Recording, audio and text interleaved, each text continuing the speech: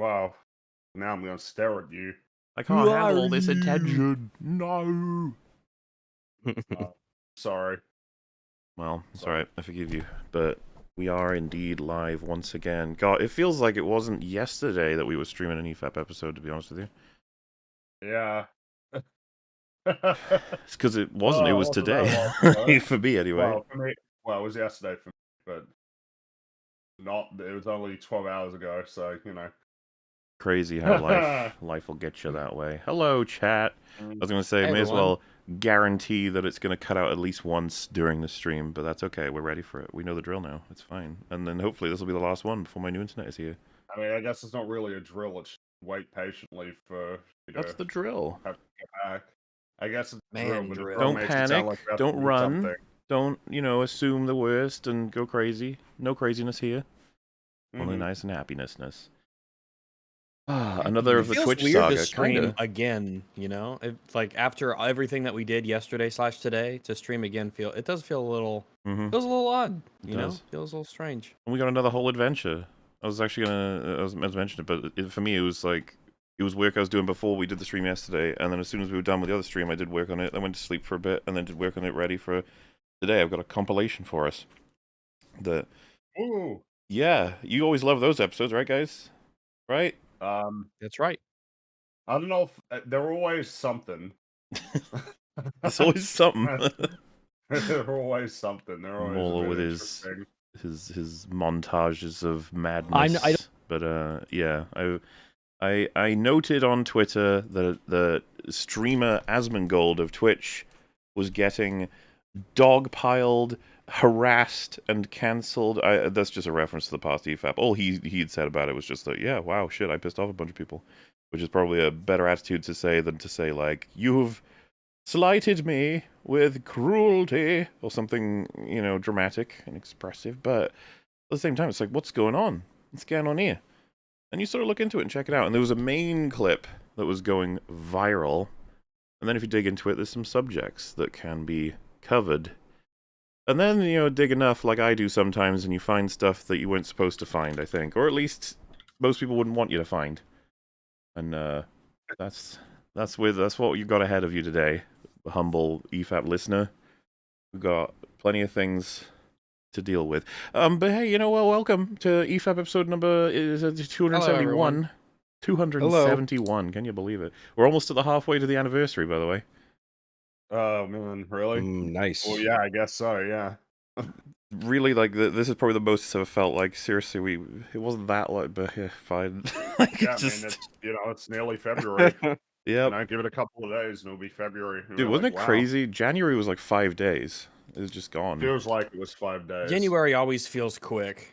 There's so much happening, I guess. Or is there? January's the month where nothing's happening, right? Or it's usually feels the quiet like month, it. It just 'cause feels like it everybody goes spend by all their quick. money, yeah, I guess so. Christmas, and going on their Yeah. holidays and everything. Things are sort of going back to normal. Christmas and the holidays are over. You have your little New Year's party, and then you're just sort of back to it. And then for whatever reason, it feels quick. Well, we are joined by John and Moriarty, two wonderful people who, to be honest with you, you guys have been on this show so many times now that I feel bad even introducing you. I'm just like, whatever. There they are. Yeah. You know these guys. They're experts in the thing we're going to discuss today. Not at all two guys that I like the perspective of and asked to be here. That's not it. It's we brought them on for their professional careers in all of the discussions that are going to be had. So nice and professional. That's what we do here. Make everything perfect and wonderful. And really, there's not much else to set up. I'm sure many people in chat already know about this because it was all over the place. It's probably already old news, like yesterday type of thing. You know, it takes 40 hours for a thing to just be gone, but I find it fascinating. And hey, it relates to that Pal World game somewhat. So you guys like your little video games out there, so this will be interesting for you in that way. Yeah, I like video games. There you go. I actually have really enjoyed Pal World too. So I have Ooh, opinions see? on that. What is Perfect. Pal World about? I don't know anything about it. It's Valheim with Pokemon with guns. Valheim with Okay. Pokemon and guns. Oh. All right, guns. Yes, yeah. Are there guns in Pal World? There are, yeah. Oh, what do you do with the guns, dare I ask? Do you kill the pals with it? You sure do. Oh my god, you kill pals with guns. Oh yeah, and then you can chop them up and eat them. It's good. Oh my goodness. It's good. I don't know if I like this game. Well, it's good. Granted, I don't like it when you cut up and eat when you shoot the pals and then cut them up and eat them. I guess. You can do that to dogs in that too, so maybe there's some negatives. Someone left a comment on our previous EFAP about how, so it's annoying when you can't shoot children, but it's fine when you can set dogs on fire. So there was like, what the fuck, set dogs on fire? Is this a reference to something I'm not aware of at all? And I think it's the Oblivion demo or something like that. When Todd was showing off the like how AI could just do stuff, the NPCs would just sort of do things. One of them set was dogs on fire. A woman like paralyzed the dog with a spell and stunned it. And I think apparently later, and this is something that Patrician said, I think, is she set the dog on fire after it was stunned. And I'm like, oh my goodness, what a terrible, evil person. I hope the Dark Brotherhood stabs her. Well, all right. Fair enough then. All these references I'm just not aware of. But we should probably not delay. We should just get right into this. First and foremost will be the clip that went viral, that was shared. We shall see it in its limited context, and then we will see people reacting to it, and then we will see Asmongold talking about what he meant in the clip. So, we can follow this story of events. So first comes the clip. Expect me to draw a moral line. I have to perceive a difference that I consider substantial. And I do not consider the difference substantial. Between what? Do you guys? That's the problem. The clip begins just already. So you're just like, I don't even know what he's talking about. So we have to run with this so far. No. Right. No. And that's really what matters. If it was made with AI, I'm completely okay with that because it was fun. The evidence... That's not a great quote in isolation. Tim's, give him some more. It doesn't matter. Nobody really cares about this. The lead developer has been very positive about AI in the past and made an AI game. We're gonna play called this, by the way. AI Art Imposter that lets an AI artist draw a picture. And so that was like one of the games. We're going to be playing this week. Yes, just generally has been much more positive about some of the benefits of AI rather than what is the normal sentiment amongst artists and I guess general Twitter population, which is that AI is bad and it takes jobs from people. Well, AI and the sentiment from artists opinions don't matter. It just doesn't matter because what matters is the opinion of the people that are buying the product. Like, it doesn't, like, your opinion on it, like, just because you do it doesn't, like, nobody cares. Like, it's not relevant. It's like whenever one of these, like, really well-respected and really respectable directors talks about how bad Marvel is. Shut up, old man. Shut up.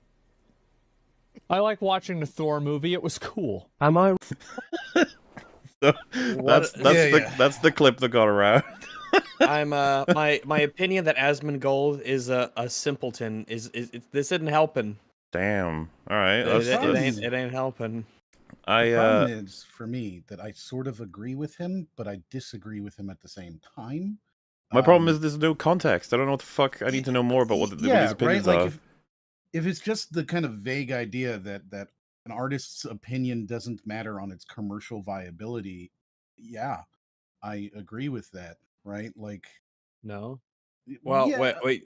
Purely speaking of whether it sells copies, right? Of exactly. Things, that's just all he's saying is the thing that determines whether or not things are sold is if people buy them. Right. Which that's I agree with. Said. And see if people things are sold if people buy them. Is what he said. Yeah. So it's kind of hard to disagree with that. I feel like I need a lot more context. Well, yeah, when he said, I don't care if something's made with AI, it was fun. It's like, as a contextless clip, there are contexts in which that could be a really bad statement. But there's also context where it could be absolutely fine. I just need to know more, So it's like, okay. Like I said, we're going to see some people... Fine. I think that those aren't going to be the typical contexts, though. If you, for instance, I'm playing a D&D game, and Sargon's the DM, and I'm playing with DevV and Arch, and Sargon is using, he just like an image generator to just pop out some like NPC faces and some stuff like that for the, just the D&D game that we're playing. And that's useful for that, so that's Sure. pretty, it's good that he has that tool to work with. It helps for him to just sort of like generate something on the fly that does a decent enough job at getting a kind of, an image or a vibe of, whoever or wherever we are. But we don't treat it with any reverence. And he's not like, yes, I'm a artist and I'm able to really to create these worlds and do all these things because I could put the tags into the generator. That's Well, it's also not being monetized. In that case. Yeah, I mean, we're getting some super chats from it, but yeah, essentially, yeah, it's not being monetized. He's not saying that I am an artist because I can do these things with the AI image generator. Right, and you're not selling the art, right? Like, even though the art is being used there, it's not the art that's being sold. It's your experience, and people are coming to see you and watch you play a game, right? It has nothing to do with the art. The art is purely supplemental to the experience in that case. I think that's fine. I think AI has a lot of. I'm not a Luddite, right? Like, I have a lot of hope for AI in the future. It's when it becomes sort of creative that I'm not a big fan of it at the moment. And it's not even so much that it's like not a big fan of it being used, but just how it's being used. Seeing I it think being so, yeah. Like When creative in an people- artistic context, right? Yeah, when Right, people are like, yeah. I'm an artist because I put in the words and then it generated 1,000 pictures and I pick the ones that I like. That's like, Right. you're not an artist, mate. Like, Yeah. don't say that you're so talented. It's the combination of saying I'm a talented artist and I'm amazing because I can do this, and also like actual real artists, they're shit and they suck balls and they're terrible. Do you remember when we were covering denims, she generated the word curator as opposed to if she's the one that's choosing things and then people are entertained by it, like she still has she gets some level of appreciation for that, right? And it's like And again, I think it's very much about the use case. If I'm Wizards of the Coast and I'm using artificial intelligence, machine learning, art generation, right, to create a card that I'm going to sell to you in a pack of magic cards, I think that, and I'm firing my artists at the exact same time, which is what has been happening. Yeah, I see some problems with that in the same way that I see problems with replacing anybody with automation. I think that automation has issues commercially. I can see that problem. And I can see the problem with misrepresenting it to me, the audience that is buying that, where I'm saying my main issue with this game, right? Like, I love this game and I want to play this game and I love the artwork on it. And you're giving me something that was created in a matter of seconds, right? That's an issue for me. I don't have a problem with somebody using it because they want to make a meme of Brian Griffin giving a hand job. I don't care about Yeah, that shit's fine. But like even going into the card stuff, I know like when I played Magic, that sometimes you would recognize an artist's style in different cards that you owned, and you're like, oh, that was a cool thing to notice. Where without even looking at the little signature that might be on it, you notice that, oh, this card and this card, they have a similar style. Oh, it's the same artist, and that's kind of Yes. like a neat little thing. Instead of, especially with the AI that's generated now, the AI images now, they all look the fucking same. And there's a problem with sort of correlating AI with everything, right? Like, if you're using AI as sort of an ad hoc editor to highlight issues that you maybe didn't see in a piece of written work, I can absolutely understand using that because you're using it as a tool. And in that case, it's no different than a grammar checker in a lot of. If you're using AI because you want to shortcut your entire creative process, that's an issue for me, especially if you are trying to receive remuneration for it, right? Like, that's where it becomes an ethical sticky point for me. And I should clarify, because I'm sure that I can see people in the chat mentioning my name, but I'm not reading you yet. I am sure that there are people who will take that nuanced take in some sort of a very negative way. I'm not an expert on machine learning, right? But I know that there are lots of use cases where AI is very, very good. If an AI can determine a cancer cell better than a human, then it should be used. If an AI can drive a car better than a human, then it should be used.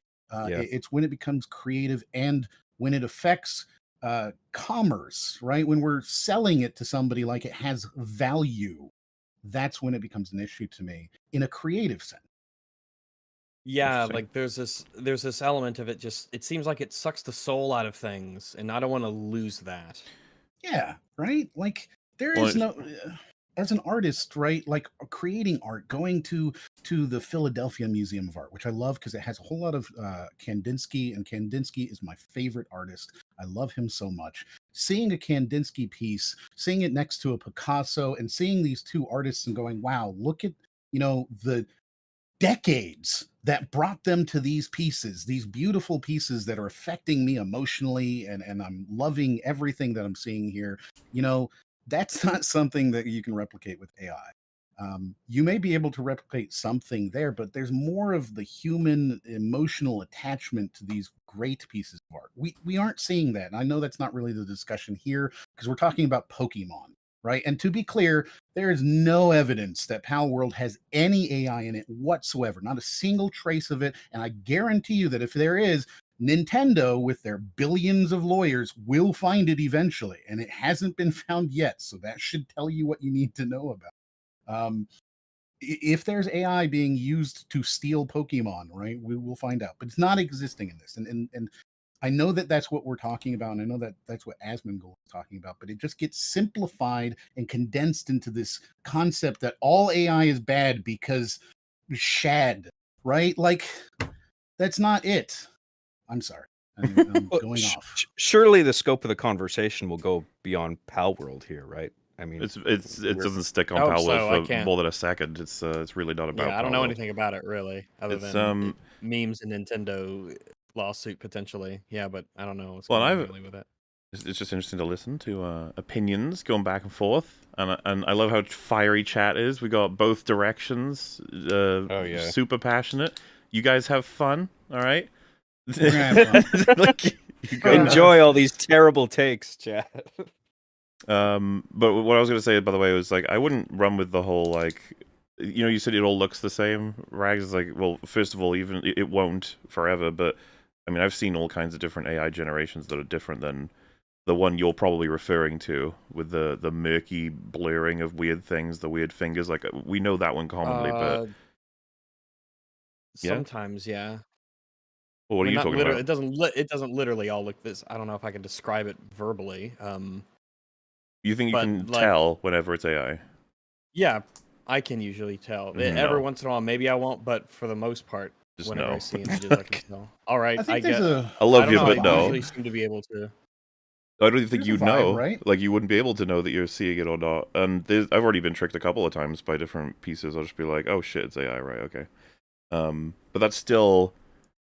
I think still relevant, the fact that it causes a particular experience. There's plenty that I can recognize easily, but if I'm talking about all of it and some of the best stuff that's even designed to pass, like, the average smell check sort of thing, it wouldn't matter anyway because we're going to get there anyway. The more relevant part of the conversation is if the technology is going to get to the point where it's going to get harder and harder to distinguish. Let's just fast forward past that conversation and get to the more fundamental questions that we actually care about when it comes to the topic of AI. To help people understand, Jackson Pollock's paintings versus an AI generation of one, it would be pretty fucking hard for you to tell which one of the five one of them is AI. It's like, good luck. Yeah, right. It would be very difficult. But, and it's going to be better because, DALL-E came out, 2 years ago, 3 years ago? Yeah. And it's already at this point now where you are generating stuff that is getting to Congress with Taylor Swift being, in porn. It's not going to be much longer before we really won't be able to tell. Yeah, that's the other part, is that a lot of these points of contention will evaporate over time with just the further generations. So I feel like the argument needs to evolve and be more fundamental, perhaps. But we shall cover it the longer we go through, because all kinds of things get brought up. That clip that we just saw there, I don't really understand much of it at all. That's honestly the thing. It's kind of lame that it went as viral as it did because it's so contextless, but we're going to see some very angry responses to it. Wrong about this. Looking at so many people angry with what I said is kind of shocking to me. When you go to market with a product, the only thing that matters is the consumer's perception of that product's value. When did this become wrong? It's not the only thing that matters. If you if you think that people are upset because you said people like people determine the supply is I don't even know how to distill it down to Well, I just say form. it's not the only thing that matters. It's a thing that matters, yes, but it's not the only thing that matters. Well, I was just thinking it's a super corporate, soulless way of looking at things, and well, it's just there's the idea of a stakeholder, right? That doesn't necessarily include people who are directly financially in connection with the company or its products. It can relate to people who are indirectly connected to the product, compared to a shareholder who owns the company. There are stakeholders. Well, but when he says it's the only thing that matters to what? To matters what? in general? To what? Yes, exactly. What does it matter to? Yeah. Because if we're talking about what does it matter with regards to how much money it makes, right? That could definitely be the major determining factor is whether or not people buy it. But I might not buy it if the artist is a really shitty asshole. If he's a piece of shit and he sucks and he says bad things about me or the people that I like and know, and then I might not buy his stuff. I mean, we see lots of people not being, or rather separating art and artist and still buying the art even if they don't like the art. We see that all the time. Mm-hmm. Well, yeah, but Rag's point would be that some people don't. Sure, yeah, absolutely. And therefore, it would be said that it matters. It can matter. But then, wouldn't that be the consumer's perception of the product's value, right? This is such a we have to know what he's talking about. Matters. We need more specific claims. Still, is what you're saying. Yes, exactly. The success of Palworld proves that the only thing customers actually care about is a good game.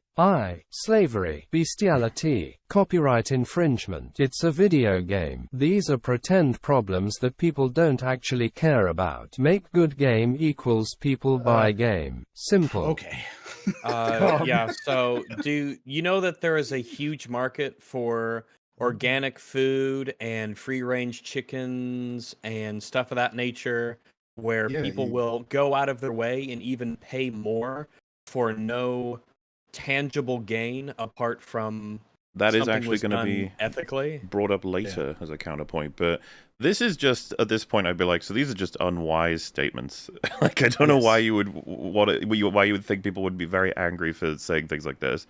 Yeah, it's people have ethics. People have personal tastes and stuff like that. You wouldn't see, printed on recycled paper if you didn't.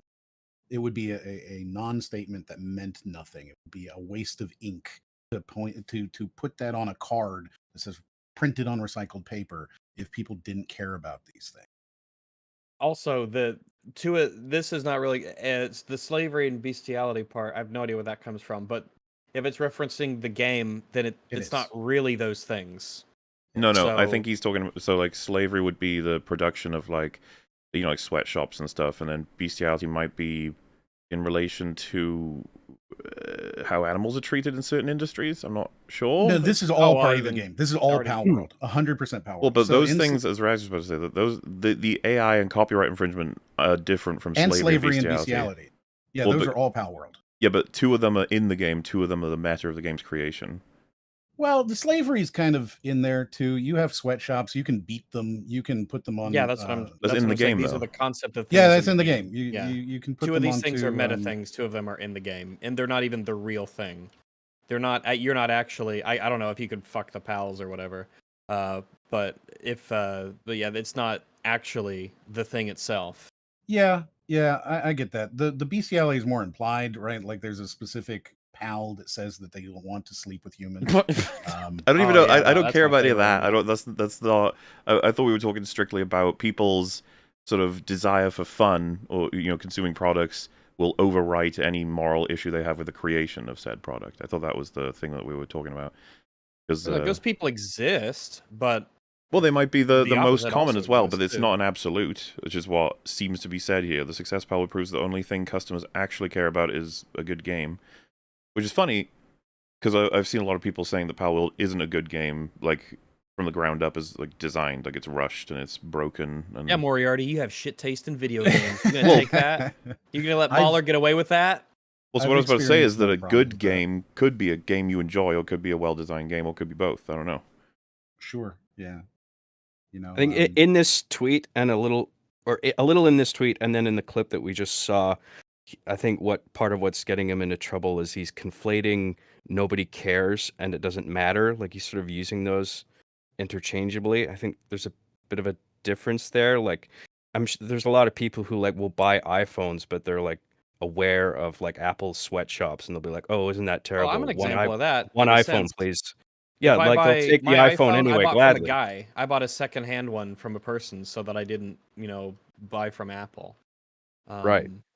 So I think plenty of people would agree that a lot of people don't care about the means in which these products are generated, and they'll get the product anyway. But that doesn't mean that it doesn't matter. I mean, it's a problem. That's we don't want sweatshops. Discussion, but that gives you guys the groundwork for his statements, and now we get to see some people responding to him, and we can sort of check out if we think these people are reasonable or just furious. For everyone saying that Asmongold is right. Just as an example as well, this is literally a show that I think is a pretty good show, but some people won't watch it because they think that we're terrible, horrible, no good, very bad people. True. Yep. So they just won't watch the show, and so this is another example of that.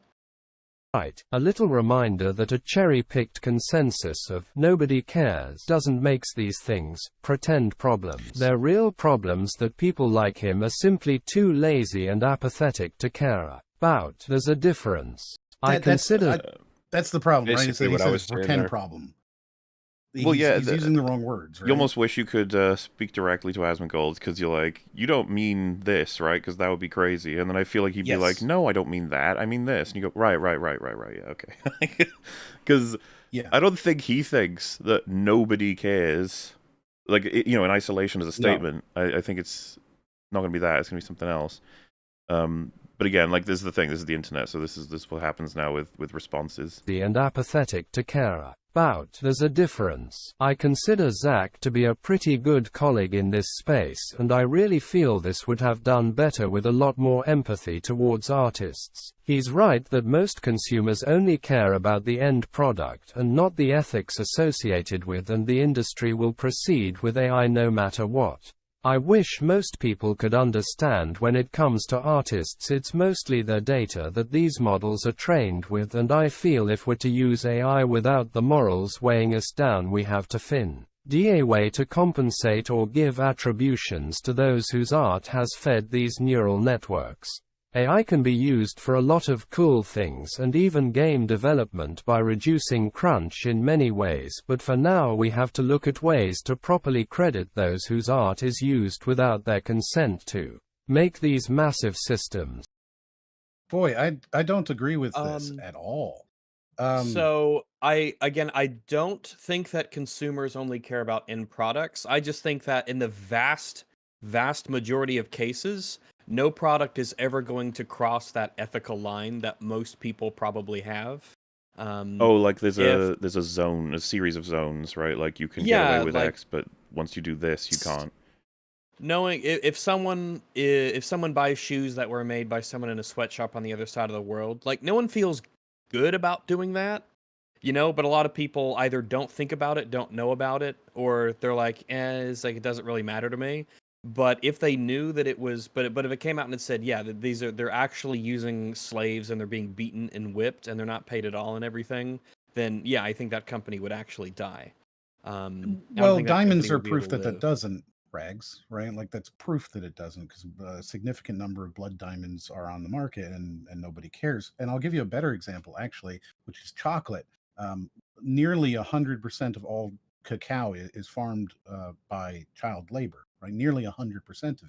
So if you're eating chocolate, there is a nearly 100% chance that bite of chocolate was farmed at some point by children. It is just a fact. Wait, is everyone still here? Is such a quagmire of a philosophical discussion, because it's very difficult to have a consumer who understands the complete information of production processes and ethical practices with companies, right? And even with that sort of increased awareness, your individual choice, how much is it going to affect? It's very difficult to get into that kind of a thing. And I disagree with this because it's taking a fence sitting position that it's okay to steal, but as long as you credit, right? Like that's what he's saying here. It's a very complex thing with personal ethical trade-offs for how much you're willing to give into ethical consumerism. Rags, do you have anything on the diamond thing? I don't know if you want the proximity to who the victims may or may not be. The fact that someone might be, if an AI essentially steals from some artist you've never met on the internet and don't know about, then it will be different than knowing that artist personally and having them come to you and say that, they're really upset that they found some, drawing image generator that clearly stole one of their images. Or if you were, living down the street from, or if you met the sweatshop worker or the slave or whatever it was. But when you're so removed from everything, it's just that, I guess, human tendency to be, less empathetic with people who are really far, far away from you that you've never met. Yeah. How local it is to you. Absolutely. If you have to go and choose every chicken that you're going to eat, right, every single time, and then you have to watch it die, it's a lot different than going to a supermarket, right? I think what we're highlighting here is that there's a lot of care. The use of the word care is being used like a binary. Like people either care or they don't, when it's way more complicated than that. Yes. Yeah, pretty much everyone cares to some degree. It's just where that line is and how it affects them. And their ability do to they care more than the matter. consumption of the product? Yeah, which is, everyone's drawing a line differently for that. We can go to extremes on both ends. I guess it's just like, because most consumers only care about the product. It's like, I guess generally, sure, but like, what do boycotts look like if not a lot of people at the same time getting really worked up about a particular thing related to the product, and then that manifesting in major ways commercially. Yes. I guess it's just like, what is the thing that people are focusing on? And right now, people are focused on AI art. So, I don't know. Surely this response would mean it's like, well, I mean, I guess he would point to like, well, the game sold, even though you were saying, Moriarty, that there's no evidence that Power World uses AI and anything. But like, even if there was, that it's like, well, the game sold really well. But then I guess you point to the flip side that there are people who are really pissed off about the game and pissed off about this. And I could totally see someone being like, I ain't playing Power World. If, let's say, well, we can just make up a game since it doesn't apply to Power World apparently, but a game that has copied everything from somewhere else, someone could be like, I am playing that on ethical grounds. You could be like, okay, fair enough. And then the next person might not. Like it exists. I'll give you a real world example that happened about a year ago.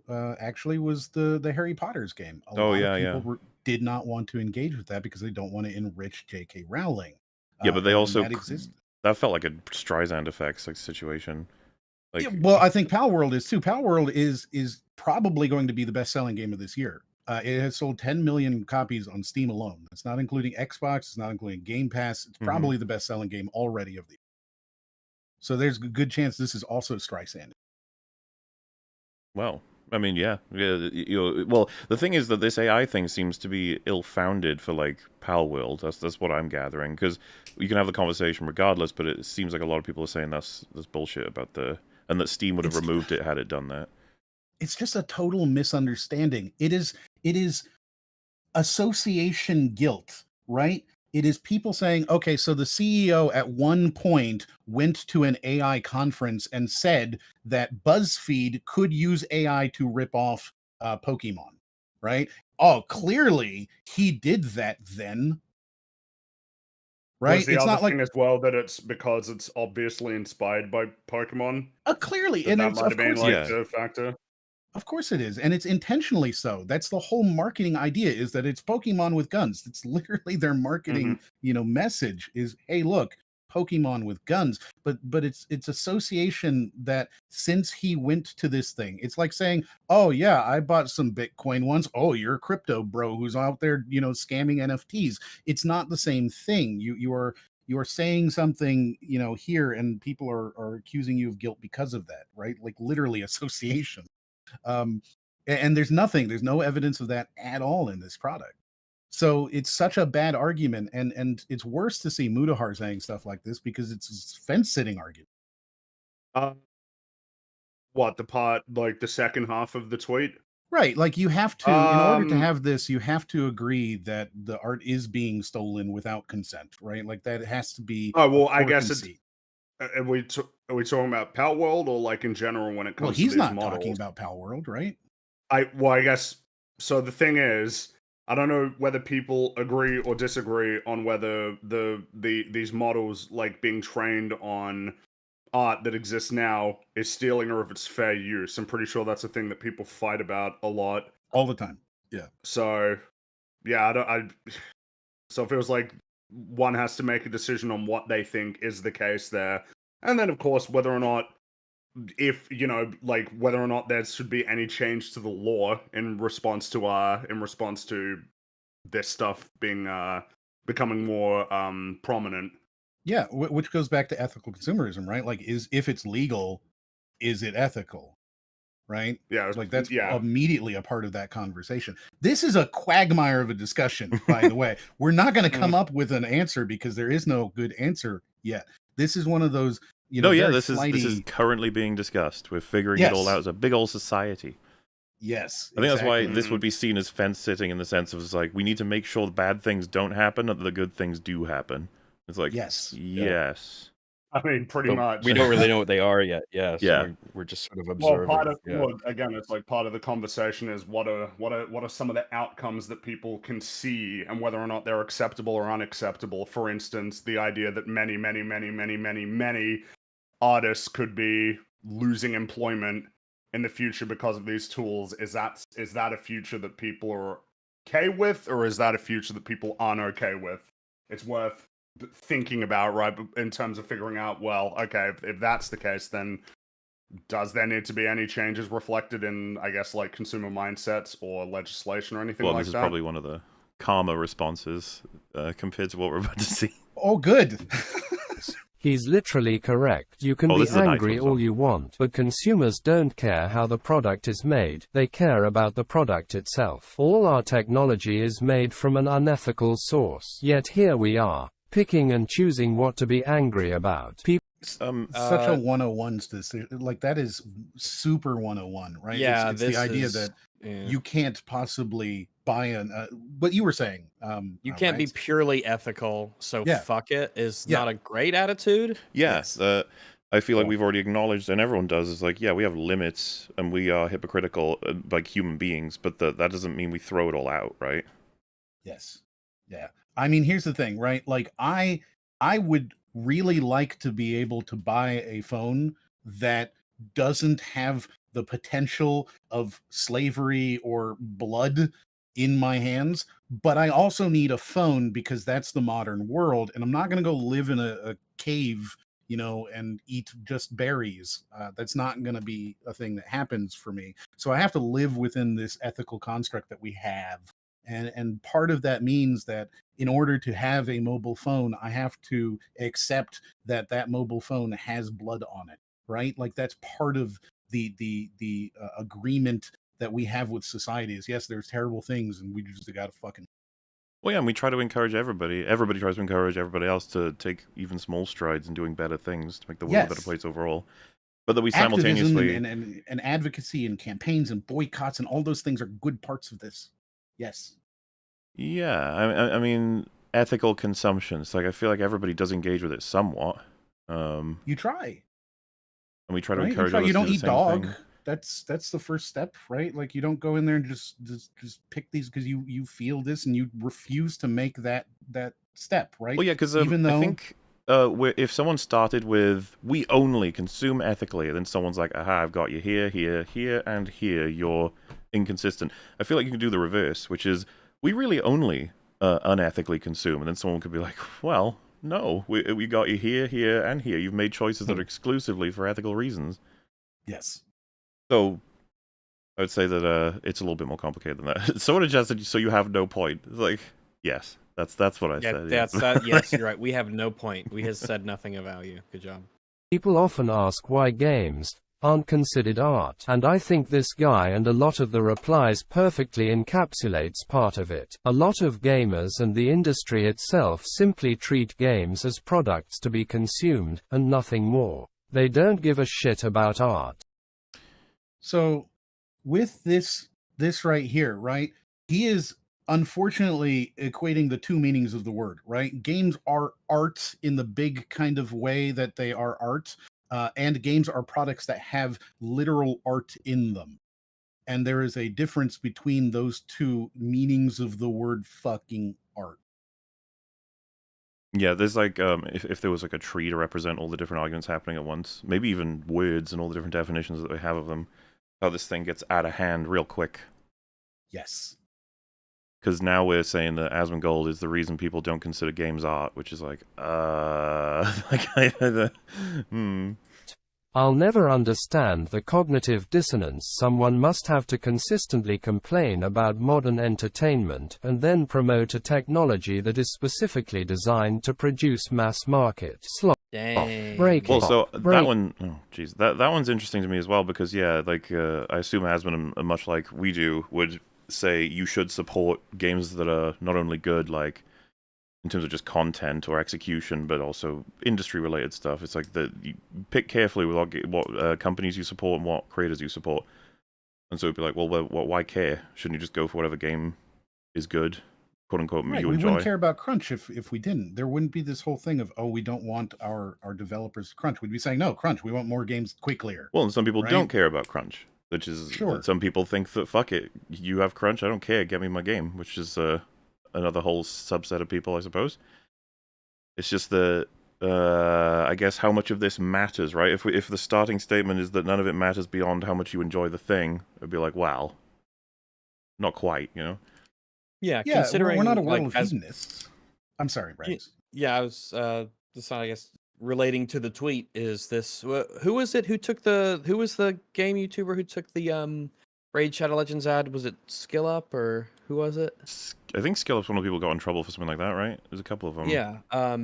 But this gives me the similar energy to that of you can't bitch and whine about how games are getting worse and how bad these companies are and all the layoffs and things like that, and then also say, well, it's only what gets bought that matters. It's only the product that matters, and then say, I don't care. I had fun with the game, so who cares if it was generated with AI? It's like you got to pick one. You can't straddle both of these things. Yes. And it makes me wonder what you actually care about if that's how you're looking at it. And it's very personal, right? That was synthetic, man. It's like, oh yes, the man who argued that like modern gaming is a disaster, but you should go play Raid Shadow Legends. He's a very ethical guy. Yeah. Entertainment, and then promote a technology that is specifically designed to produce mass-market slop. Breaking. Microsoft is laying off 1,900 people in its gaming division, including Activision Blizzard, just 3 months after closing its $69 billion acquisition. Story coming shortly. First lot of layoffs. Yes, in the tech sector over the last couple of years. But we also knew this one, right? With Microsoft, we knew this because they just bought 15 to 19,000 employees when they picked up Activision Blizzard, right? Like a 10% loss or even a 15% loss of redundancy is probably to be expected. And I know not everybody in that was redundant, but a lot of them are going to be HR and IT and things like that, that frankly, in a $70 billion acquisition, we knew about this a year and a half ago when it was announced. There's gonna be. I guess it's just that it coincides with a trend that's been occurring broadly across the industry, and this one is the biggest, right? Yes. Yeah. So 5,000 or 6,000 people are gone already this year. Yeah. Yeah. Well, it's January. And it's January, right? So already 6,000 people have been laid off. So there's a third of all the people who've been laid off in 2024. 2023 there was like 10,000 people, so it's a big jump already to see this many people being laid off in the industry. But that being said, in this particular case, while it is almost certainly a part, or rather a confluence of the market as well, there is this amount of redundancy that was expected and should have been expected, and nobody should be surprised that people were laid off during this, because it always happens in these mega acquisitions. Just a fact of how it works. Well, yeah. Well, when you have companies operating independently, they're prone to bloat. Like Yes. hiring too many people that they don't actually need, and then all of a sudden you've got a big company that's overseeing everything, assessing everything, going, we don't need you, right? Yeah, and it makes sense. Can't imagine how it must feel to work at Blizzard and have one of your biggest personalities trending yesterday saying, "Artists don't matter, only for you, your friends, to get laid off today." The artists don't matter has now been taken as just a statement of fact in general, which is obviously... I mean, presumably, yeah, I presume that he believes that artists matter, in the games that he likes matter. Well, so what's interesting is because I've seen basically all of what Asmongold has to say about all of this. It's very late into this whole discussion that he draws a distinction between personal value and market value. And it's like, which feels really like the word value, and matters. Yeah. These are, it's like, careful with those words. They can mean a lot of things. Guys, they can mean a lot of things, and it depends on who you're talking to. By the way, these are all interesting. These are all some of the highest liked tweets. That's why these have been shown. This is all the cancellation, quote unquote, of Asmongold, or all these tweets. I think it's very interesting that we see Asmongold being considered owned by Blizzard, or even part of it, just because he played WoW a lot. Is he like a really prominent? Is he like the most prominent sort of, I guess, World of Warcraft related personality? He's big. I mean, he comes from Blizzard Games, right? Like, he's a Hearthstone and WoW player. That's like what he did, where he comes from. But this is, in my mind, the same as saying, "Oh, Ninja, he's speaking for Epic because he played a lot of Fortnite." Well, he's a fan of Blizzard, right? He's not taking payments, or he wasn't an ex-employee. I mean, he probably does get paid for things. I'm not going to even pretend to understand where, but I'm sure he's been, paid to go to BlizzCon or something. But he's not like paid by them. He's not an employee. I mean, I don't know. I'm just wondering. Yeah. I've never known him to. Do people see Asmongold like that? Like he speaks for Blizzard? That seems strange. Apparently, that would be something I'd get clarification on. I didn't know if he had any connection to them beyond the fact that he played their games. I have no idea. Yeah, none. No clue. A couple people in chat said Blizzard hate him, so there you go.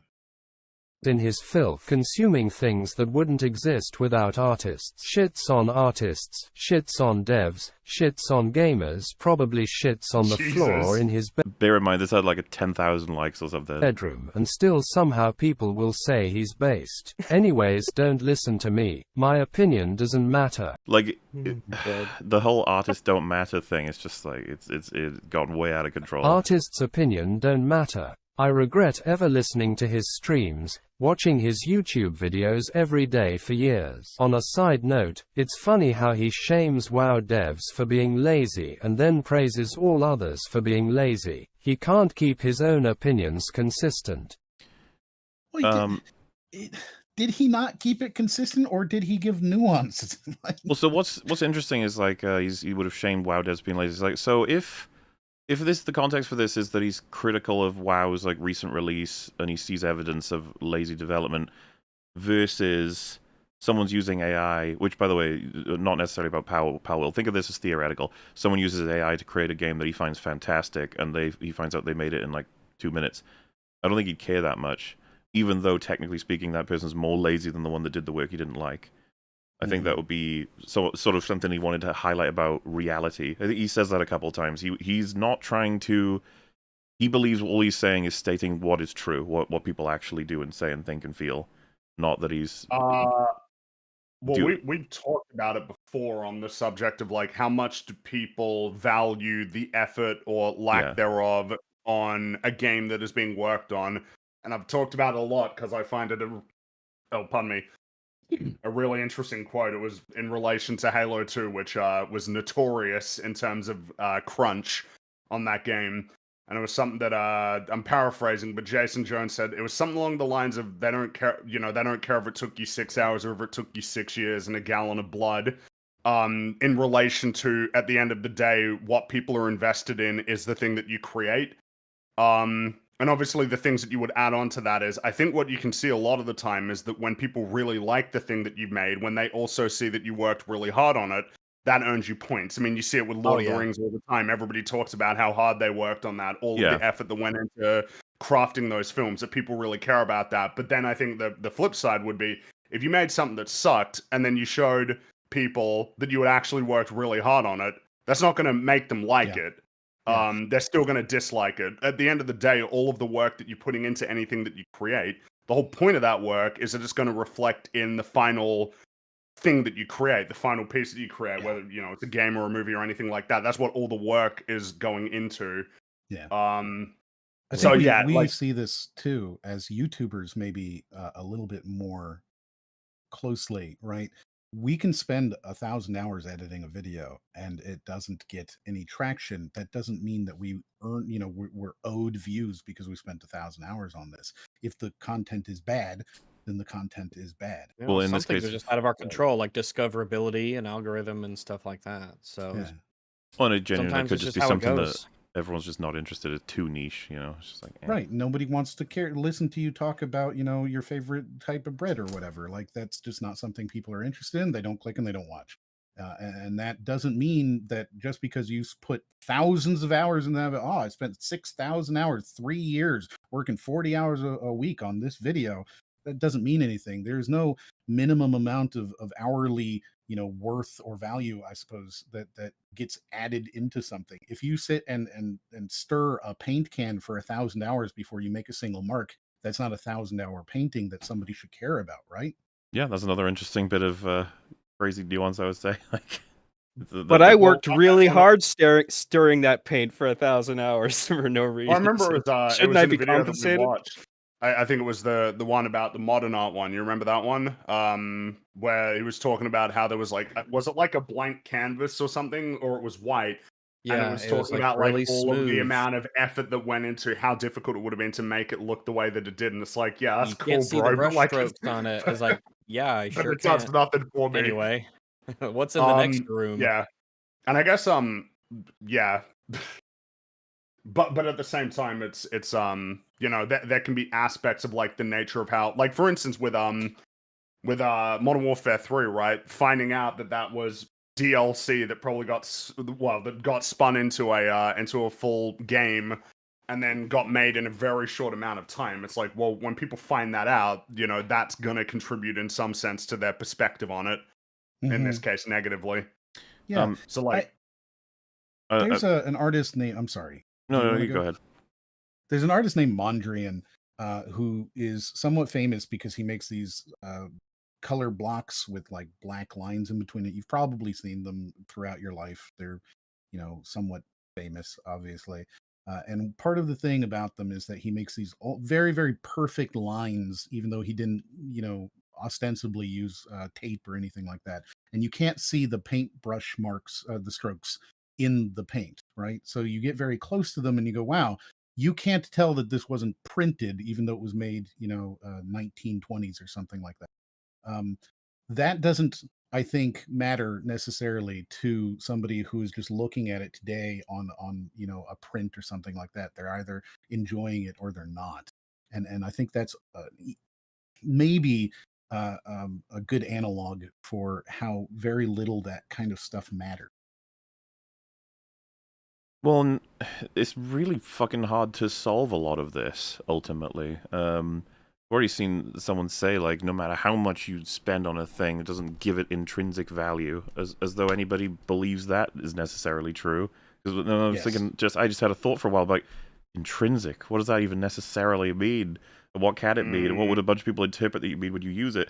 The one that's on screen right now, this is evidence to me that like many people's feelings are being hurt and many people's fundamental identities in relation to their fundamental beliefs are being shaken. I think that also explains how angry people in chat are. It's like try not to fall into that trap. All right, everybody. We're chill. We're just having a chat. Yeah, chill out. We're just having calm a down. I've seen a lot of people caps locking. A lot of people using liar before establishing what their point is. It's like, you gotta calm down. Just having a chat. I knew as soon as I saw it. I told you, as soon as I saw what this title was, I knew I was going to make people mad today. Oh, you can't not make people mad on this one, but I find it That's kinda... what, yeah. What I'm fascinated by, I suppose, is a bit of the human nature going on here. Like, seeing Asmongold's quote is just like, that's awkwardly cut at the beginning to the point where I can't even start, understanding what he's saying. And then he says something that I'm like, no way he meant the crazier thing. And then I find out, obviously, he doesn't mean the crazier thing. And then, of course, everyone is like, we're getting a bit of telephone happening, where the previous tweet said he said that artists don't matter. Like, what, just in general? Like if you become an artist, you stop mattering? It's like, he talks about them like they don't fucking matter. Jeez. I disagree. I don't think so. And maybe it's because I have the benefit of having seen him talk more about his perspective, so maybe you'll change your mind. Maybe what I've seen, it seems right now I'm dismissive and I'm just lost. Yeah. To be fair, you should be lost, because this is the experience of watching someone get like all kinds of shit said about them. It feels like I've been dropped into the middle of a conversation that's been going for a while. How have so many people missed the fact that Asmon's saying, artist opinions don't matter, is in a business sense. The average consumer will not care about artists' views on a game they enjoy. I didn't see this as him meaning that artists' opinions don't matter in general. People did get mad when Martin Scorsese, an artist, expressed his opinion on the nature of Marvel movies. Yeah, in both directions. So they did care. And now, whether or not it had an actual, business impact, well, maybe it did. I don't know, because, Marvel movies have started to fail now. Though, I mean, obviously, there's a variety of explanations for that. But, I mean, that would be an example of, well, an artist's opinion. I mean, it did matter. Everybody was talking about it for ages. And it may well have had an impact.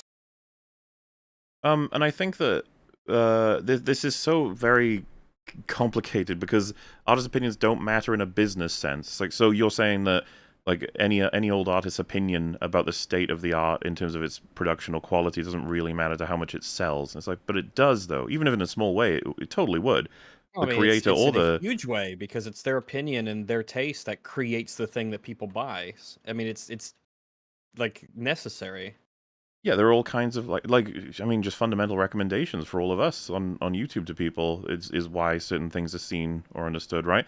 And so at this point, I'm just curious where the line is drawn between artists' opinions don't matter in a business sense compared to that is what that. So if someone said all that matters is the people who's consuming its opinion, and it's like, okay, so whose opinion can potentially be influenced by what they hear from other people, and they could be an artist. They could be the one that made it. Yeah, exactly. This is such a stupid thing, though, because I don't think that's what Asmongold was even saying, right? He was saying that once the product is finished, the finished product, the only thing that matters to its ability to sell is whether people want to buy it. Which is not, I think, a controversial opinion. Everybody else is saying, oh, but artists. I'd say a big gut shot to this, too, is the several times we've had evidence of fundamental big creators who've made a thing getting swayed by either individuals or then eventually public opinion of their creation. So, for example, the recent one with James Summerton, right? He nuked his entire experience on the internet because one person's channel claimed, and with proof, said that he was creating his artwork or his expression in an unethical way, and then everyone found out, and then he ran away because he was like, "Holy fuck, you've discovered my immorality." And to an extent, then you have artists that will switch up as they go along, with their work because of different people's individual opinions spreading out, more so about the thing, whether or not the thing itself is good or fun. And that's the thing. I broadly agree that most people just consume, and I don't even want to. I'm not even trying to frame that as a negative right now. That would be for a different conversation. But the nature most people have more pressing concerns in their life. But when you know certain things about, so for example, someone took a lot of meaning from a James Summerton video, and then someone says, he didn't work very hard on that. He actually wrote that in a half hour. That might make you think he's more impressive. Holy shit. he did that quickly. But then when you find out, it's like, well, no, he copied it from someone in half an hour. You're like, oh, so now all my appreciation for him as an artist through the work itself it belongs to someone else, not him. And I actually think that starts to hit on the fundamental issue for a lot of people with AI art. Mm-hmm. Like, they want a source to appreciate for their newfound, meaning, or whatever, and it's like, it doesn't belong to any individual and especially necessarily. when you talk about the idea of it being paired with talent and hard work and years and years and years and years of practice and training. I'm gonna like throw it right out into the weeds. I don't necessarily think that just because you know that James Somerton, for example, copied that you can't still get value out of it. Oh, absolutely. As an audience, right? Like even knowing that Thieves, somebody stuff else that wrote thieves it. have, But, it's stolen, but yeah, they like I steal it said, 'cause they have value to them. Yeah, the big Sometimes change that's why wouldn't they be steal it. that they no longer like the video. They might not like the video, but like they may still find meaning in it. But then now it won't be James Somerton that's responsible for that. It'll be the person he stole it from. They will rather attribute it to them. But that doesn't necessarily have to change how you feel about what you got from it, right? Like if I am a huge fan of an author and then it turns out that we find out 10 years after I've read every book they wrote that they stole all of it from someone else, I don't think that necessarily changes the value that I got out of it, right? Like I would have read the words from any author. Mm-hmm. No, I don't necessarily disagree with that. And obviously that's going to be different for everybody, I'd say. This is exactly how I imagined entitled consumers would view the AI stuff, because to them it's all about if they get their fun little art fix. No thanks for the many people behind the media they depend on. We are a means to an end. You're a shitty person if you feel this way. Okay, but like you're working as an artist, right? Like you're getting paid to make commercial art at the same time. I just don't agree. I think this is sort of poorly worded, but I think the idea at the core of it, I agree with. There needs to be I think people need to remember that the content that they consume, often for free or for virtually free, has to come from somewhere. People have to work on it. It has to be made. It has to take a level of talent and skill and oftentimes passion. And a lot of people take that for granted. They don't think about all the things that go into making the stuff that they consume without a second thought. We don't want to foster a world where people devalue the talents that people hone and train and learn to do, especially if that stuff is stuff that you can't do. And I think a lot of this will be because we do tend to want people to know where the thing they love comes from. We want that information ourselves sometimes, right? Like if we enjoy a particular piece of artwork and all of them have the same signature, and we're like, who even is this person? Or you realize like 7 of your favorite films are all from the same director, and you didn't even notice that because you were too young at first to like care about it or something. And there's like a sense of, oh wow, that you get to appreciate that person's talent, sort of thing. But the reality is, most people, I think, Rags kind of mentioned this recently, like the most people with most things in life aren't going through understanding everything about where it came from or how it works or who made it. It does serve a function. Yeah, how they're often saying does like someone go to the supermarket and go, "Wow, isn't it crazy that I can get basically any food that I could ever want at my convenience, and then store it in a refrigerator to consume at my convenience?" You're not often thinking about this. You need to have some perspective of how good you have it to be able to do that. How often does somebody turn on the tap and go, "Wow, plumbing, that's pretty cool"? Yeah, just remember how good your life is. I've had that thought every once in a while, here and there. I sometimes do, but it's not something remember, thinking about every day, right? Pretty much all of us, we shit in purified water. Oh yeah. Like that's how insanely good our lives are. The stuff that people would kill for back in the day, we literally use it to shit in and flush away into the sewer. I have 2 thought experiments for the chat, right? Because I think this will help them kind of determine some of this stuff. First, what if the Mona Lisa is in fact a forgery, right? There's a lot of questions about whether or not it was stolen, and the one that is currently in the Louvre is a forgery. And how would that affect the sort of effect of the Mona Lisa? And does it, right? Is seeing the Mona Lisa, knowing that is in fact not Da Vinci's original but a forgery, does that change the effect of the Mona Lisa? And then I'll throw another one out, which is, what about the Star Trek replicator and food, right? If the Star Trek replicator is able to exist in our current world and we can create any food and it can taste like whatever and you can have whatever, does that devalue the value of that food? I think those are two good sort of beginning thought exercises for this very concept. Well, Yeah, say in regards to the first one, yeah, it would. I wouldn't go see it if it was a forgery, because if I was going there, I'd probably to be for the historical element of seeing Da Vinci himself's works. So if it was a forgery, then it's like it's a nice painting, but I kind of came here for that historical element. And as for the value of food stuff, I mean, obviously the value does in one sense it doesn't change, and in one sense it's immensely devalued. It doesn't change in the sense of like I still need, like, it's still precious in the sense that I need to eat to live, but also it's so easy to get that thing I need. It's basically just like oxygen at this point. Like, yeah, oxygen is precious, but it's everywhere.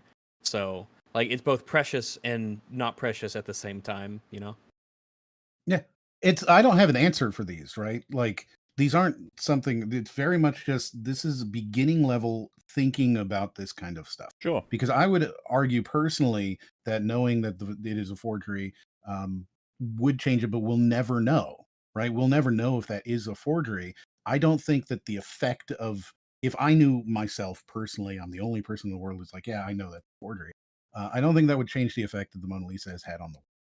I don't think it would change the effect. But I guess, like what Rag said, it would for him. So sure, no, Yeah, 100%. I understand, and I think it would for me too, right? I just don't have an answer that's a definitive answer for either. Well, so well, I don't. Go ahead. Yeah. No, go for it. You speak less than I do, so you go. Well, now, look, right, it's slipped my mind now. Okay. Damn it. I can't remember. Yeah, go. So I was going to say, as a third hypothetical, if we found out the Lord of the Rings was actually written by a complicated AI in the year 3033, and it was sent back in time and dropped on Tolkien's desk, and he decided to just own that it was him that wrote it, what does that do for your perception of Lord of the Rings? And I'd be like, I don't think it changes much of anything about how much meaning I get out of the story. However, it does but change my perception of Tolkien. Yes. And I think that's a super cool concept right there to play around with, right? A lot of people don't sort of inspect their own thoughts on these to the depth that I think you should, because this is not a surface level discussion, unfortunately. Well, I would say on this one, you gotta go deep on this one. Yeah. This one is really starting to sort of speak to and address pretty fundamental questions about humanity. Yeah. What is human? Also, what is human? What's it mean? For all the people that just said that's a ridiculous hypothetical, why are you even here? Yeah, I don't think you might not have the mental capacity to engage with really, EFAP. this should be called Every Frame a Hypothetical, because we love hypotheticals. Hypotheticals are great. They're great, and they're super helpful and useful for figuring out what you actually believe. Yeah. Yes. If I was we going were to to do an say, EFAP where there was no hypotheticals, then I mean, I would probably feel terrible. I don't think I could recognize what that is without hypotheticals. What I was going to say is that I think I think we really value our capacity to be creative as people, which I think makes a lot of sense, because I think it's something that you could point to as a very clear thing that seems to distinguish us from basically every other living thing on this planet, is our capacity for creativity. And so this starts to this topic starts to kind of challenge that in ways that are difficult. And so I think that's the reason why it's like, yeah, you gotta go deep on this one and sort of start to figure out what you fundamentally believe about the nature of like human expression and everything. And this is a discussion that's been around for 1,000 years. Well, and this, as far as I'm concerned, is only the beginning. This is gonna go on for a long time now, because technology is that far along. It's been going on for a long time, right? Since the print machine came out, right? Whoa, it's not being written by people. Like, there's been concepts about this forever and ever. And what is the value of the human soul, and how much, value does an artist actually have back in the 1700s? There's a lot of discussion about it. It's happened for hundreds of years. I don't think we're going to come to an answer anytime soon. Oh, I mean, I don't expect that everybody in the world is gonna reach a consensus like, yeah, we figured out the human condition, guys. We got it. We nailed it. Let's pack it up. I don't think on that's EFAP, we figured it out. Yeah, you're right. In different ways, the conversation's been going on. I mean, pretty much since we first emerged. You know. Yes. We should do a thing where every artist in the world just doesn't post for like a year and see how cooked the entire industry gets, since apparently the difference isn't substantial. That's a fascinating sort of thought experiment, isn't it? It would be cool as a thing see what happens. Games, I wonder if everybody would be more inclined creatively after that experience of not having it provided, you know? Oh man, how many people would come out and become artists, right? Like you'd create a whole new generation of artists that were operating in the I want to see this and it doesn't exist, right? The same reason why I started creating YouTube videos. I want to make this thing. You'd see all of that. It would create a whole new cottage industry of the same industry again.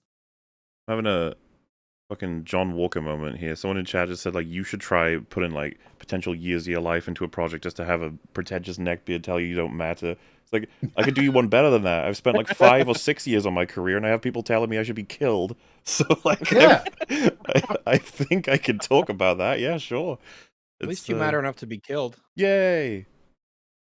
The video game industry as a whole is so cooked with how brain-dead stupid consumers are. Jesus Christ. Well, this doesn't you know, this could just be true anyway. It could be true.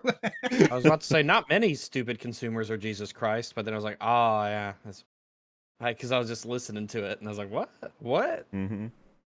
I have to perceive a different... Owen, so this is good. This is a guest spot. We got It's a Gundam's point of view, which... Fair warning, he's not... I saw some people in chat say apparently he's had conflict with Asmongold in the past, so don't expect this to be kind, is all I'm going to say. Difference I consider substantial. And I do not consider the difference... I adore his little One Punch Man VTuber thing. It's so cute. Substantial. Do you guys? No. Right. No. And that's Is he really donkeying on him? If it was... You remember when Donkey watched us on EFAP and pretended to be falling asleep? Yes. It's some of the best content. Is he donkeying us? Is he donkeying Asmongold? That's just the he's staring and he's getting progressively more angry. He's okay. You can kind of see it there, that pause. Can you see that? Yeah, I can see it here. For just a second though, I was like, oh, he's doing a donkey. I forgot about that. Made with AI, I'm completely okay with that because it was fun. The evidence is that it doesn't matter. Nobody really cares the lead about this. developer has been very positive. And like, not a great standard. Things are fine if they're fun. Probably not. Yeah, that's what I was getting at. Without context, a line like that is weird. Like, I don't care as long as it's fun. It's like, well, it's bad. There's going to be a lot of... It was all right. Well, there's a lot of scenarios where that just wouldn't be the case. Like, you'd be enjoying a thing, but as soon as you... You know, I think if everybody were forced to kill the animals they eat in the world, that we would have a dramatic decrease of it. It wouldn't be completely. There'd be plenty of people who'd be fine with it. Plenty of people who don't even have an ethical issue with it whatsoever. But I think there's so many people that couldn't bring themselves to do it that it would then curb a lot of meat eaters as a result. Yeah, especially if you start doing like friendlier animals like a cow, right? Imagine looking into a cow's eye and then bolting it in the brain. That would change a lot of people's... Yeah, a lot of people just wouldn't be able to do it, and so it would change the amount of meat eaters in general. And that is like, so what is that evidence of? It's like, I'm not exactly sure, but I imagine it's to do with the proximity to the creation of the thing that you're enjoying, I guess. Mm-hmm. Positive about AI in the past and made an AI game. Wait, someone said Mola's a vegan. That's disappointing. You're not a vegan. I'm not a vegan either. I mean, that is disappointing, scum, but you're not a vegan. How can I be this high energy right, if I were a vegan? That's a big deal. Come on. Yeah. Called AI Art Imposter that lets an AI artist draw a picture. And so that was like one of the games. We're going to be playing this week. Yes, just generally has been much more positive about some of the benefits of AI rather than what is the normal sentiment amongst artists and you know, I guess general Twitter population, which is that, you know, AI is bad and it takes jobs from people. Capacity for AI investment, we have to make tough choices. And so for some teams, that means removing layers. So this is an argument we haven't really covered much yet. It might come up more, just the introduction of AI kills other jobs, but the corporate speak, removing layers to simplify execution and drive velocity. You're people. You're gonna have bots write your shit. It's like, oh, okay. It's just fire people. That's what it means, but in less you don't have to pay robots. In different words. But synergizing our future opportunities. Yeah, we've not really gone over that. The obvious, like the fight in that one is the jobs are always crunched down. I think Moriarty was talking about that a bit earlier, but that's not really the focus of what we're talking about. To simplify execution and drive velocity. So, Tyler, over the last few years, higher interest rates, the efficiency drive, that was the cover for layoffs, or the reason, however you want to look at it. AI and the sentiment. And that was that's in Gundam's stuff. It's okay, yeah, I was. He's throwing that in there in his video, right? Yeah. The news from artists. Artists' opinions don't matter. It just doesn't matter because what matters is the opinion. Look at his eyes. Listen, any of the edits you see are all Gundams, okay? Like they're not mine. The people that are buying the product. Like, like your opinion on. I love these little guys. All right, they're great. Yeah, they're so happy. Wojaks are funny. I love those songs that Wojaks are just like Rage Comics' second arrival or second coming, I guess. Remember Rage Comics? Second gen, yeah.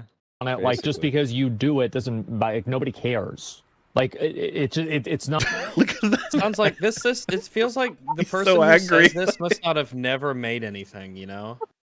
No, I don't buy that. I think that the clip is shit. I think that it's obviously clunky as fuck and it's made to sound like he thinks that all artists don't matter, which is obviously not his take. I mean, if he's made a big old response video, that'll be like a more... The enlightening. That'll be a place to look at to see what he thinks when he can present it, you know, coherently and at length. And I haven't heard anything yet, right? Like, I'm taking it off of Mahler here that he does, in fact, not mean that. He's gonna make his position clear, yeah, because obviously, because he didn't. It's something that Destiny has said, many others, that they don't have like 10-minute conversations with the assumption that they're going to be clipped out with every single 30 seconds that pass. Yeah. I'm sure you could take a lot of the things that I've said in this stream and make me to be either an AI advocate or somebody who despises it. Either way, probably it's not relevant. It's like whenever one of these, like, you know, really well-respected and really respectable directors talks about how bad Marvel is. Shut up, come on, bro. Okay, get him out of here. Get him out of here. The dude who literally looks like a pedophile and lives like one is going to take a shit on Martin Scorsese, not on my watch. No, not on my that was a dog watch. shit opinion from Martin Scorsese, just to be clear. Yeah, we've been historically very against it. However, the key information, as far as I'm concerned, is I would love to hear more from him because the vagueness of it's not cinema actually, I think, just hurts the whole conversation. Well, but it's really awkward. It wasn't vague. It was a whole article that he wrote. Well, you're talking about the many different weird quotes about where he talked about like franchise or whatever and some other words that we were just. Well, I guess that's what I'm saying. Is it's like the article wasn't like that. It was still confusing and bizarre. Well, and this is again a part of the telephone game. It sounds like now that Asmongold is poised against Scorsese about whether or not Marvel is any good. It's like, no, we're missing loads of layers of like what's happening here, because like, you know, those two don't even, they're not fighting at all, and then the quotes from Scorsese aren't even the things that associated with how everyone thinks Marvel's falling apart. Like, I don't even think he would say publicly that The Marvels is a terrible film. He'd probably say it's not cinema though, which he's probably. I don't think it's fair to say Scorsese's calling these movies shit. I think he's essentially calling them theme park rides. I wish he would call them shit. I think that's a better argument than saying they're not cinema. Well, they are now, but I don't think they're. I mean, there's a lot of good Marvel movies actually. I mean, not all of them. None of them are cinema. The old ones. But that's kind of the problem. Well, he just doesn't want all of cinema to devolve into nothing but Marvel movies, which I can totally understand. Sure, but he said they're not cinema. Yeah, which I. Which is a terrible opinion. They are. No, yeah, I see what you mean. Yeah, right. They're films, you know. They are. Just say that they're not good. I would way prefer that. That'd be way more based if he said that they were crap. They're not even films. They're not even movies. Yeah, you can't even see them. The artist's opinion doesn't matter. Says the person who's never created art. We live in a day and age where mediocre streams are art. Yeah, but the problem is that that's the conversation that also needs to be evolved. Is guys, people making YouTube videos, right? God, yeah. It involves creativity. It does. Well, this is where I mean, there's just spice everywhere, and anger and fury. And it's like, all right, there's a lot of stuff here. There's someone who spent their entire life living in a cave like a boglin. Playing World of Warcraft has amassed enough following to where people thinks he has good takes and great ideas. Fuck.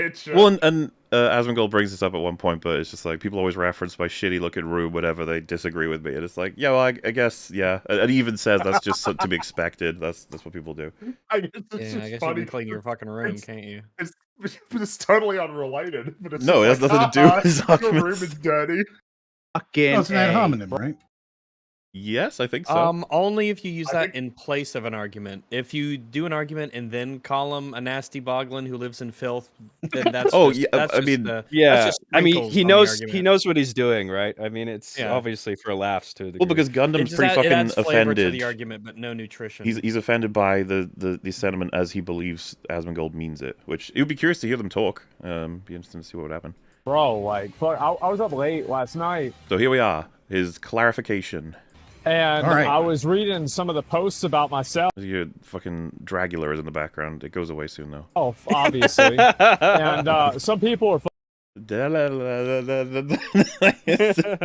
pissed. Oh, we fucking got partially taken. Do you remember like the stream gets paused when you play music for just too long? Yeah. Like I feel like I made people more mad today than I have in probably like a month. I am. Yeah, we'll be fine. One controversy away from a villain arc. Which, by the way, is said as a joke, but is actually true with how things just work on the internet. If you get in enough controversies in a row, you'll just be seen as Satan. Like, you need to stretch them out. One per year, you'll be alright. Yeah, every once in a while. The artist comment? Yeah, like, I didn't even think that was a big deal, right? I mean, I didn't. I thought everybody knew that. I did. I thought everybody knew that what I was saying was true. Apparently not. Guys, of course, nobody likes for people to tell them that they're wrong. But this doesn't fucking matter. It's a fucking tweet. Who cares? Chill out. Everything's fucking fine. Like, I made Which is a good attitude, by the way. Just, a lot of people need to better understand, and this probably should be taught at this point, what it means. Well, even when you have, because he's having this reaction when he's got thousands, tens of thousands, up to millions of people watching him getting, like, roasted, and he's like, doesn't matter, it's fine. If more people had that perspective, I feel like we'd be better. People would be better off, stronger as a result. Because probably. Yeah, like the perception that millions of people are just telling you you're worthless can do a lot to your brain. It's about how you conceptualize it, I suppose. I said this on a public platform. Now this dipshit did cut it a little bit out of context, but that's what people do. To expect me to draw a moral line, I have to perceive a difference that I consider substantial. And I do not consider the difference substantial. I was talking about the difference between procedural generation and AI generation, like generative AI. I feel like they both functionally do the same thing, and I don't see there being a large moral difference between the two things. So AI generation versus procedural generation, which is interesting to bring up about. I don't know the technical difference between them. It's an interesting I've never thought about that. Not once. It's a good thought. It's something to just consider because it could all be on a scale. Well, it's probably something that's worth talking about in terms of it's not like AI art is brand new. If you start to think about, like, so for instance, water simulation, Daggerfall used procedural generation for its world. Oh well, the example I was thinking about is like simulation in video games and movies, right? So like if you have water simulation, it's not like that's guided by a computer. It's curated and guided, and obviously the software was created by a person and it's curated by a person, but it's not like a person is individually animating each of those waves or like the reactions to, like, if a player character.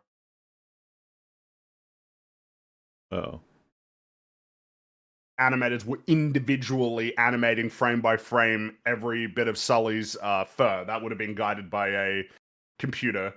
And so that's computer generated, curated by a person, driven by software created by a person. Well, this actually reminds me of it's going to annoy me. Chat, you'll know who's the guy who made. Well, Fringy might know who's the guy who made ASDF movie. Tom something. Tom Scott. Tom Scott. He made a video semi-recently on plagiarism.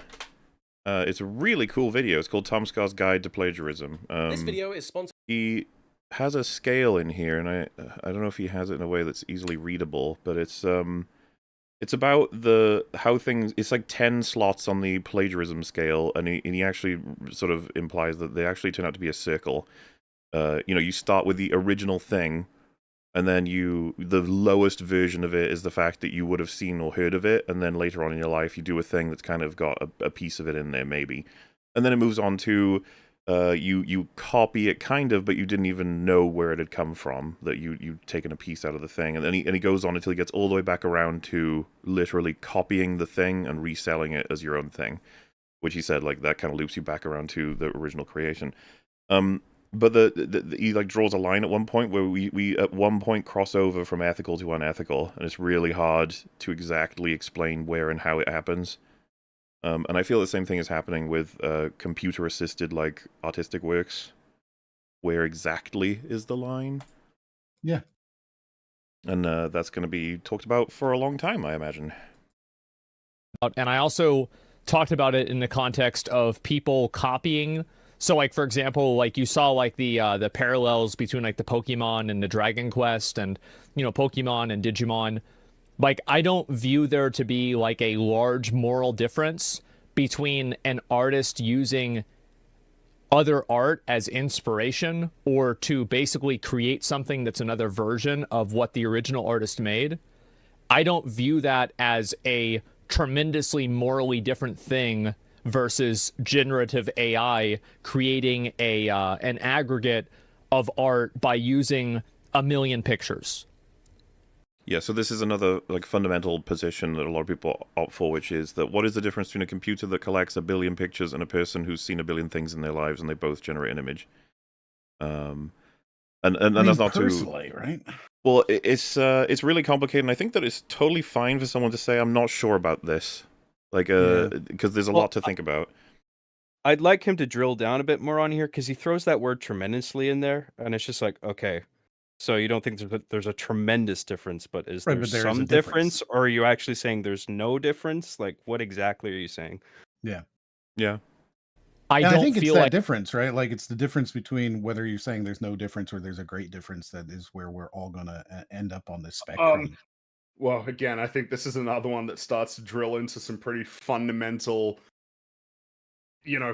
questions about, I guess, how you perceive like human consciousness. Because I imagine the argument one way would be, well, there's a difference between an AI algorithm that is pulling directly from images that exist compared to you look at it, goes through your brain, and then translates to whatever you're doing on a piece of paper on a computer. What's my emotional state? What is my personal history of things? What's my mood, and what are the things that has influenced me to get here? And then I remember the people that I've talked to and the things that they might like. And it seems like not to be like obviously it's a more human process, but I feel I don't know enough about the technicality of how the AI does it on like a coding level. But if it's just an element of these are all of these images, therefore the pixels will be here, and that's all that goes into it. And I was like, well, I feel like we've really lost the soul of what inspiration is. But even in that, right, you're using words like soul, right? It's definitely it's a quagmire of a discussion. Are you suggesting that Rags is appealing to something that can't even be nailed down, so we can't even argue against it? Is that what you're saying? I mean, I'm not using soul in a literal sense, but more in like a humanity and human process sort of sense.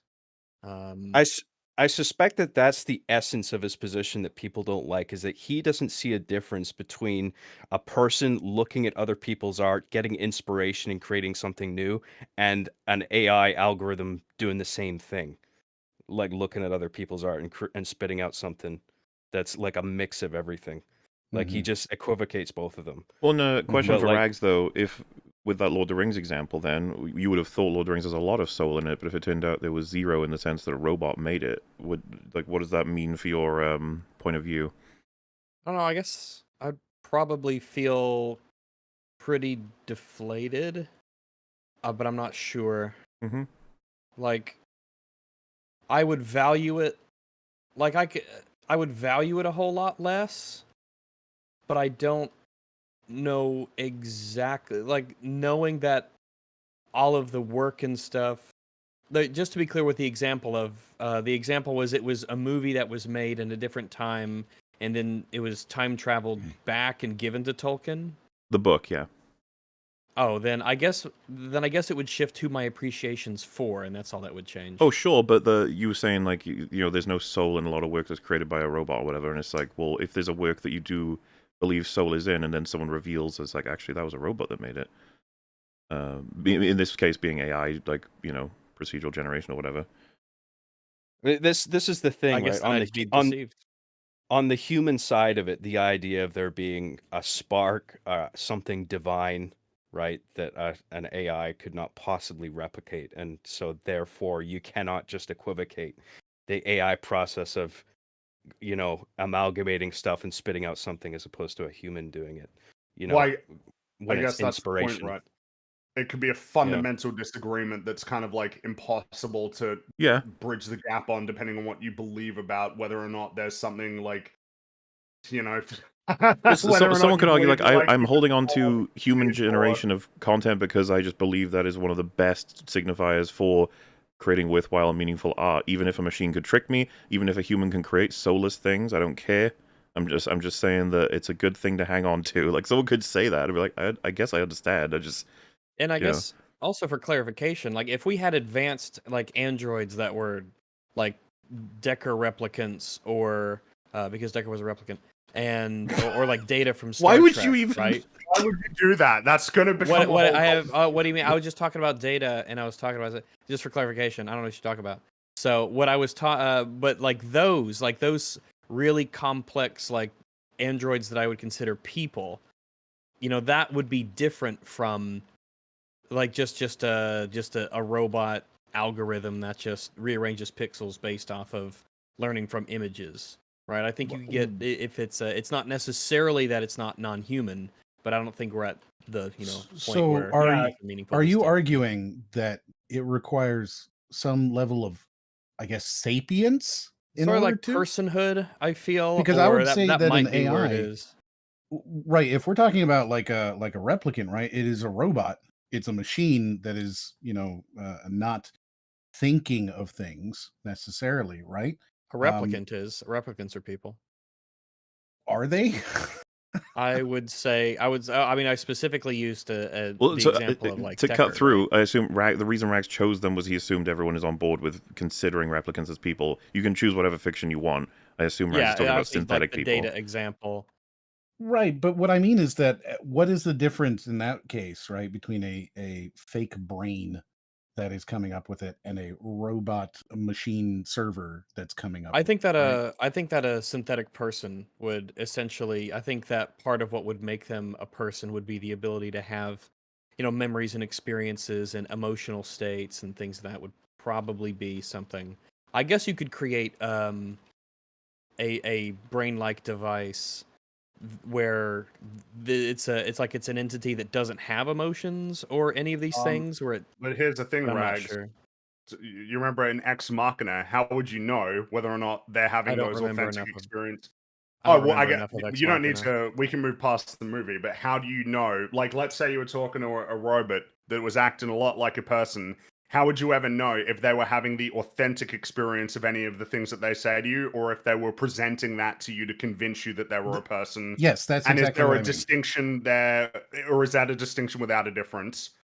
I'm not sure how I would know. I'd have to think about it. I'd have to maybe learn more about how they were made and how they respond to things and what they do, but I'm not sure. It's funny. A lot of people saying, like, right now, reference Soma. It's like, well, Soma takes the position of you already agree that the creatures in there are mostly human, but we're presented with the reality of knowing they are not human, at least not in the sense of the body, right? Like the opening quote being the reality is that which when you stop believing in it doesn't go away, meaning that you believe you're human, and the game is like, you're not human though. And you're like, but I am though.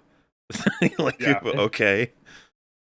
It's interesting, right? Because I've seen some products of, like, AI generated stuff where I'm just like, it's amazing. It's like, oh, it's almost like this thing is thinking. But then you like skim over the source code, and then it's just like, oh, okay, it does basically boil down to a bunch of logic switches, like if statements and for loops and while loops that are all nested within each other, and it's just running through a process. But then it's like, well, could you think of the human brain as the same way, where it's all just electrical impulses and we're all basically doing the same thing, where it's like, if this condition is true and that condition is true, I'm going to do this thing and that thing, right? Yeah. Well, so now you're touching on that point. You're going to trigger the people in chat very much like humans are valuable for what they are. They're unique. They're special. They're amazing. That is the question. Is a human valuable, right? Because, like, is it the wetware? People are nice to Alexa, too, right? People treat Alexa like it's got some sort of emotions, and they say please and thank you to. So just being how we treat these things doesn't matter. And if it's a computer, right, and it's not a human being, and you're saying that the spark of creation requires a human being's quote soul, right? Like, and I know you didn't mean it in that way, but then how can you say that any robot could ever replicate that, even if it was a very, very good replication of it, right? At what point that's the question, right? At what point does it become this is something only a human being can do, and that is valuable?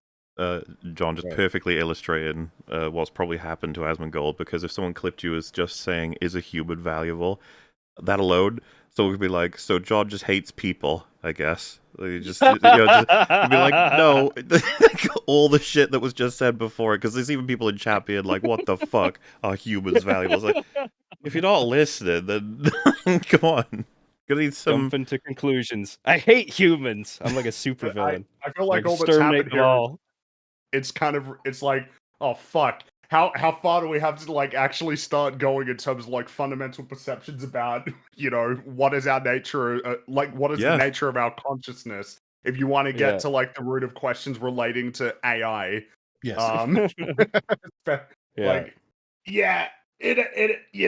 right, it's a deep rabbit hole, okay? It's a deep you start talking about like solipsism and stuff like that. Do you actually think solipsism? Is that how you pronounce it? Is that how you say it in your world? I guess that's how I mispronounce it for you. You know what? I'm not gonna. But anyway, continue. So, your weird ass words. It's a question of whether or not how do you prove other people are conscious? How do you believe they're thinking and things like that? Am I real? Are you real? That kind of stuff. Yeah, you're getting right into the very depths of philosophy. How do we know stuff? Yeah, that's the fundamental question of reality. I think, therefore, I know. Back to Asmongold. Yeah, anyway. Like, these are that different. And I haven't read an argument that makes me believe that I'm wrong. I'm open to reading one, but I haven't found it yet. Original art versus inspirational art. I don't care about that because I don't believe original art generally exists. I think that almost all art is built off of other art. And that doesn't... So it's let's just get rid of the word, or well, I mean, but the statement like all art is derivative. It's like, to some extent, there's always going to be inspiration stemming from things that you've seen before. And we still all agree that you should not be able to copy one-to-one someone else's thing and use it for your own benefit. Like, you're like, no, I can't do that. Hi. I just you cut out for a second. Yeah. Oh, I was saying that we all seem to agree that you can't copy someone's thing one for one and present it as your own. So everyone draws a line at least there. Nobody says like, well, come on, everything's iterative. It's like, like, I don't know about that. Yeah, do you think that if you trace a piece of art and add a hat to it, that it is new? Well, it's just to point is someone said like, no one's arguing for that. It's like, that's my point. No one's arguing for that, which means there is a line. And I'd love if Pal World was just all the original Pokemon with just hats on. With hats. Yes. But I mean, in terms of the artists are inspired by artists who came before them and so on and so forth. There's a level of you are going to be pulling from things that you've seen before and your own experiences, which is that's what people would say is like the uniqueness, right, of any individual person is. They're not only the things that they've seen before that they're interested in, but paired with their perspective and their experiences. And then it's like those combinations together, right, is what creates the new piece of work. Take away from it, it builds on it. It makes it more special. It makes it better. Maybe you should say can make it better, not does make it better. But I don't know. Maybe not better, but sometimes it adds texture to it. All art is derivative, yes, and I don't think that's not a bad thing. Anyway, so that's what I was talking about in the clip. We'll keep going. Do you guys? No. Right, no. And that's really what matters. I don't think a lot of people do. And the truth is that I don't think that society at large sees a large difference.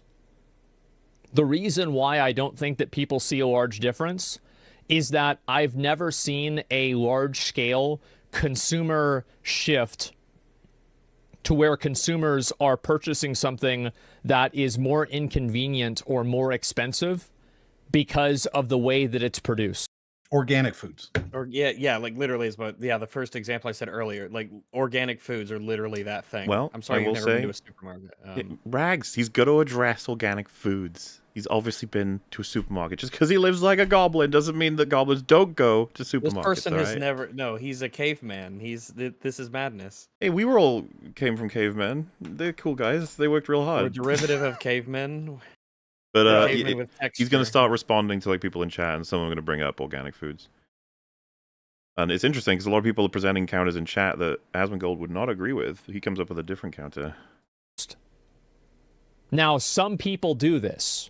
I'm not arguing that nobody does this. But the biggest companies in the world are oftentimes the most immoral ones. And I think that there's a reason for that. It's because people don't really care where their products come from. Now, to be clear, he's not saying that this is ethical. He's saying that people don't care, right? No, he's just making an observation, which is a people. Generalized statement that can be seen as agreeable if he was to concede, sure, there are people who still do. It's just that generally people don't care.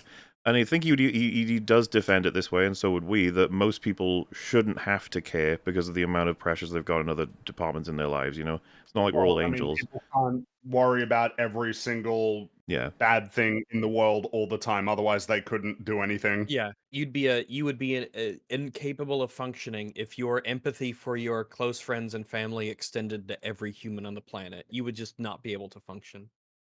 Well, you know, Glib's highlighting slavery. It's like there was a civil war fought about that. Was there not? It's like, well, wait, the proximity argument would come up again, which I do think is important to consider. That if you went to a store and when you pick up the thing that you want to buy, literally just a glass pane between you and the child mining the things needed for it, I think people would probably change their mind a bit.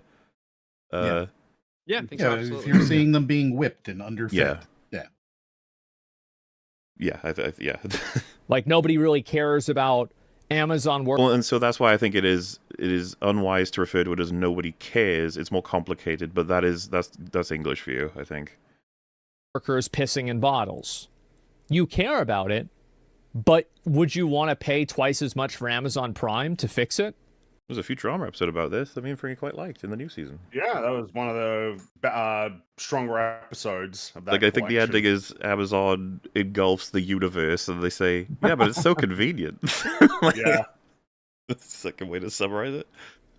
No, probably not. And the same thing's true with phone batteries. The same thing is true with electronic car batteries. The same thing is true with clothes. And everybody just forgoes morality to participate in these things. And I do not believe this is you criticize society, but yet you exist in society. How interesting, right? That meme? Oh, that's stupid meme. I think that might be one of my most hated memes in history. Yeah, I hate it. So stupid. Yeah, I love the counter memes for it. They're way better. With the king covered in gold, it's like, yet you participate. King Homer. Yeah. I don't think that Take it's a hike, boss. I'm in charge now. All hail King Homer.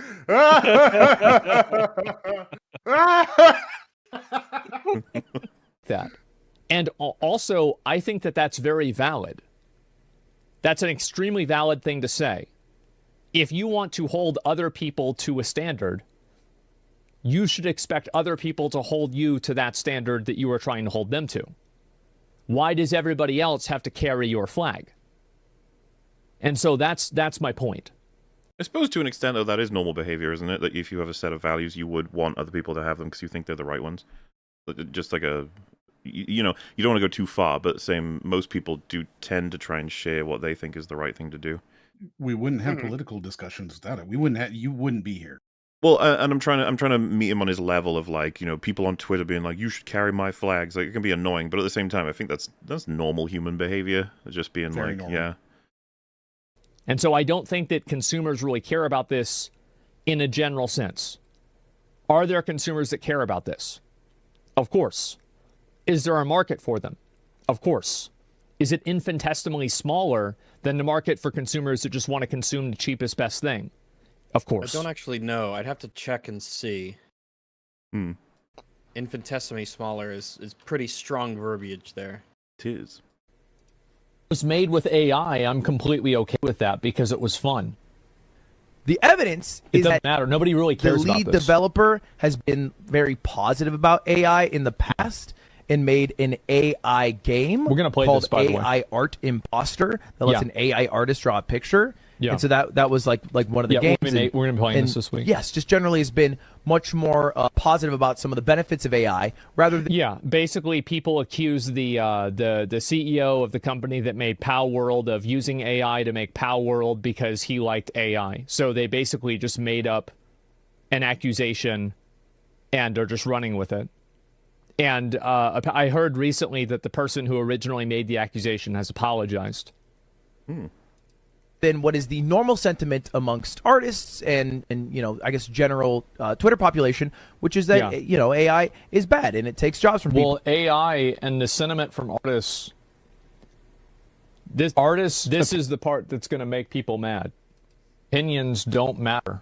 It just doesn't matter because what matters is the opinion of the people that are buying the product. Yes. Like, it doesn't, like, your opinion on it, like, just because you do it doesn't, like, nobody cares.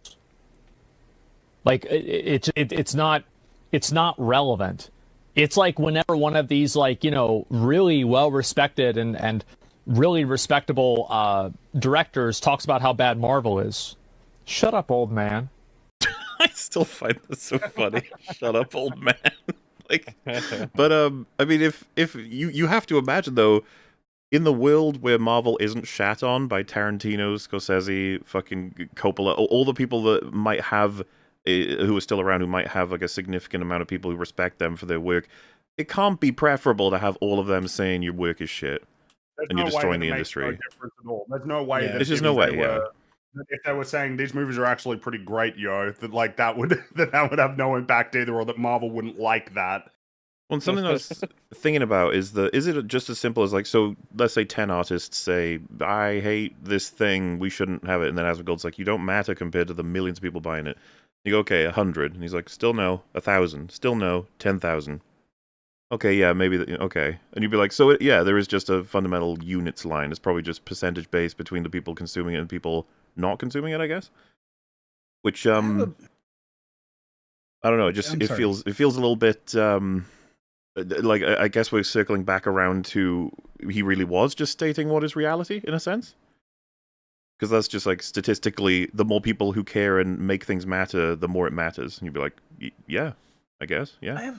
I have a problem with his statement that nobody has ever chosen the more, expensive thing on a mass level, right? Like, oh, yeah, sure, some people do, but not everybody does. And he brings up clothing, right? Because fast fashion is like the second or third most polluting industry in the world. And if you just bought slightly more expensive, more ethical clothing, then, a lot of that would go away. But we have seen this, actually. And I was thinking about it while he was talking. We've seen the disappearance, basically, almost complete disappearance of the fur trade because we didn't like what they were doing there. We've seen almost the complete disappearance of animal testing for makeup and cosmetics. That's almost completely gone now because we didn't like the idea of rabbits being horribly mutilated in order to find out whether lipstick is good. And a third one that, we still, this is almost universally reviled at this point, is the ivory trade, right? We don't want elephants to be murdered, even though we think that ivory is, very, very attractive. And it's brought up the cost of ivory to, stratospheric prices. So these we are banned examples. imports back in like the 80s in America. A long time ago. It's been a long time, and yeah, the ivory imports have been completely illegal. So all the ivory that's in the country is all that there is. Also, but Yes. what about like charity, just in general? That's obviously indicative of people's desire to help that doesn't help themselves necessarily, right? I suppose you could argue it makes them feel better, maybe. But just taking action to try and make the world or other people better based on how you feel ethically, like that it should happen. So if that is instilled in people somewhat fundamentally, then surely it would still have some impact on their consumption as well. Because at least consumption's actually offering you something in return, so maybe you'd feel more inclined to do it ethically because at least you're gaining something no matter what as well. I wonder. We don't want to get to the point of like losing faith in humanity, It's like, oh yeah, definitely don't want to go there. And also like when it comes to, a lot of this is surrounded by a discussion of like AI and stuff within games. Gamers are unfortunately quite retarded, so not a great, is it not a great example? I think for the most part, a lot of gamers are super normies when it comes to stuff like this. Games are often seen as very much like recreational, disposable / things you don't really worry about. It doesn't have that kind of place in people's minds as a lot of other things do. Games aren't a serious thing, Yeah, there's still a lot of people forget that outside of mobile games, the average gamer will buy 2 to 3 games a year, right? Which, if you are a quote gamer, you would probably think that that's ridiculous. But the large majority of people are people who have a Switch or they have a PlayStation and they buy the newest, soccer or football game, and that's it. I think Shut up. If people have a problem with like AI and algorithms in video games, you need to decide where the line is drawn, because algorithms are used for a lot of things, including something as simple as inventory management. Sorting items in like your box or your bag or whatever by alphabet or whatever. That's all determined by that's that algorithms. scale thing I was talking about again. And I do actually think that is what's happening. All of these conversations everyone's having is about everyone's establishing lines, and then everyone is pushing or pulling everyone else's lines, including their own. Mm-hmm. Yeah. I like watching the Thor movie. It was cool. Thor Love and Thunder was really bad, though. You know what's funny? If they revealed Thor Love and Thunder was done exclusively with AI, we'd all be like, oh. Yeah, that explains. That explains it. Explains things. So people really didn't like that clip. And I want to say really quickly that I stand behind what I said 100%. And I'm right. And the emotional outbursts of man-children on Twitter look at your room over the next day or two will subside. Right, we talked about this. People just go for his room. You have to go for the room. If he calls you a man-child, you have to say, "Well, look at your room, dude." Well, then at that point, he's saying that everyone's a man-child. We just all gotta live in the man-child. If everyone's a man-child, paradise. no one is. Logic will prevail. Reason will wiggle its way in, and people will see the truth of what I said. And the best thing about it is that I can prove it. And that's the good thing about the truth, is that I don't have to. That's the good thing about the truth. It's like, yeah, I guess so. You'd hope you can prove it. Yeah, sure. The truth is pretty neat. Would set you free and all that. Yes. To bully people off. Like, I can read arguments from people that disagree with me, and I can prove them wrong. These people can't prove me wrong. They can post a picture of my room and say my room is dirty, and so I'm wrong. Sure, you can do that, but I'm still right. Yeah, I almost want to say, like, his room being dirty has nothing to do with these arguments. Still, man, you don't want a room like that. Don't have a room like that. Jesus it's bad. Christ, grow up. Fucking hell. It's really disgusting. Well, I don't know what the problem, like, because you think it's not just a matter of aesthetic. It's just like it's bad for you. Like, you know, clean your room, right? That's a meme. Yeah, I mean, Jordan Peterson says you gotta clean your room. A clean room is a clean mind, or something. That's probably a quote. I don't know. He might have said something like Someone that. might have said that at some point. Yet, but yeah. You can say I'm a loser. You can say I'm ugly. You can say I fell off. You can say anything. No, you look fine. You look fine. Thing that you want. But that doesn't change the truth. And that's the best thing about it, is that it doesn't matter how mad you get. It still doesn't matter. It still doesn't change anything. Your opinion on it, like, just because you do it doesn't, like, nobody cares. That's right. And I want to extrapolate this. So almost all art has relatively no intrinsic value. Relatively no intrinsic value is a bizarre. Yeah, I need a definition on every single word in that sentence. Relatively no intrinsic value. Why intrinsic? Nothing has intrinsic value? Question mark. What is intrinsic value? Condition for like every single word. Exactly. I don't know what to do with that. There's too much that needs to be defined. But I presume he's about to explain what he means by this, right? Sweet. Like, if you're at a if you are stranded on an island, would you rather have a cooler full of food, or would you rather have the Mona Lisa?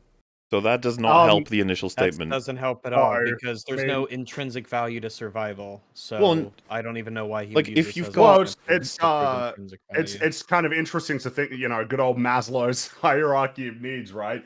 If you're in a position where you live in a house and you have food and you have water and you have all of your basic needs met, at some point you might get to the place where, on a general day-to-day basis, you are more invested in the art that you watch or play or read than you are in any given meal that you eat that day. Well, I have my tap, and I'm like, do you want a bottle of water, or do you want, fucking the next Mario game? And I'm like, well, Mario.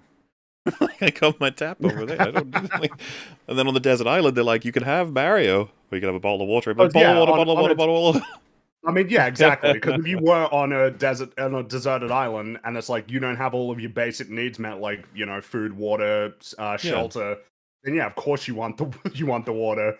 But once those needs start getting met, and then it all starts to change how much it matters to you in terms of how much it occupies your mind, how much you'd be willing to pay for it. Yeah, and then fundamental nostalgic value or personal value. Like my grandmother's watch. I care about it a hell of a lot more than Fringy does. And I might even value it more than a bottle of water on that desert. But he'd be like, fuck that watch. We need the bottle. And I'm like, maybe. I don't know. But yeah, these are things that he's gonna talk about a bit as well. It's just that these are not fantastic opening statements. I think he's figuring it out as he goes along. And I think that's what makes art special, is the fact that it has value, but the value is not intrinsic. You can say the word again, but that doesn't help us figure out what practical you mean. Value or value. I presume that's what he means. Yeah, but that's not intrinsic. But then again, how much do you want to delve into how much art is like fundamental to our conceptions of existence? Or keeping a civilization sane. Intrinsic is like inherent, right? It's part of the essence of something that you're describing. Yeah, the way I'm interpreting what he's saying is that the value it has, even if all humans were gone. Which at that point is like, then it has no value because humans are. It's like, wait. But in the same way that the food would have no value to humans in terms of sustaining us because we didn't exist either, Yeah. Yeah, you'd have to say what you mean when you say intrinsic. And if that's why if it was being applied in that way, then it's like, well, this is not very helpful because then everything has no intrinsic value. Well, I think he's about to compare it to a hammer. And at that point, it's like, so he means like there's a practical thing a hammer can do things and make things happen, but that a painting is just to be appreciated like mentally or something. Like the okay. Well, I guess let's him say it first. Like a hammer has value. You can use a hammer to accomplish a goal.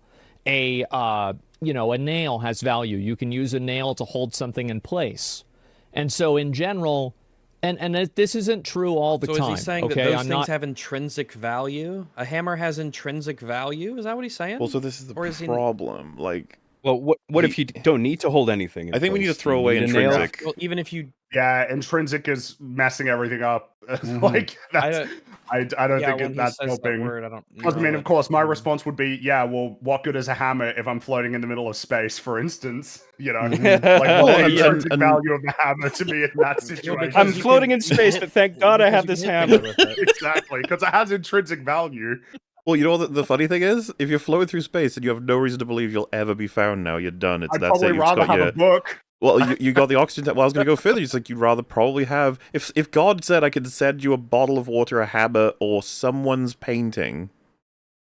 Yeah. You're like, well, the bottle of water, you can't even drink it, let's say, is an empty... No, you know what I mean? Like, he said hammer or nail or someone's painting. You might be like, I might just go with the paintings. That might be more interesting. I'm not sure. Well, yeah, because if we want to talk about practical value, of, like, it serves a goal, an easy one to point to is, and I played Mario because I was feeling sad and I wanted to be happy, so I played Mario, and that achieved the goal of making me happy. Yeah, sure.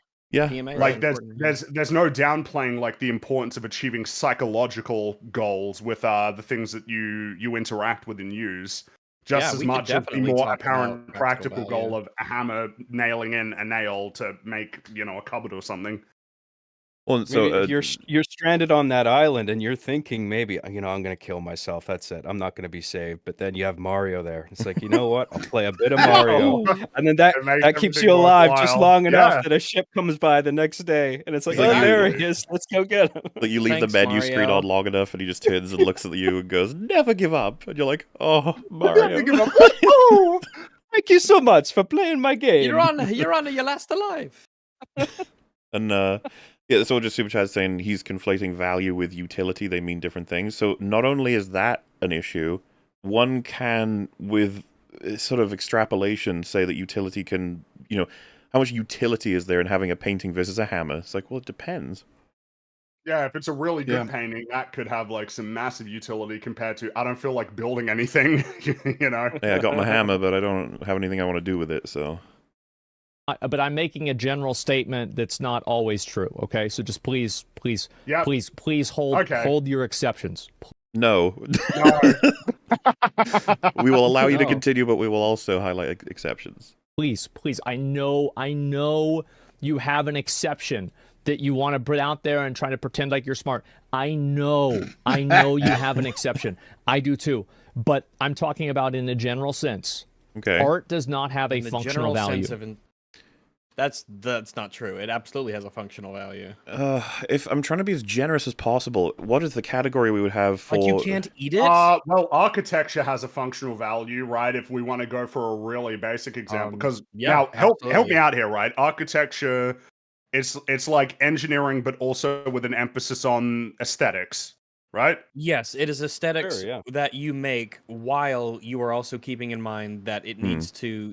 That either serves some sort of a purpose and that it has to be practical, because engineers and architects work together to make sure that the building actually, you know, serves some function, either fulfilling aesthetic desire, or also making sure that it is, you know, fulfills the, you know, necessity of being what a house is. You know, I got to live here. It's got to have this space. It's got to be good shelter. Can't leak. Things of that nature. And also, how do we make it look good and feel good? Well, you know, like propaganda. You know, isn't that art with serious function that has like a very, to the point where it's designed to help win wars or start them? Yeah, or like the G.I. Joe, you know, like the public service announcements, you know? It's like, that's art with a purpose, with a purpose of like, and the thing is that these are the examples that you would point to if you were going for the most plain and obvious nature of functionality. But I mean, the functionality of art that like teaches you some kind of lesson that is meaningful to you and makes you happy. There's functionality there. Yeah. When Sonic tells you, "Don't let your uncle touch you in the no-no place," so that's a very valuable thing for kids to know, and it's important that Sonic tells me that. Well, what kind of art are they talking about too? Right, like the actual medium of the art. Because would you consider what, you know, EFAP is to be art, or would you say what is painted? Right? Are we talking about just that as art? if we want to tie it back to, you know, economic functionality, well, the stuff you own has economic value. It has a price that you can then sell it or exchange it to get money that you need for other things. So in many dimensions, of course, art like has very clear functionality. If it keeps you happy, that is like, your mood is not if it like keeps you this happy, that is an random obvious thing that has no value.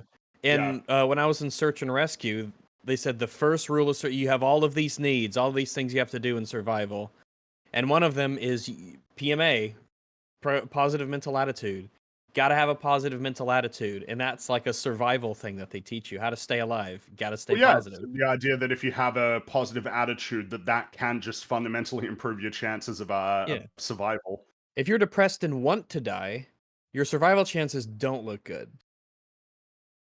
That's a great point. Yeah, if everything's about function, like if people are going to perform functions, they need to be in a state of mind to not only do it, but do it well, ideally. Well, you know, how much do you want to boil down the decisions that everybody makes all the time down to the most clinical, what people would view as the most clinical decision, like brushing your teeth, for instance, versus playing video games or watching a movie or going for a bike ride or hiking or going dancing. Like all of these things are ultimately in service of your mood. It's like in one way or talking another. about a game, only talking about the ones and zeros instead of the aesthetic of the design of the things in the game and the characters and what they say and the themes of the game.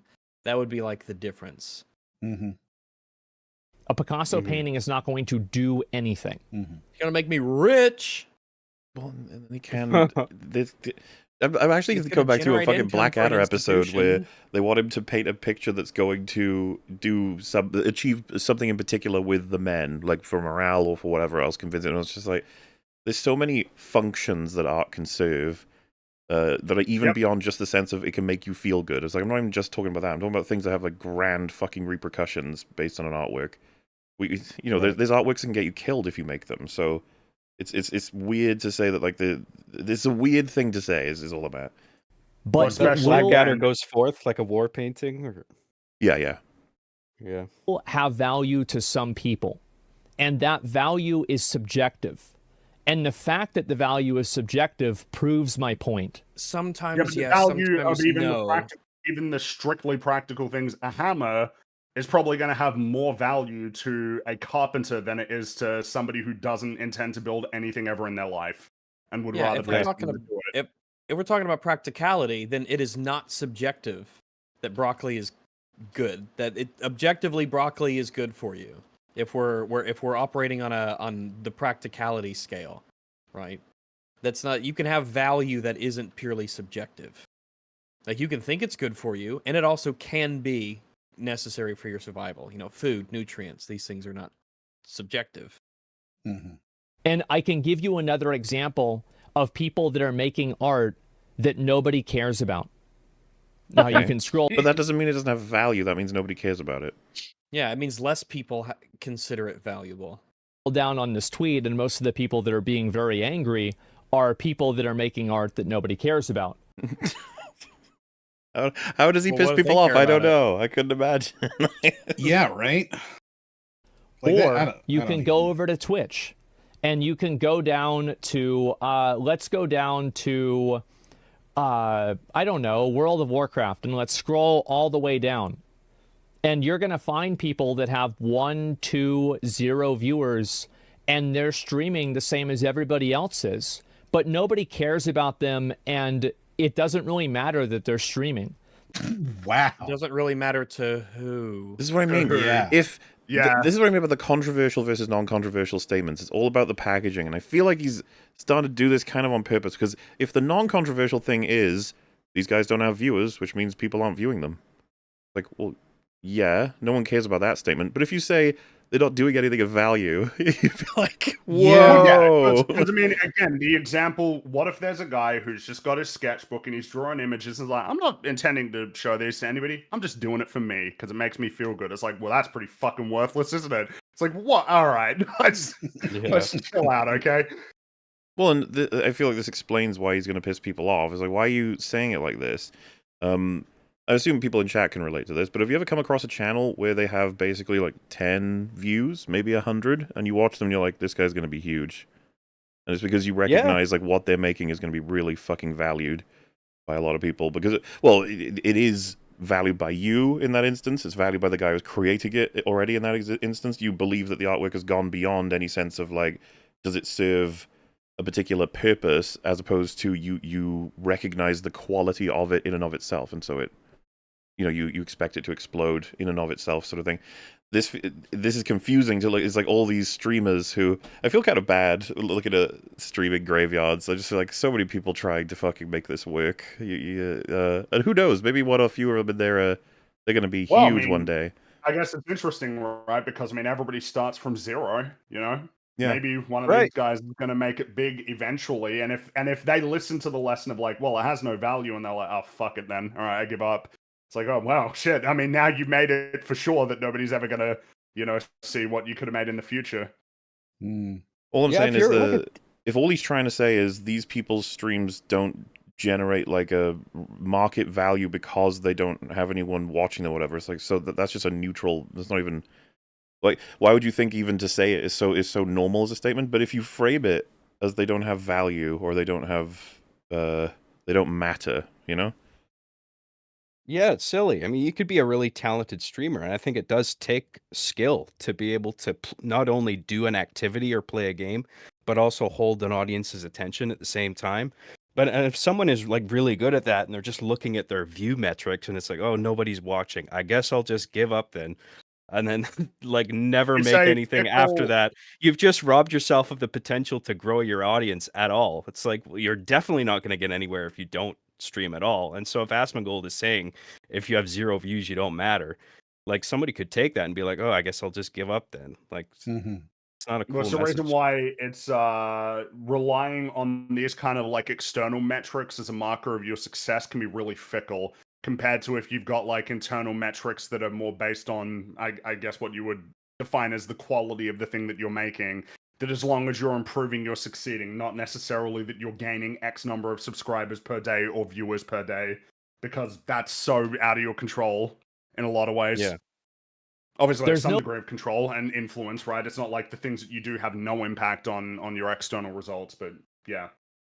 No value to this stream. They're not going to make any money. Now, maybe they will in the future, but whenever they do in the future, the reason for that will be because people see value in them. That's because the artist... You even made a point there, my guy. Well, this is what I mean, though. If he's just saying they'll be more popular when they're more popular, I'd just be like... I mean, yeah, tautologically, yes. Yeah, which is why, that point is... When they are sold. Is empowered by the people that consume their content. And it doesn't matter if it's a picture, it doesn't matter if it's a video, a stream, or anything.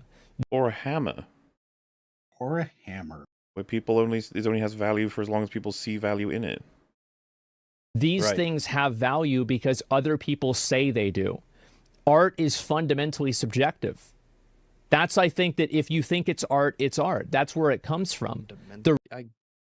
I fundamentally, can art not be I guess I don't think art can be not subjective at all. Well, you just said if you think it's art, which is another really weird statement. Which is also not true. That's just like, well, yeah, because if you point at a tree and say that's art, it's like, is nature art? Yeah, if you point at Thor: Love and Thunder and say that's art.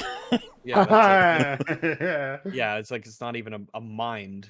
So, but yeah, unless he's appealing to a sense of just making up your own like language or something.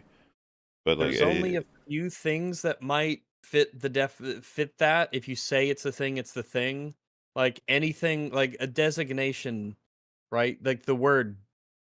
You know what I mean? Like there are very few things that you can't designate a thing without it being a designation because it's like tautologically what the word means, But in a meaningful sense, no. Just because you say something's a thing doesn't mean it's that thing.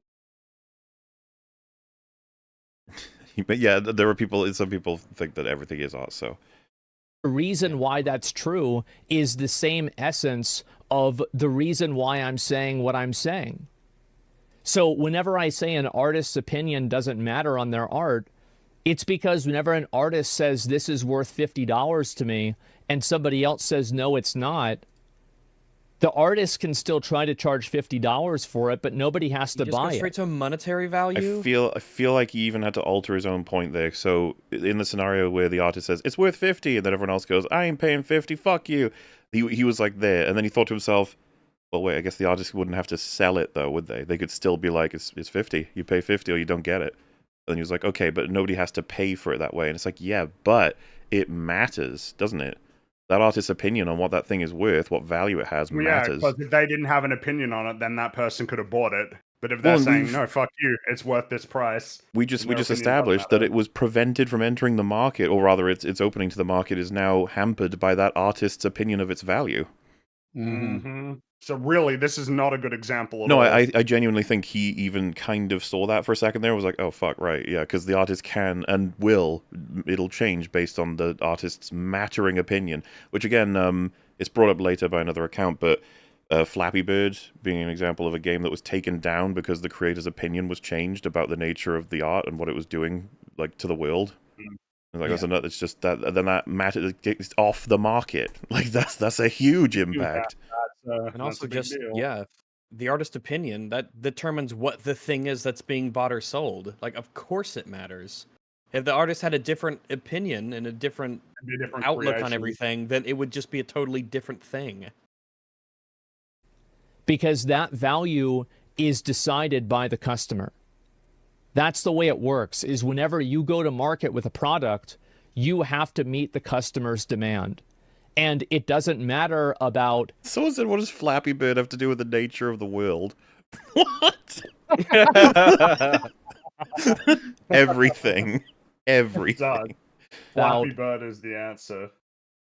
What you think the world should be. It doesn't matter about how you view ethics in art. It doesn't matter about how you think trade should be. It doesn't... Wait, hold on. Yeah, So I mean, of course it does.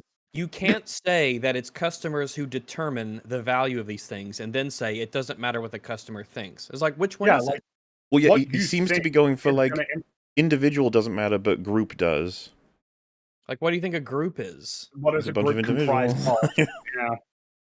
Well, and it's usually comes for a group is usually comprised of individuals, but oftentimes it's spread from other people telling other people, telling other people, telling other. You know what I mean? Like, he's almost decrying the idea of shouting out to the world that you have an issue with X because it's done this way, and then he's like, "There's no point. Doesn't matter. Your opinion doesn't matter." It's like, but what if it picks up traction? Exactly. Yeah. Or if you're a particularly good speaker and you can present your idea in a way that's very compelling to a lot of people. H-Bomber Guy's perspective on someone's art as an individual killed their channel. iDubbbz was known for this. He was a channel killer.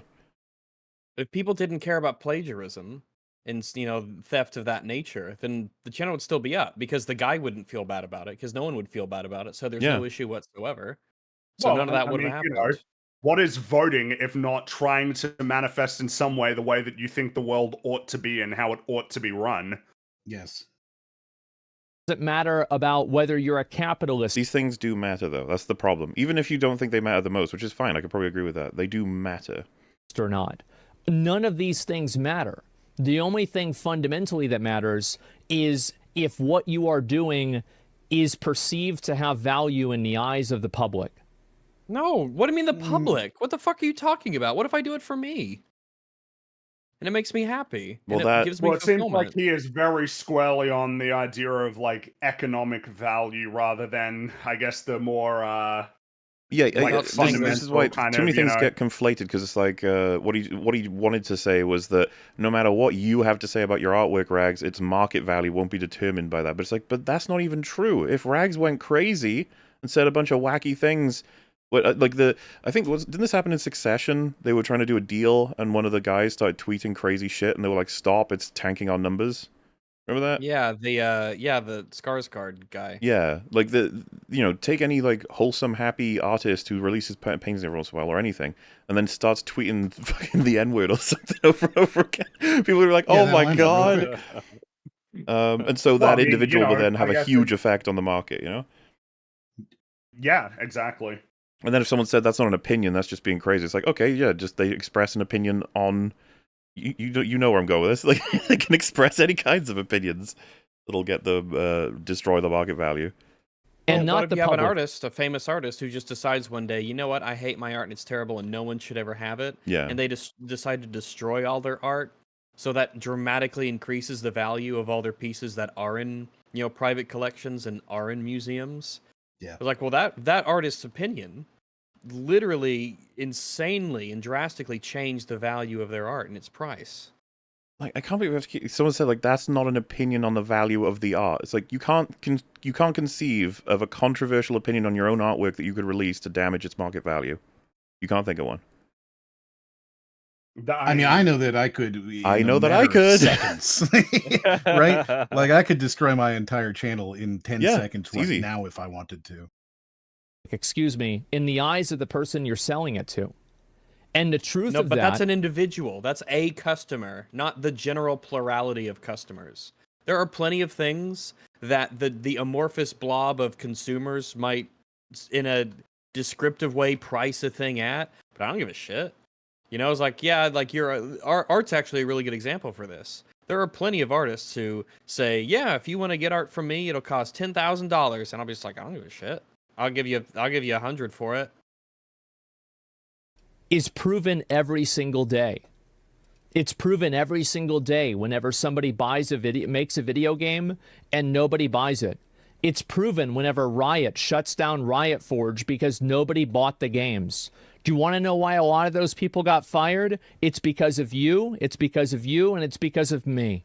And the reason why is because we didn't buy and support those games because we didn't care about them.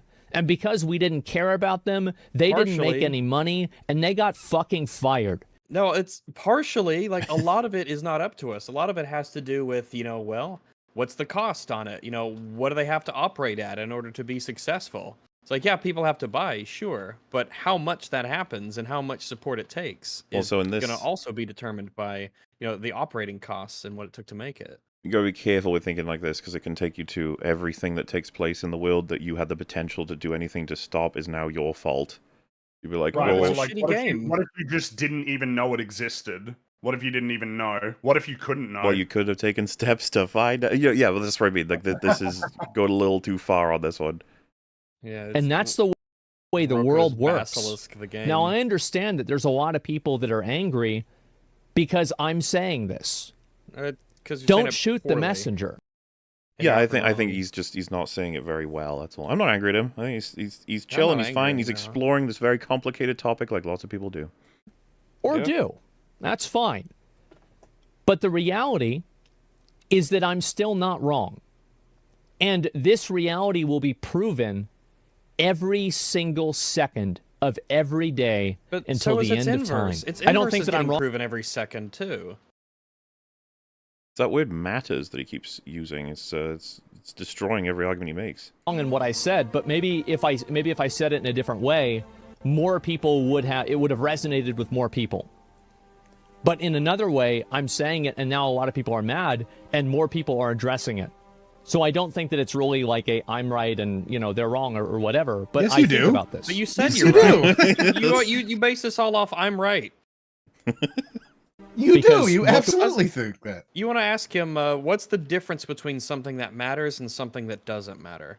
What's the thing that makes the mattering thing? Well, I'm sure he'd agree with us that we need a framing. We need a thing that it matters to. We highlighted this in one of his statements where he said matters, and we were like, we need the thing that you're talking about matters to what? Do I fundamentally do? You need an intention. Sorry, go ahead. Well, this is what we were talking about. This is why everyone's getting mad at him on Twitter, because a lot of people have now taken him to mean that artists don't matter, full stop, which is like he's devaluing a human being if they become an artist, which is obviously taken way too far. But like, even the notion of that for a lot of people on Twitter is so infuriating. It's almost why they believe that he said it. Like, this piece of shit. I hate him. He said the thing that I fucking hate. Fundamentally, like, what I do is I communicate to people. And so I think about, is my mode of communication actually becoming counterproductive? I don't think so, but I do think about a better this. Communicator. I personally think that but he doesn't think it's counterproductive. One of the things he just said was that had he phrased it in a much more agreeable way, maybe it wouldn't have had as much reach and had as many people thinking about it. Which is an interesting point of view. probably did rip off things from Nintendo directly. I do think so, and I'm Probably going to keep did? playing the game. That doesn't affect my opinion of the game, but I do think that I think that they didn't. Like, So, well, genuine answer for me, okay. if I'm playing a game that I'm really enjoying, then I find out they just did, and I'm not saying this about Pal World, I'm saying theoretical. If I played a game where they'd ripped every single asset from other games, I genuinely would have to think for a bit. I'd be like, maybe I shouldn't Yeah, play the that would game. Like, be- this, it does feel a bit awkward, because it's just like, if it's stolen work, I don't know. Yeah, I don't. Well, I would definitely feel pretty about it. Now, it'd be like, it would be one thing if it took assets from all kinds of different games and combined them into a very interesting and strange way, or maybe it was trying to make some sort of like a meta point, potentially, almost like a Stanley Parable style of this and that, and being a gamer and Yeah, I think it would stuff. Like, that'd function be on a one big old thing, scale, but- wouldn't it? Like, Yeah, I think so. I agree with you, and I also think there's a strong possibility that a game like that would get review bombed. You know, like if it was just like so obviously Pokemon, like none of the designs were altered. I think a lot of people would have jumped to that day before. What was that game? Wasn't that the day before? Oh, the day before, yeah. oh, there's Yeah, what there's was the countless story on that examples, one? right? Like, some of the worst and then some of the chiller ones. There's examples of games that are really good that have like things that are clearly taken from something else, but how ethical the acquiring of those assets are is complicated sometimes. Sure, how much you add to it and so on. I agree, right? This is why we don't like Hassan, because right, we Well, create many a reasons video. why we don't like Hassan. Well, okay, but we create a video and then there is nothing. Which is your added to favorite reason? it. Well, but there's this, creation of a piece of property that we think is good, and then you put it out there in the world, and somebody watches it quietly while they get up and go to the bathroom, right? Like, there's nothing added to it. So that's the same sort of thing that I think you're talking about with regards to taking lots of influences and mixing them together. But I do tend to agree with you, Mahler, that if this game were a one-to-one stolen property thing, right, like, you wouldn't necessarily want to keep playing that. I would definitely think about it, even if it was fun. Yeah, right? like That's the ethics of it. I think there's a line for everybody probably on that one too. Like, if the game were just a complete rip and they changed the name alone and people really enjoyed it, and then they were informed like you should be playing the original one, it's right over there, sort of thing. I wonder if there is the effort of turning that off and turning on the other one enough to stop them. I don't know, but like I said, I would definitely think about it. My line is definitely going to be a bit more robust and complicated, more so than did I have fun or not. Yes. Especially like the in the case of Pal World, there is a layer of modification to the designs. It might be a slim one, but it is there, and I think that's enough for most people to go like, okay, yeah, that's fine. Like, there's one animal in Pal World that's like a fire fox, and it's just like Vulpix and Charmander, basically. And it's like, what if we just mixed design elements from these two and made a new thing? Right, and but it's people the are just mix. like, yeah, you know what? Yeah, it's just like, I can see the elements from both, but you sort of unify them into one thing. I don't think Nintendo holds any legal ground over like a fox creature that has fire powers. So like, I think this is fine. You know? And I saw silly ones like the sheep one was really funny, where it was like they've copied Pokemon. It's like they've drawn from a sheep. Like, that's silly. Especially ones that are based on animals, is like two different companies are taking strong inspiration from a real life thing, so they're probably going to look decently similar because they're both taking inspiration from the real animal. Yeah. What a lot of them are arguing, which is really dangerous, by the way, is that Nintendo and specifically Pokemon owns the aesthetic. Right? They own the art aesthetic, and that is a very dangerous position. Because does The Simpsons own characters that are yellow? Right, exactly. Lego does. And that is the argument that a lot of them end up to devolve to. I think the comparison for Simpsons would be more so you can tell when someone's drawn something, you're like, oh, that looks like Simpsons style. Like, Simpsons has a style. There is a Simpsons Matt Groening style. Yeah. Just like South Park has a style, which is the like the characters are like made of piece of paper cut into square circles, and that they animate in a specific way. Yes. So in Pal World specifically, the animals are definitely Pokemon aesthetic. They are in that style for sure. There's no question, and it is purposeful. We would probably be calling them Neopet style if that had become more popular than Pokemon. Right. Or, any of these, really. You could say Digimon, you could say even, what is it, Megami Tensei, which, created the concept of capturing and fighting animals together. I think humans created that. Well, okay, Nintendo released a statement that just said, as long as their designs are, distinct and different from our own, it's like, well, it's all right, fair enough. Yep. Models, like it's too close, and maybe I'm wrong, but like, also, see, saying it's just aesthetic is disingenuous. There are pals that are just straight up Pokemon. It's like, disingenuous? I've not even played the game. I'm talking about the theory of all of it. I don't know. That person's also wrong. Like, just wrong. I've seen some that are like definitely close, but they're still different. I can still be like, one is this one and one is that one. And I err on the side of letting people take strong inspiration other than saying, no, your inspiration means that Nintendo can sue you. It's probably good to err on the side of, that. Yeah. But we also just literally addressed that whole thing by saying The Simpsons. So there's just scaling in degrees, and you definitely don't want to be in a position where we crush down so hard that it actually kills amazing new projects.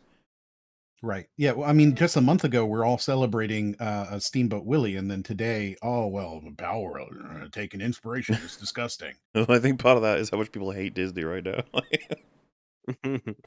I'm not the lawyer. I don't need to be 100%, fucking right about this, or this isn't a legal argument. I'm just saying, this is my vibe check. There's an economic argument, as a person who makes YouTube videos. Sure, okay. Okay, this is a vibe check. So anyway, if you're treating videos in a capitalist perspective not wrong, I think many, including myself, would argue that we have a good moral obligation to look after the ones making said products. Even in the capitalist thing, it's wrong. If you're strictly viewing this from a capitalistic viewpoint, you're not wrong. I think many, including myself, would argue that we have a moral obligation to look after.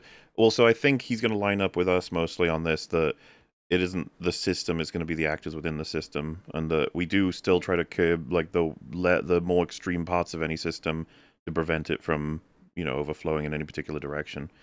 Mm-hmm. If we never care about the artist, the art stops and nobody wins. And I respond back to this. I say, if many such as yourself care about the moral obligation, why is it that the biggest companies are often the most immoral? And my point is that why are the biggest companies often the most immoral? We should be moral. Oh yeah, but big companies are often not moral. I don't even see how those two things are related. Well, so he's saying that it can't be that many care if we end up with companies that are supported by the many that are immoral. I guess he's commenting on the fact that an Apple or an Amazon or whatever have you are fundamentally immoral with a lot of what they do, but the dollars come in from quote unquote the many. In this case, I don't know how that's but even then, I don't know how that's a counter to the person saying we should act morally. That's he's countering the many concept, which, I mean, the thing is, many could mean a lot of people rather than the significant selection of people, as in the vast majority of people or whatever. This is the result from a self-referential worldview that most people have rather than an outcome of capitalism. The whole concept of a corporation, though, is to be amoral, right? That's why they exist, is to remove the morality and make it a profit only. The corporations don't have a moral component intrinsically. Right. Well, and I think, wouldn't it be better designed that way? Even if we actually knew, just truthfully from Wizardman, that no matter what morality everyone hears about, the evil corporation will win. It's like, okay, but that doesn't mean we should just stop, right? That we should probably continue pushing for good morals anyway. Can't hurt. Right. I don't think. Yeah, I'm going to die, but I'm going to try and push that time back as far as I can. Yes, because it's not built into the structure of a corporation, right? A corporation is, by its design, amoral because it is existing exclusively to create profit and deliver that profit to its stakeholders, and that is exclusively what it does. There is no morality around it. The job of us as a consumer, when we're purchasing these things and we don't like the ethics of it, is to not purchase from them or to force change in some way, right? Like those like are through political our systems and stuff. Whatever it is, right? Like whether through boycotts or whether through just shaming the corporation to the point where it becomes a lack of profitability, or to start that corporation and force ethics and morality to be a part of the corporate structure itself. But outside of that, the corporations are designed to be amoral. I feel like if we can change things like the eradication of the institution of slavery, then we can do all sorts of things. And having a doomer mindset of, oh, woe is us, everything's terrible, nothing's going to change, everyone's immoral, and they're all bad, is like, I don't think that's not very helpful. No, and they're not, right? Like, provably, people are not bad. I mean, they can be bad, but like as a general, you'd like to think that generally humans are pretty neat. I'm assuming. Well, I think that people are good because we're not all murdering each other, right? Like we've created these sort of structures of government and structure of law, and we generally abide by it because we want to, right? Like if you didn't want to, if all people looked at the rule of law and we were like, fuck that shit, well, then it wouldn't exist. People have a mutual interest in living in a society that's stable. They don't want to have to constantly look over their shoulder and worry about whether they're going to get killed or have all their shit stolen. Like, we need a social fabric. Right, and then we accept the sort of governmental thuggery that comes down and puts this threat of violence above us, right? Like, we accept that. We got in chat, I see a quote from Rag. Someone's got, "Just be positive and we'll magically overcome it." That's right. That's just what I said. That is just what you said. Very true. Nice. You did it. You nailed it. Good there vibes. Are oftentimes people that think that because they get 6,000 likes or 12,000 likes or 40,000 likes on Twitter, then somehow this means that this is what most people think. It's not. Most people think what? How are you I think that characterizing what it is? That isolation's fair, yeah. But it's... He's saying that just because you got a lot of engagement on Twitter doesn't mean that it reflects what most people think. Yeah, sure, yeah. Though here in this case, I doubt you will get... I think that the idea of you should be moral, you should try to be a good consumer, essentially, is something that most people would disagree with.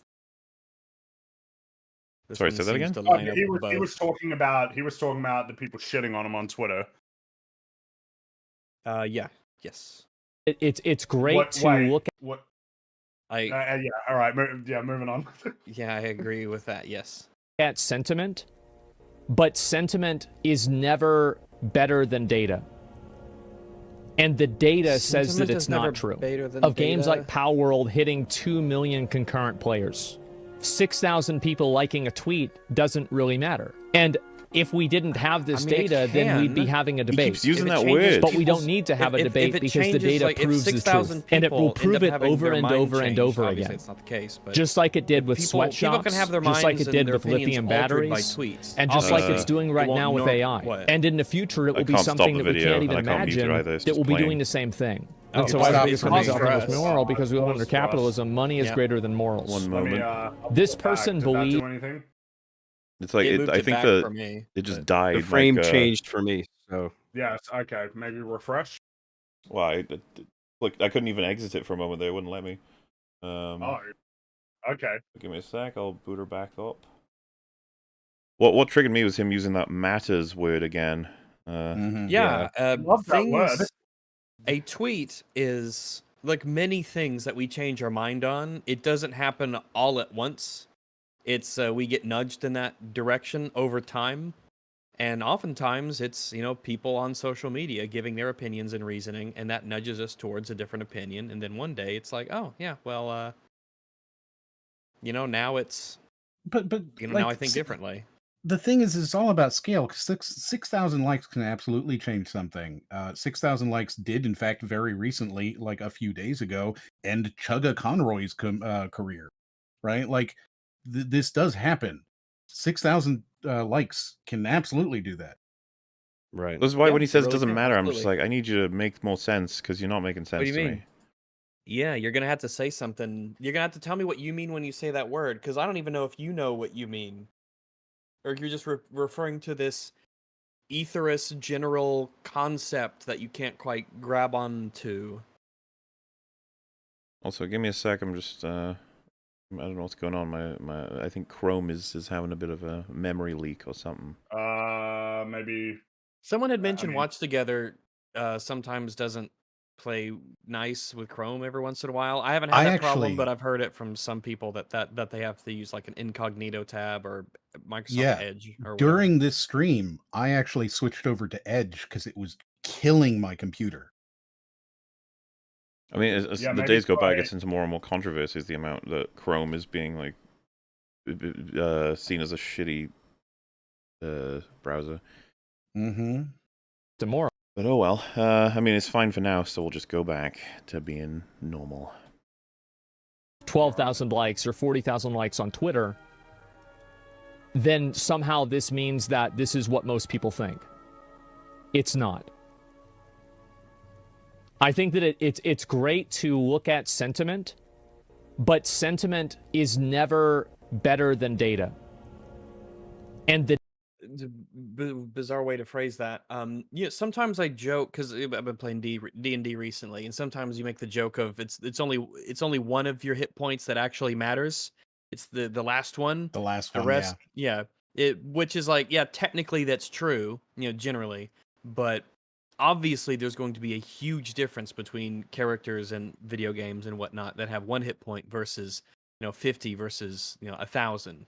Right. It's the same argument as the last vote is the only vote that matters, right? Yeah, it's like you only have to get one over the other guy, but obviously, the things that people say and the discourse that happens, it affects what people do in a more tangible sense. It affects what they buy, it affects how they vote, it affects all this stuff, which is obvious, and everyone should know that. And simplifying it to saying that none of this, matters is, like, I don't know, insanely simplistic, and I don't even know what was the word. Is it myopic? Is that what it MYO? Is that the word?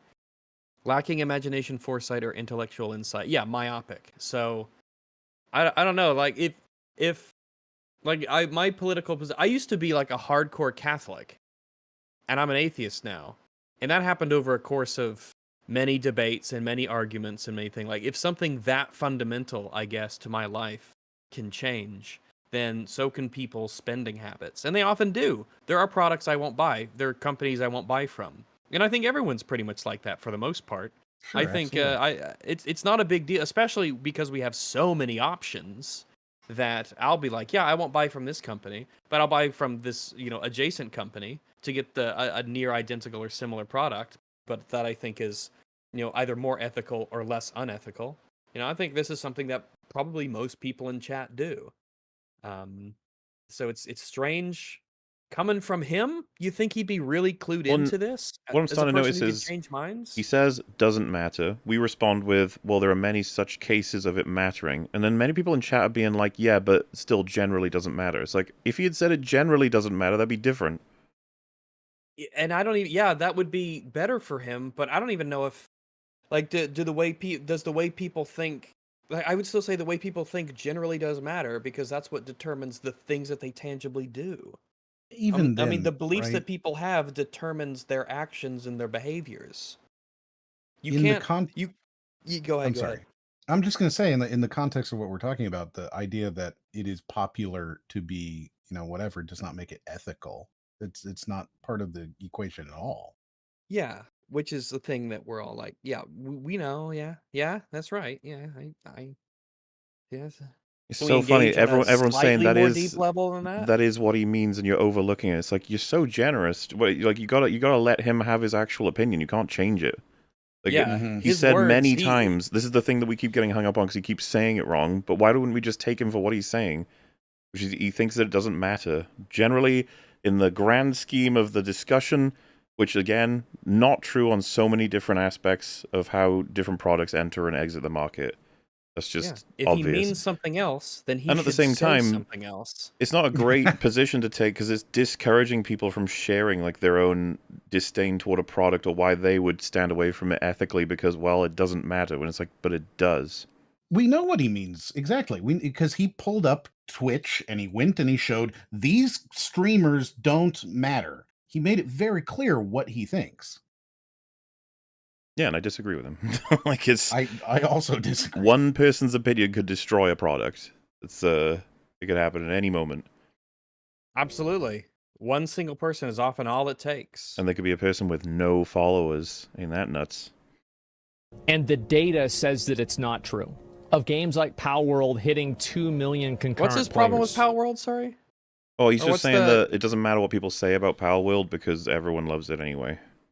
Yeah, it's popular, so it's good. Well, which is funny because what if in a week's time it went to 0 fucking players? It's traceable that it was to do with controversies. We only have a million examples of that happening. Well, this is what I'm saying. Like, so many products have died as a result of controversies. I don't know why we're saying that this is just, it's like, it doesn't work. It's like, well, no, it can work. We know it can work. Yeah, I don't think he has a problem with Pal World, except that maybe he might think that some of the designs the creators might get in trouble for by Nintendo, but I don't even think he thinks of that as a problem.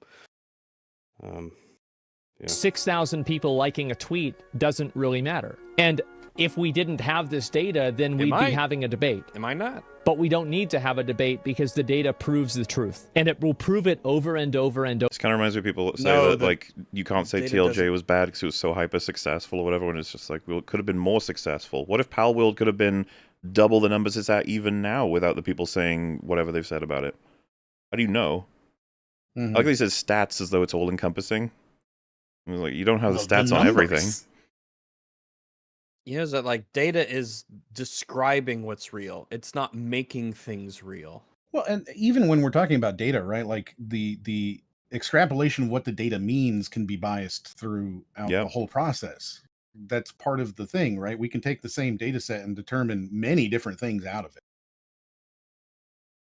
Yeah, like, for example, 8 million copies sold is better than 6K upvotes. It's like, why would you've extrapolated the data in the most retarded way ever. What does that even mean? Like, over again. Just like it did with sweatshops, just like it did with lithium batteries, and just like it's doing right now with AI. And in the future, it will be something that we can't even imagine that will be doing the same thing. And so as biggest companies are often the most moral because go back 100 years. Think of the insane changes. There are problems now, therefore it doesn't matter. What is there? There's probably always going to be some sort of an ethical issue. We haven't solved. We haven't created the utopia yet. Or what are we getting at here? Oh, I just had a really good example. Upton Sinclair and the Jungle, right? If not for that, people reading it going, "Oh, this is Upton Sinclair in the Jungle." Yes, exactly. Yes. Yeah, that's right.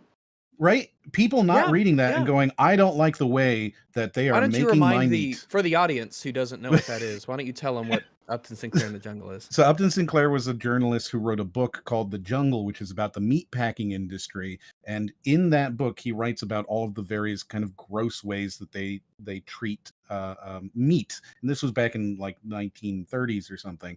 And it was things like, workers are getting their hands chopped off, and that is ending up in your hamburgers, and the animals are being treated really badly, and they're covered in feces and all that kind of stuff. And that single book managed to completely change the way that everybody looked at food safety, right? Because, hey, if there's literal shit ending up in my food, I don't like that. If there's people ending up in my food, I don't like that. And so the entire industry. Would you rather eat people or poop? People. And well, I mean, wait.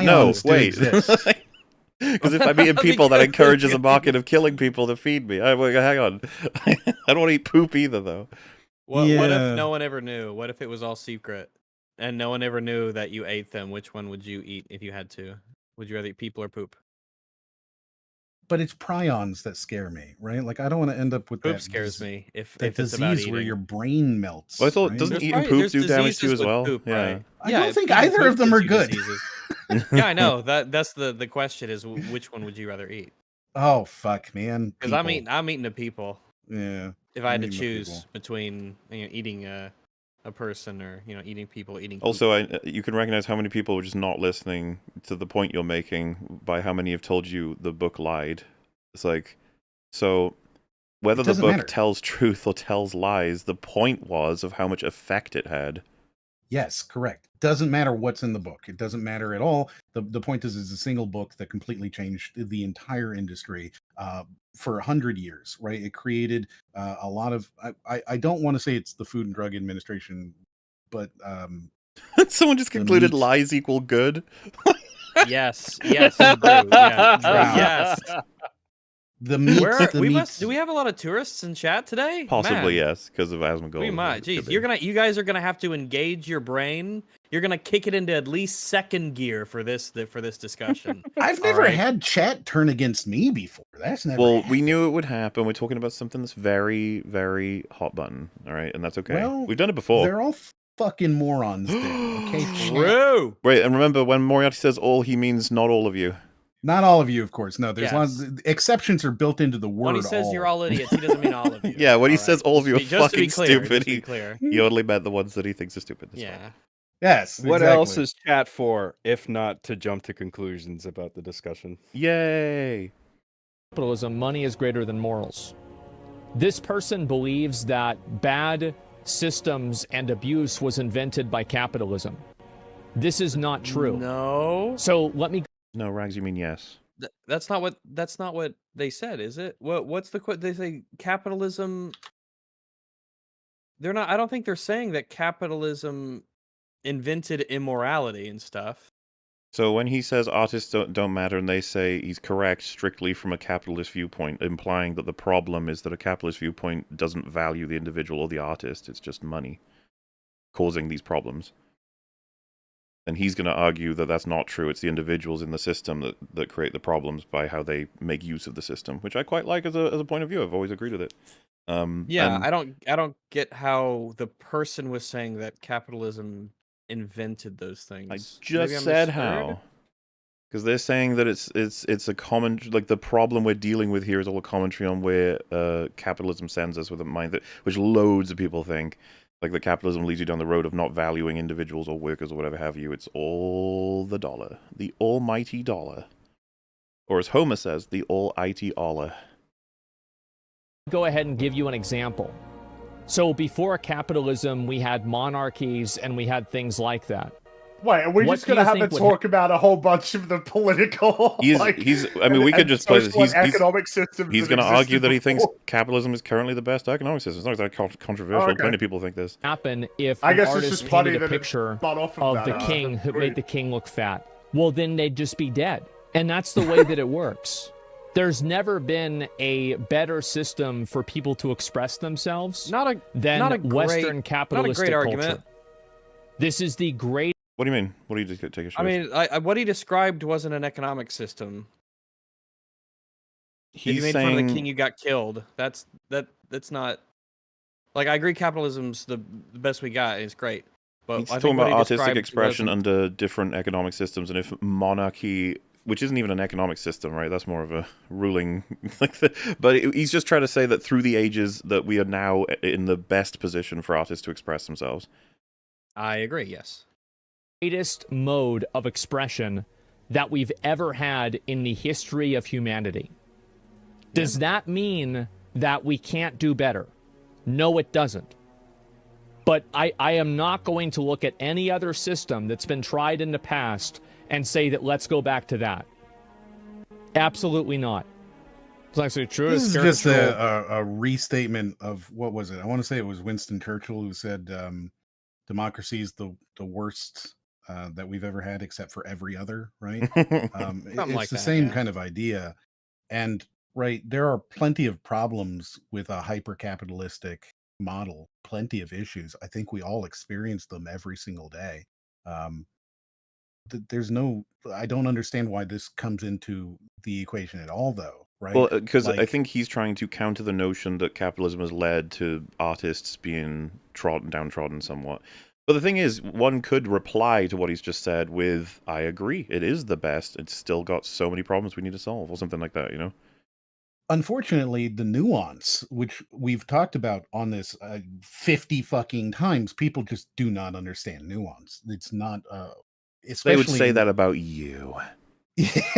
Dun, dun, dun.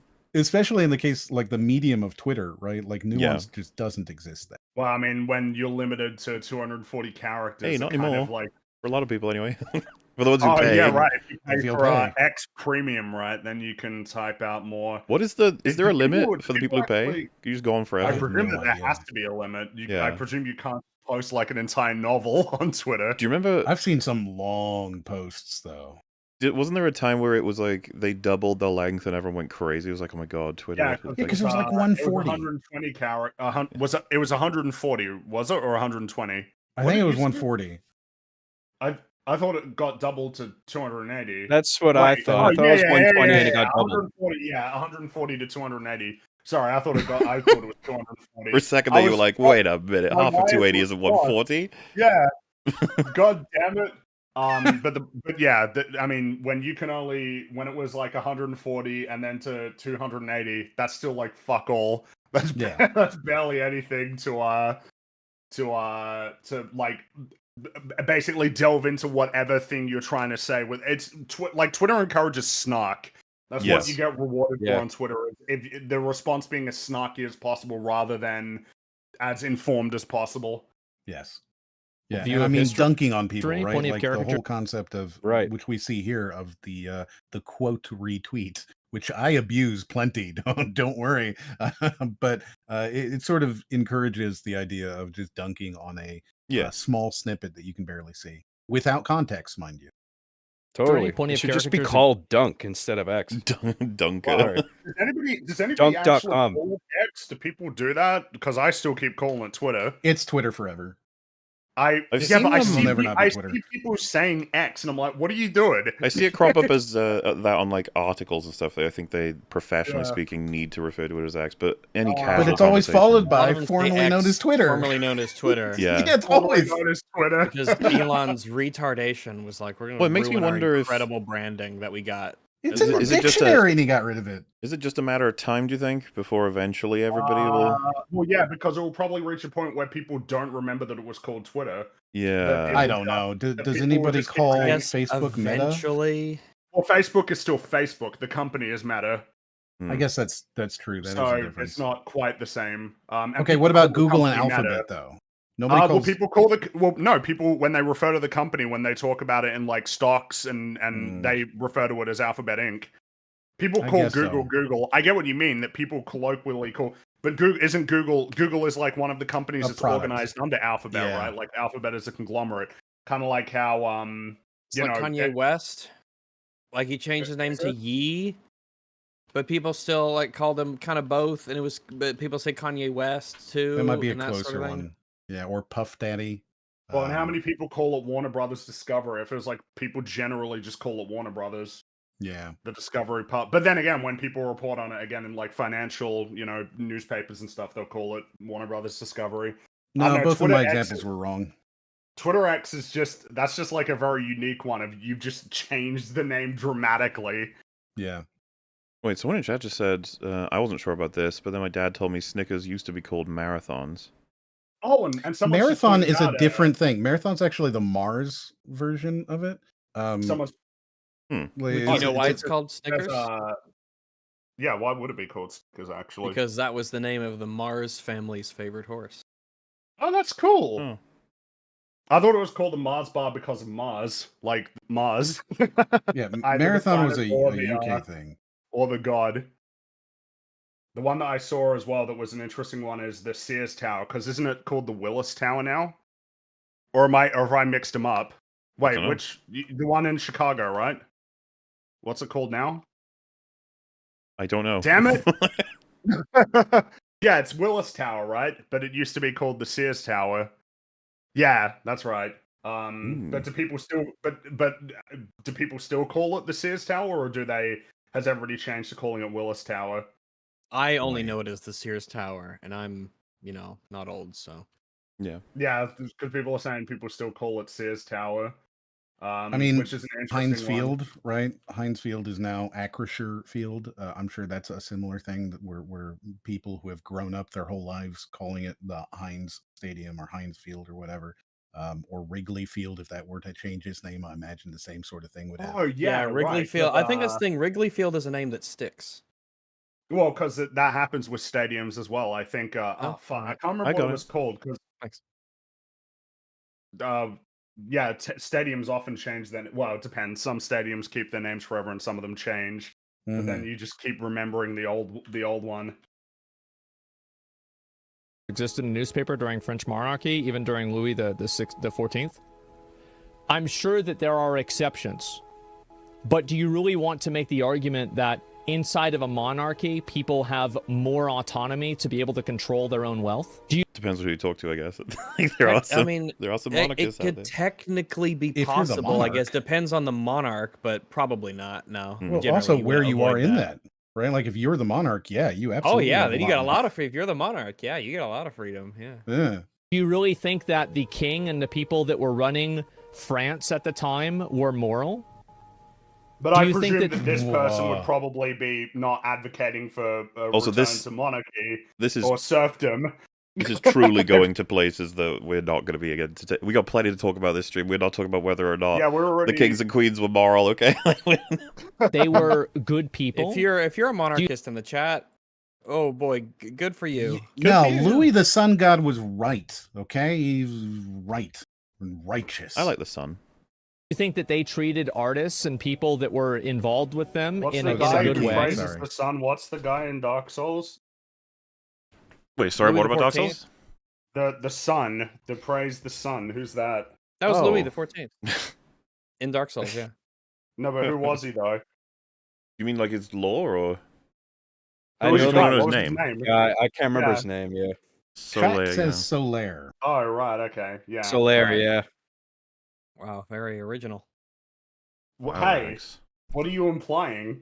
I'm implying that it's really original, and I like it. They stole it from Pokemon. Well, no, you said it was stole it from Pokemon. No. Is Solaire a Pokemon? Yes. What does he look like? Is he a goober? Is he a yellow bull? Lad? Is he a lad or a goober? Solaire Pokemon. I hope I spelled it right. Images. No, Solaire, these people were brutal animals, the same as everybody Pokemon else cards was. of Solaire. Yeah, they. Okay. I don't know if it's a Pokemon. I'm just fucking with you, Rex. I don't know. Solaire sounds like a name for a Pokemon. So I checked, and it seems that I don't think there is one. I mean, if there was, I would have just been like, yeah, that one.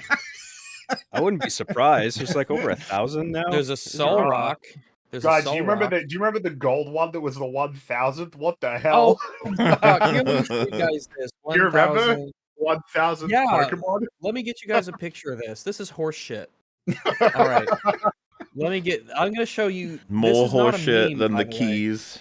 Really? So this I'm gonna show you a picture. This isn't a meme. This is actually the 1,000th Pokemon. Very good. Wow. That's incredibly dumb. His name is Goldengo. Goldengo? Goldengo. That sounds like an Australian slur. His name is Goldengo. You know what I get as an impression of this is fucking Poochie. Like, oh, do you remember those? Do you remember Poochies? No, I remember Poochie from Itchy, Scratchy, and Poochie. Yeah, that's what I was thinking too. Yeah, Poochie was like a late '90s toy. I think it was like a late '90s cartoon character that was created by Itchy and Scratchy Studios, voiced by Homer Simpson, who went back to his home planet and died on the way there. Yeah, it feels like they would say like this character died on the way back to its home planet, that it's no longer canon. Like, yep. What? I must go now. My planet needs me. Then just it was just the cell moving up. They didn't even animate it. They didn't even lip sync it. I have to go, and it's just static. Yay! Do you remember the gag? It was Do you remember it was the Itchy and Scratchy, the one where Itchy finally dies, where Scratchy gets him, and how Bart and Lisa were just there eagerly anticipating it, and it was really hyped up, where like there was a bunch of dynamite strapped around his chest, he even stuck the dynamite in his eyelids, and then pointed a giant rocket at him. And they were eagerly awaiting this payoff. They'd been waiting their entire lives to see Scratchy get Itchy, and then the nerd unplugged the TV. Yeah. Oh, the and then Krusty like, Oh, they're never gonna let us show that again. Yeah. Not in a million years. The revolution if that wasn't the case. You're mistaken if you think capitalism didn't exist within a monarchy. Well, at a certain point, you get to the what do you mean? We can just we don't have to deal with all this. We don't need to By talk about capitalism. economic and political. Do you mean the ownership of private property? Do you mean a free market? What do you mean by capitalism? I think you should define your idea more clearly, and then we can talk. I think you should clearly, you fucker. Oh my god. Oh my god. You too. Oh, You also God. need to identify. Oh my! Say it to himself, right? Like Somebody says money over morals. This is the true. This is true everywhere. Like, No, that's literally not true. Not true everywhere.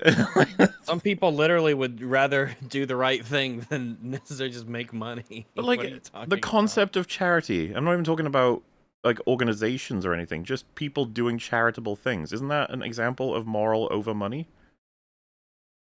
I mean, Yes. volunteering when you choose Yeah. to do an activity for free.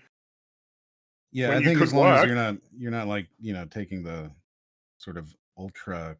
I'm doing it for tax purposes, kind of thing. But Not volunteering, everybody like, does things for money just because they live in a capitalist system. Yeah. Which means you can potentially if you want. There's not as many Well, see, roads. it's, like a couple people have said like virtue signaling. You're like, God, everyone needs to get some faith in humanity Holy back shit. up. Come Sometimes on. people do nice things There and are- they don't want people to know that they do those nice things. There's Yeah, good y'all things are that happen in the sometimes world. I people do that. swear. I promise. There's people doing good things for good reasons.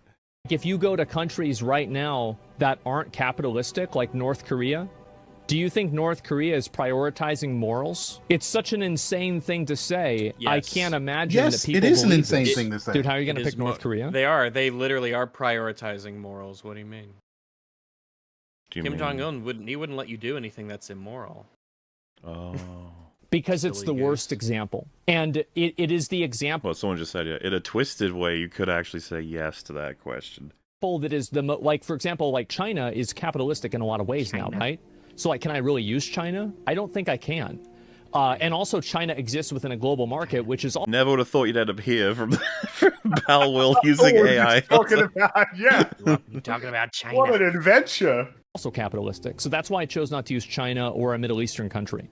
I used North Korea for a specific reason. I'm not really in the business anymore of trying to change reality. North Korea specifically. I don't want to change the world.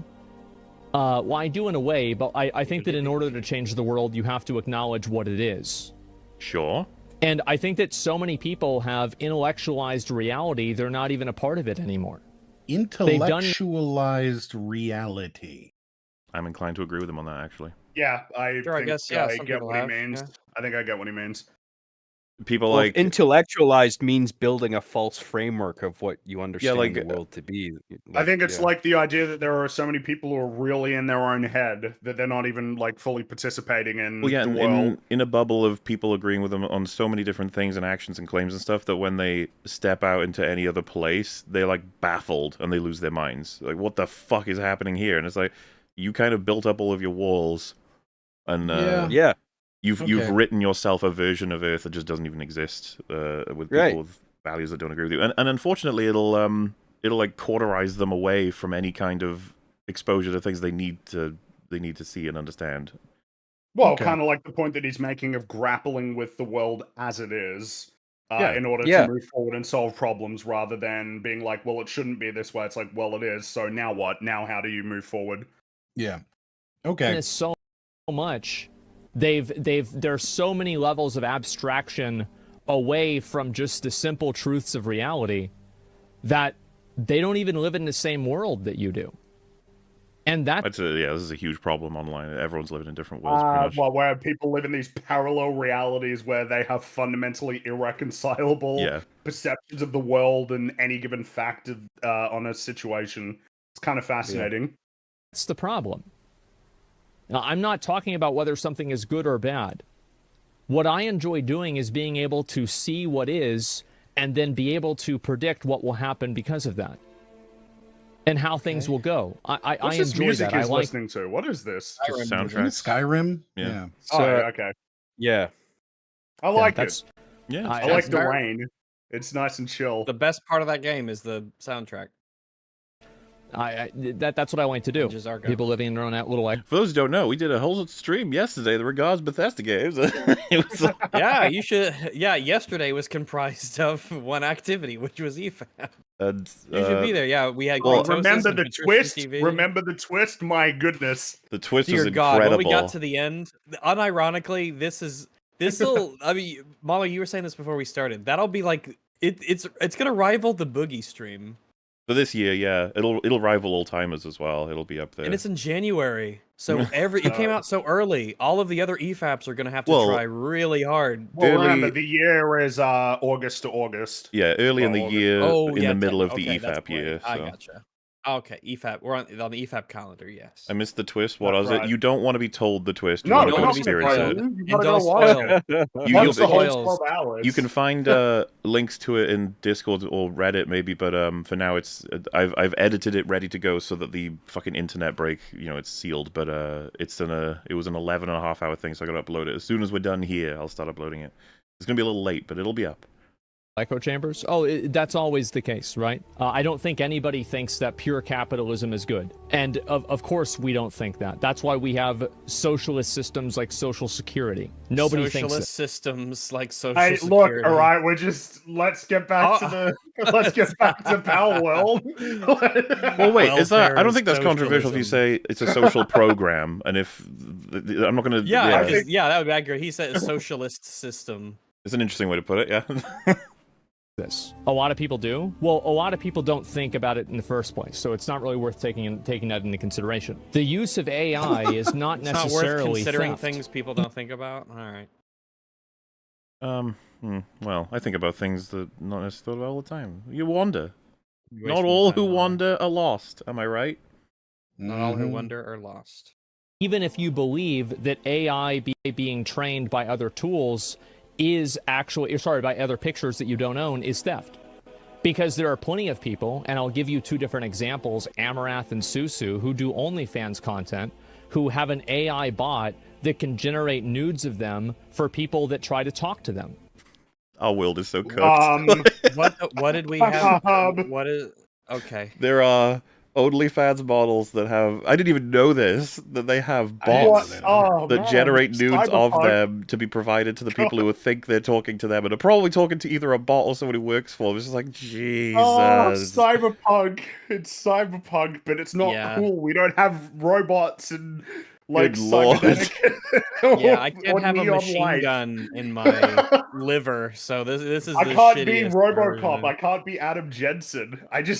There's no neon or gold. It's just cringe. It's all cringe. Beyond just the image creation, I imagine those bots have like a chat component that's designed to interact with these people as if it's Amaranth, and then sort of process requests. And it's like, okay, you want this image? Here you go. To an actual I hate to theorize, but I'm assuming that's how he's like, where do you want me, and what thing do you want me to be holding? And then the AI just fucking forms it all. It's like, it's so weird. You were probably very close to what it actually. I didn't know this was happening, and I feel like I just. Where are the flying cars? What does it do for a person where they like I'm interacting directly with her? And she said we do, so then their friend is like, "Oh, that's AI. That's not her." How's he know? Do you think the person just goes, "Fuck you, it's real to me"? It's real to me. They're all wrestling fans. Did she make like $58 million in the last few years from that? Yeah, she should be able to take her pants off. Wasn't that the stat that it was something like in 4 years she had made $57 million? Yeah, she's super wealthy off of it. Mm-hmm. She's probably got several bots running. Man, that's so weird. Sure, yeah. Is that theft? Well, no, because they trained the bot with their own content.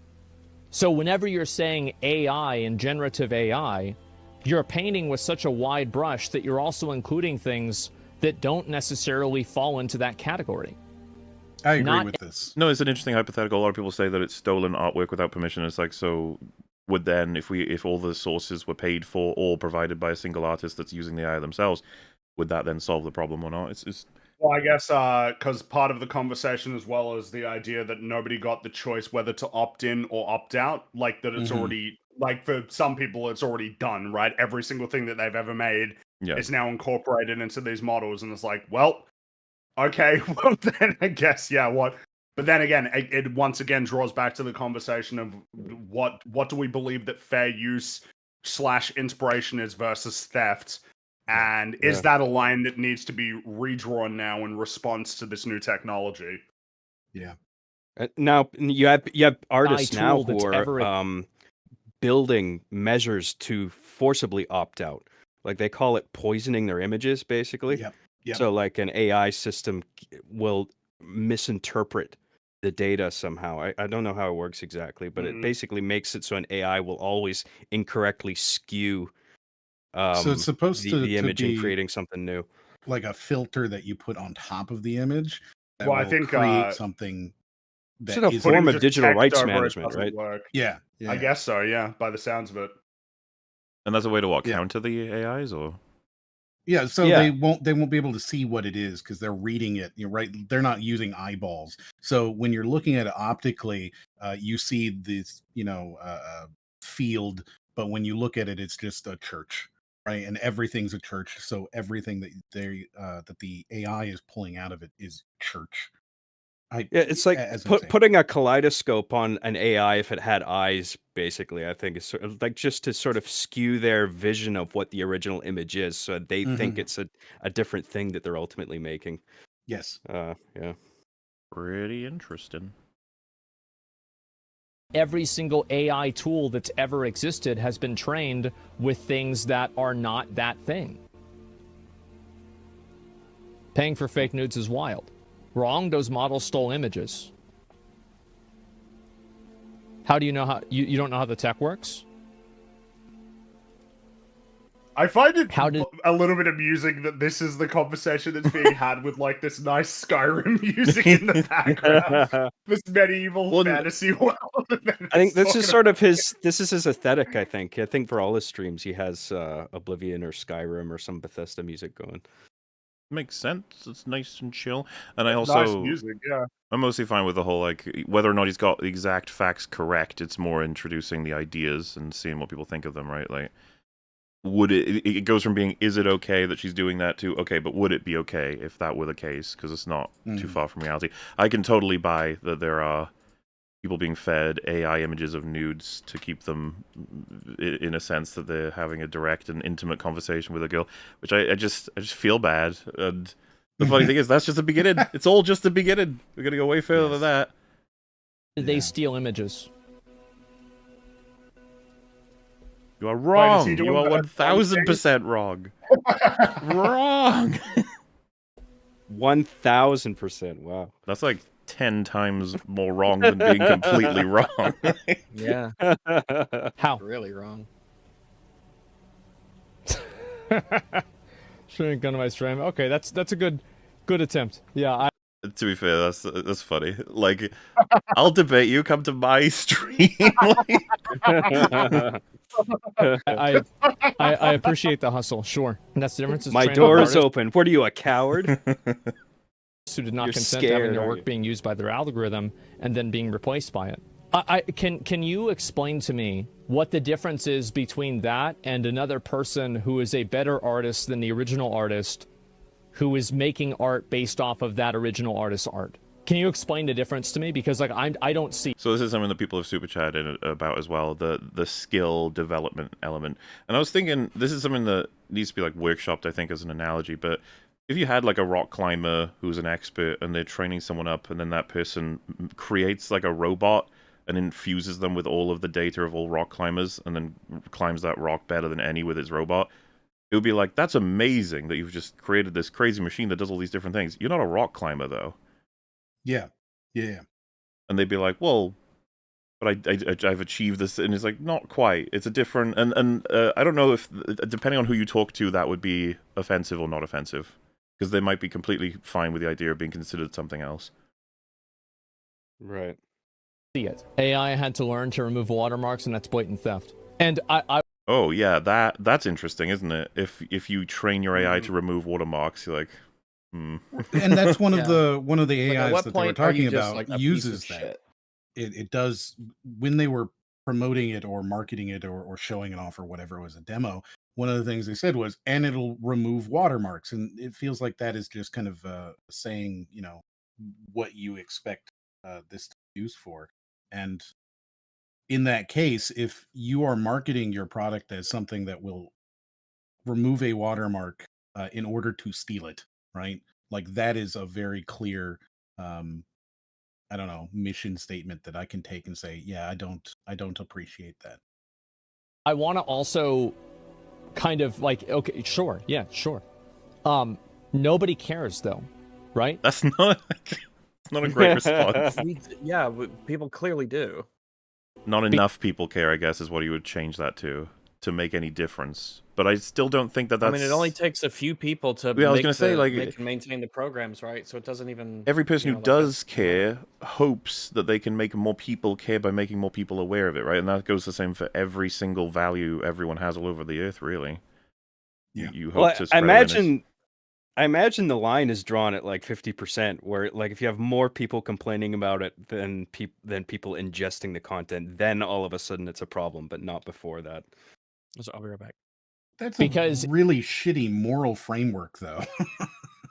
I don't know where he draws the line. I figure that's like the place to draw it in lieu of him actually saying so. But if that's what he's saying, right? Like, it's only moral if everybody disagrees with it, then that's not very moral, is it? Not quite. I don't think it's moral is what he's going for. It's just that change won't happen. There's the problem. There's a lot of words that sometimes I want to blame English, but I also want to blame Asmongold for the use of particular words. If somebody found out that somebody used AI, it's not going to decrease their enjoyment about it. It might. It could. It might. Yeah, absolutely. It could. Because the nature in which how a thing was made, it can have all kinds of effects on your enjoyment of the thing, or it might have zero. Yeah. I completely understand. Sometimes it can make you like it more. Sometimes it can make no difference. Sometimes it can... I think that what we've seen online, we've seen many examples of this. I don't know how many people in chat have, but like people posting AI works, being like, "Hey man, this is if Wes Anderson made Lord of the Rings," and loads of people are like, "Fuck you, go away." It's like, Jesus, what? When I didn't do nothing, it's like, get out of here, AI.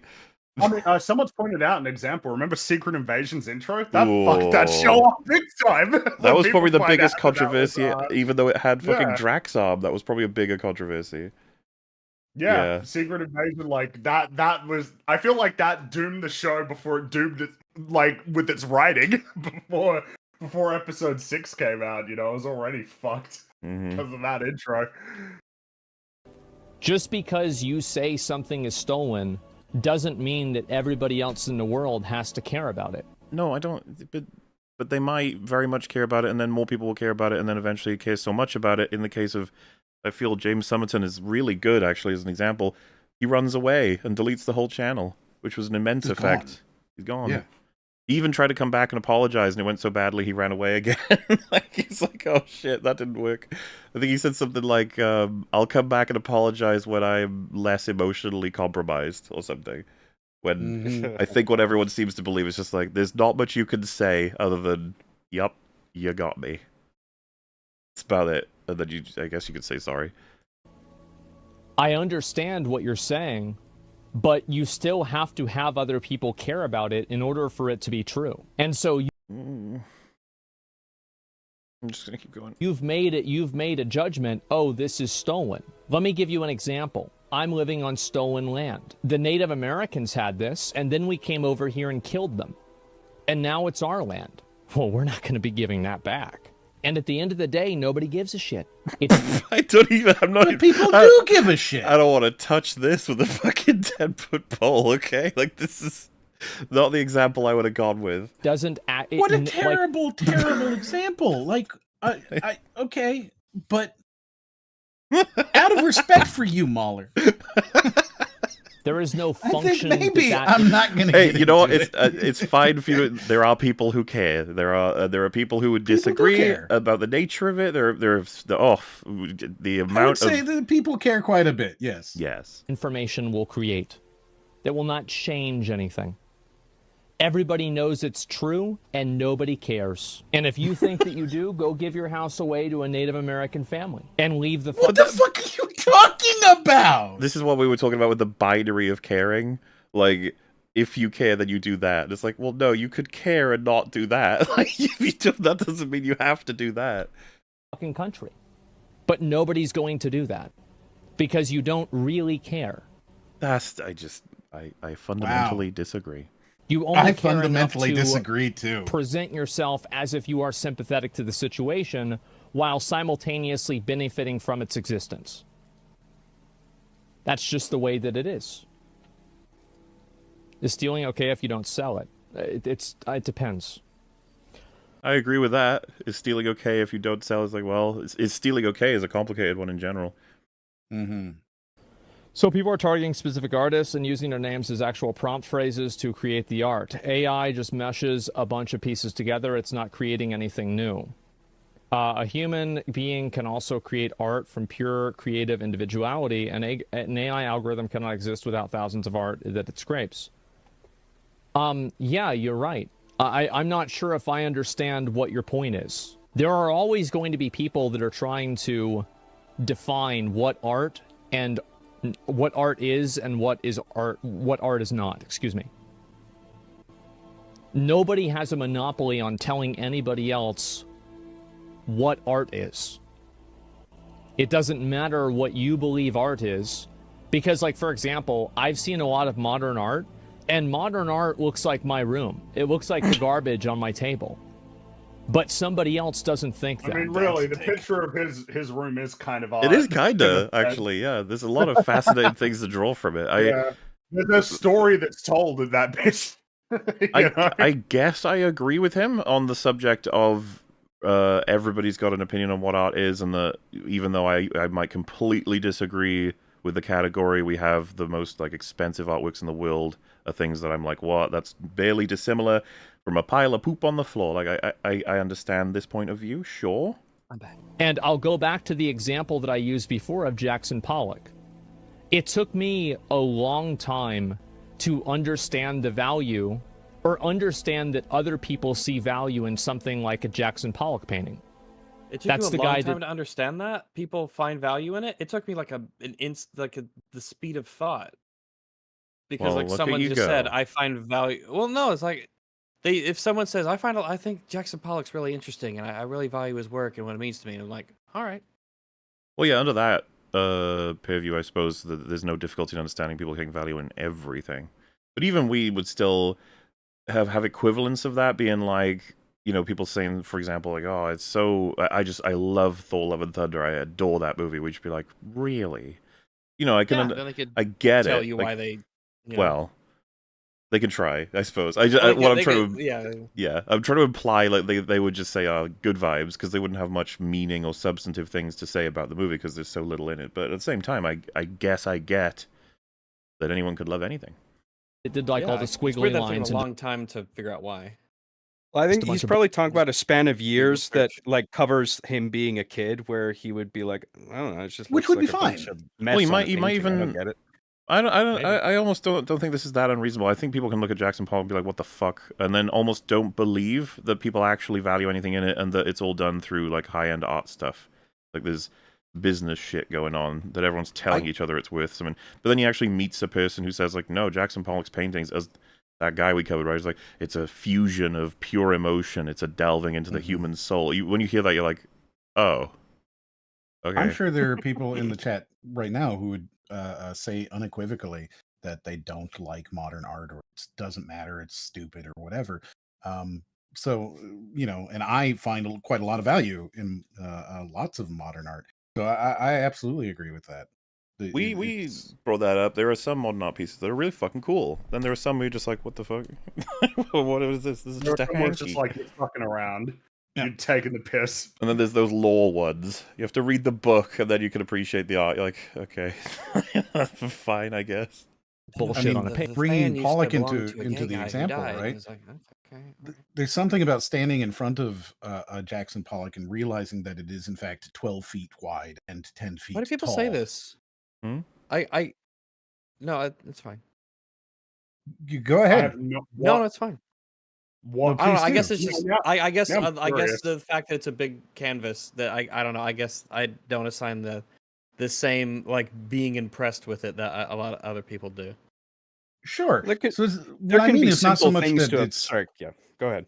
Yep. I'm just going to say is it's not that I mean that the canvas itself is big. Ooh, look at that. It's about the fact that you are seeing a monumental effort of work, and you're realizing the many days, months, years that go into it. You're talking earlier about the soul of the artwork, right? And realizing that and kind of connecting to the art through that. That's what I mean is standing in front of this piece of artwork can often be the difference between seeing it on a computer screen and going, it's not super impressive, and then standing in person going, oh, no, that is very impressive. And, for Pollock, at least, I think that is something that tends to be kind of missing from the discussion. Yeah, I don't think if I was in front of a Jackson Pollock piece, I'd think any more of it. Which is totally fine too. Page, it's subjective.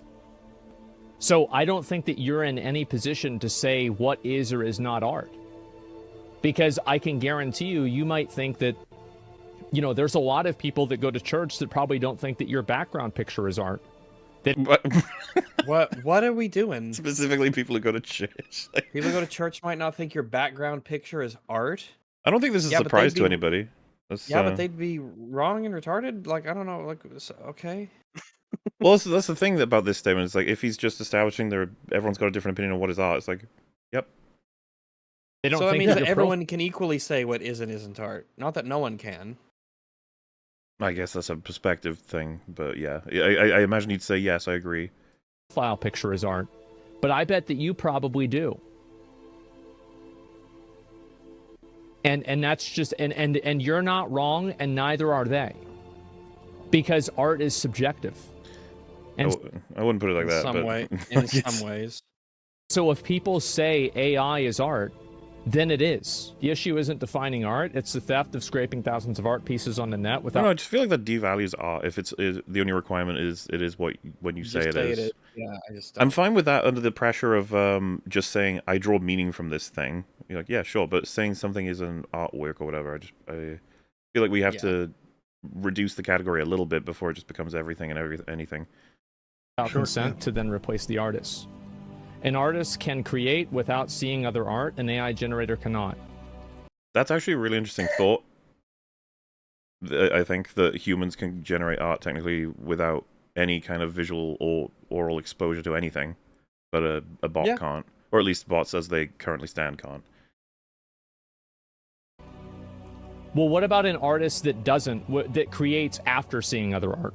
Like, I think that you're kind of talking around my point. If an artist is able to use something as an inspiration to create their own thing, that thing that they've created is derivative of the thing that originally exists. And so on a fundamental level, you're saying that AI isn't art because it's derivative. And is this... Yeah, but again, not a binary. No, I think it's probably about the process and what goes into it, right?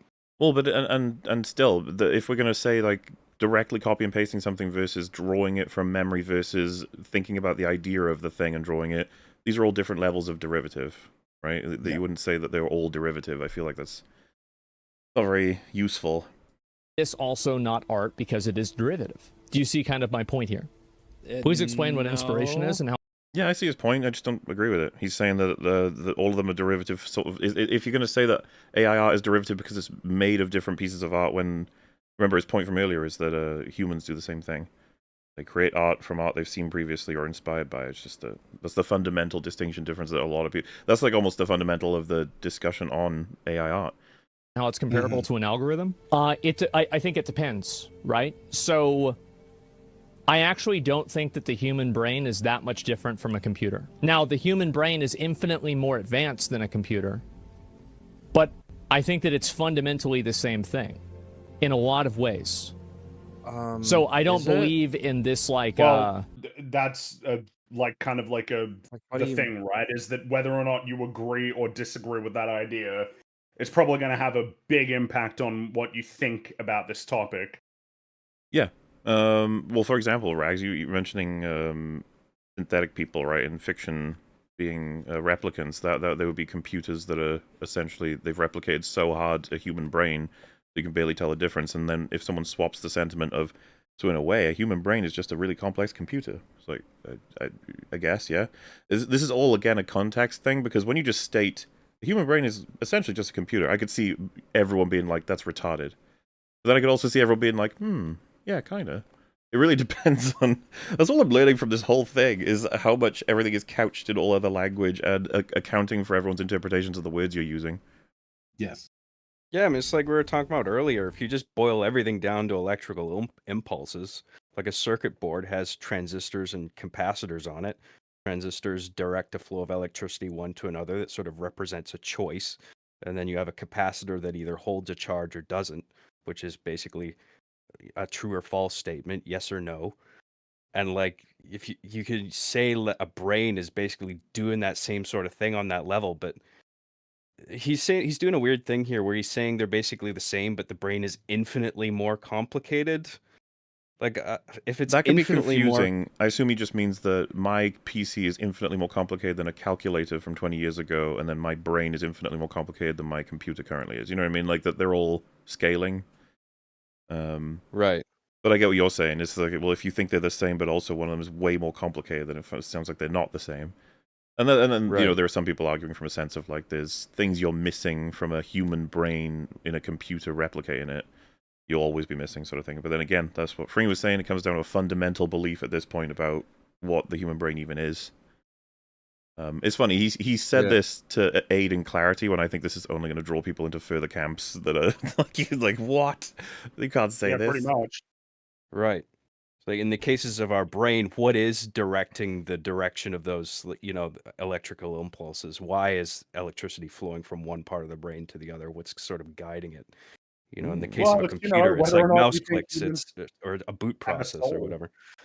Yeah, right. Well, that's it, right? Or, what the nature of human consciousness is. It's like Listen, sorts of questions. if In we the case can of the just... human brain, is some superseding controller that's like at the point of the infinite or beyond the infinite, If we can just figure out the nature of the human brain and the replication of human consciousness, we can then decide whether to support Palworld.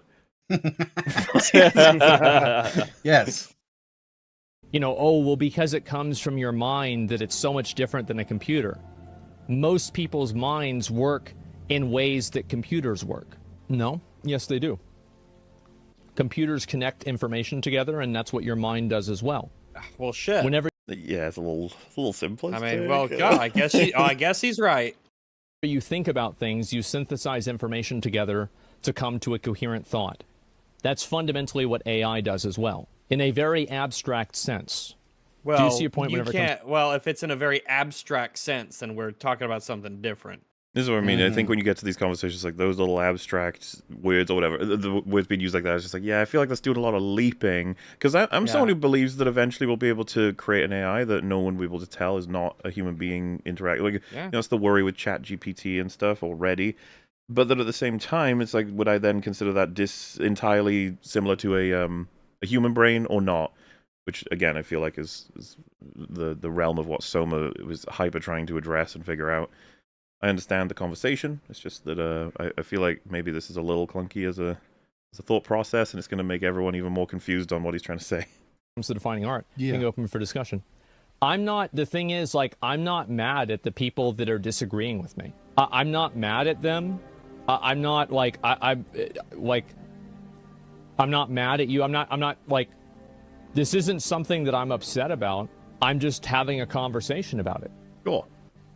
I don't know why other people are getting so mad, to be honest with you. You haven't pieced that together yet? I was going to say, I feel like maybe you haven't been able to piece that together yet, man? He does surely know. Like, a lot of people take very grand umbrage to this because it represents like a serious blight on the world to them, depending on their particular views. I mean, like he's always gonna have stuff like based on what he does. Yeah, he probably doesn't have to worry about any of this stuff. But some people actually have like a stake in this. Well, I mean, I'm not even saying necessarily you have to have a stake in it. You could just be worried from a philosophical point of view about the future of humanity and stuff. That too, yeah. I guess that counts as having a stake in it. It's like, yeah, I guess so. The future of humanity. Yes. But there it is. You're basing on a level that people aren't going to understand. Well, if people don't understand it, that doesn't make me wrong. You should probably well, you could learn work to on communicate better, you know, and, yeah, define like, things, and you can explain what you mean when you say the words. That probably will help a bit. You're really wrong about the brain being a computer. What about it is wrong? As a paramedic, it's not necessarily true. The way to think about it, computers are binary integrated. They have to think in do's and don'ts. Brains have multiple chemicals. Yeah, a lot of and this nerves is going that to come react in down to like different the technicalities of different processes. And how well, yeah, things because the function response and to the way they do it. anyone's assessment of what is in a brain that a computer can't recreate, the response would be, well, could it simulate it? And then usually the answer would be like, well, if yes, then how would you know ultimately? And then what is... This is almost going into theory about whether or not we could be simulations. And you're like, it's too much from a brain all at once. I can't take it.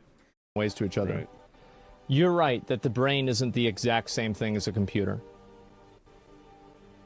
But I said that your brain functions in a lot of same ways that the computer does. A lot of same ways? You said connects information, so they're basically the same. That's true. It's not the exact same thing. And I think that in 200 years, somebody will be able to make a computer that thinks like a human brain. I think that it's inevitable. To be honest with you, I can't imagine anybody thinking that it won't happen. Then I kind of agree on function, but it's not really the same. It's buffering for me. Sorry. Oh.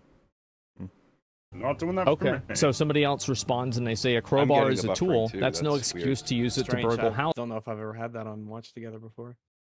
Yeah, Watch Together is being real weird today. That it won't. I'm going to refresh my page. I'm going to do that Fair too. enough. I shall wait for a moment. Jordan Peterson would have an aneurysm looking at Asmongold's room. Yes. That's just... Yeah. Mm-hmm. Never mind the discussion, just the room. Like, Remember, oh. lobsters clean their room. Okay. Well, just, Yeah, mobsters like, clean their room and love their mamas. like Jordan I would said be... lobsters. Oh, I thought you said mobsters. No, Oh, lobsters okay. clean their room. Hermit crabs certainly clean their room because they it's on their back. Oh, I think mobsters probably do as well. A lot of them. Probably, yeah. Not when they're super into the coke and they take all the coke and then they let their room degrade, and that's evidence that the coke is evil. I want to make sure everyone understands that. And also, are you all reloaded? Yeah, well, I didn't yes. reload, but I mean, I'm good. Yeah. If you're Alright. good, then you're good. Happen. Then I kind of agree on function, but it's not really the same. Okay, so somebody else responds and they say a crowbar. That's that for that discussion. Like, it is kind of funny. It's just like, this is way too complicated. It's just like, okay, fine. I think he realized, like, this isn't helping, so I'll just move on to this. Bar is a tool. That's no excuse to use it to burgle houses, is it? Same goes with AI. It's a thief's tool. And when So what's interesting already... Technically, all burgling is house. It involves a house in a sense, because burgle comes from the German for house thief. So This is a very bad choice to compare because it's so you can tear this apart. Like, a crowbar is a tool. That's no excuse to use it to burgle houses. It's like, okay, but a crowbar could also just like you could use anything to burgle. You don't need you know what I mean? Like, I could use like a fucking a Game Boy to smash a window if I really wanted to. I guess. And then saying like it's a thief's tool. The AI is like, but according to your analogy, it's more so about how we use it. So yeah, like it should not be acceptable. It's like, and then it comes into the complication of like, but what if I'm stealing something back? What if I'm stealing it? It's like, that's not what it is. It's like, I know, but it's just, you don't want to make an analogy that makes things more complicated. And it should not be acceptable. If AI piracy is okay, then media piracy also is. Why should I pay for something that's stolen from artists? Circular reasoning. The guy responds back, a crowbar is a tool that can be used by thieves. AI is a tool that can also be used by thieves. AI can be used in many ways. Most artists who complain about AI art theft are furry artists who can't charge $15 for their commissions anymore. There, I said it. I can't believe how many furries got mad at me today. It was crazy. Nothing's original anymore. there's probably a lot of artists. Yeah. I don't know what the furry thing is. Being that I don't see. I think it's probably a lot of artists might be concerned in some way. Yeah, furries is just weirdly narrowing it. I mean, yeah, it's. I think it's broad mostly than just that. for funny. It's probably just be like, see, we can dunk on furries. That's an easy dunk. You know, those furries, Right. we're making I them mean, angry. So It is an easy dunk. That's fair enough. you Yeah, gotta fair get enough. better representation, okay, in media. You need more diversity. You need more furries in That ain't media. happening. They're a bunch of fucking crazy, cringe weirdos. Oh, now it's buffering for me. Control. All right, hang on. I need to refresh. Use models. All right. Jeez, wow. Yeah, I don't know. It's strange. I've never had. I don't think I've ever had watch together buffer. Who knows? Cool. Yeah, I don't know what's But it going on seems to be exactly. fine with me. I reloaded and it worked fine. So I have reloaded. Control arguments. The person, not the tool, or the tool or the person. Yeah, exactly. by the way, whoever makes like a good so watch together, you could, you could. There's, if you're out there. Yeah, you could. Someone could make like a good there's watch like- together that has a non-shit UI design and pretty functions well and stuff like that. There are like 15 alternatives, and they're all. Remember that time where all we tried a bunch of them and they were yes. horrible? They were Yeah. all were terrible and they just didn't do the basic thing. Mm-hmm. There's one comment. You're worth what anyone is willing to give you. Anything else is just fantasy. Wow, This the is- philosophers Well, I was on gonna say this- Twitter today. Jeez. I'm not even like assessing whether or not he's right. Just like a fundamental, like what a lame quote. It's so depressing. Like you're only worth what people are willing to give you. Anything else is fantasy. Like damn, have some self-worth. Believe in yourself. Recognize your own value. You don't need to get it from other people. A lot of artists throughout history died in poverty. I guess they weren't worth anything. Oh. Hey, little girl with cancer, I just want you to know that you're worthless because you're not making any money. Base, get a job, loser. Good thing we have rich people to do the right thing and help her. Oh, wait, you're still in a fantasy land where those people are supposed to give their own money to make people happy. That's not life, that's fantasy. What's happening here? Yeah, the guy What just is said I'm that? so I don't know. confused. Like what? So this person is obviously totally fucking right. Obviously, like, nobody has a, the moral authority, unless you have the government do it, to just go take somebody else's money and give it to another person, right? That's just how it is. And this is another response that a person has made. Obviously, you're correct, but your explanation wasn't great. Metaphors with physical items work better. If an AI chef... Oh, yeah, I really like this example. I wanted to show it to you guys. If an AI chef existed and could make the best tasting meals instantly and for cheaper, no one would ever pick a human chef. Oh, they would. Brian, that's not true though. I mean, we actually talked about that with the replica. AI chef existed. Well, so the thing about what's happened that we've seen already, and this is in a lot of sci-fi media too, is that if people know that it's non-human, the thing that's being created, then they automatically don't want it. They're just like, get away from me. And it's like, you wouldn't care if it's amazing. It's like, no, the point is that as soon as they're made aware and they want to be aware, they don't want to encourage, they don't want to involve themselves in artificially created things. It could be food, could be artworks, could be whatever have you.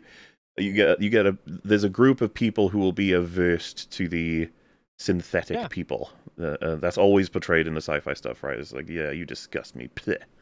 Because you're a perversion of humanity, that sort of stuff. So yes, if there was an AI chef that existed and he could make the best tasting meals instantly, oh sure, loads of people would be signing up to get that food, but not everyone. A lot of people would be like, I'll go with the human. Like, in Star Trek, like there's a great value placed on manually making food yourself, even though food is like limitless resource and it's all delicious. I mean, the whole being able to do it by hand, owning an actual winery, and that stuff has value. It's still, the real deal is always going to have some element of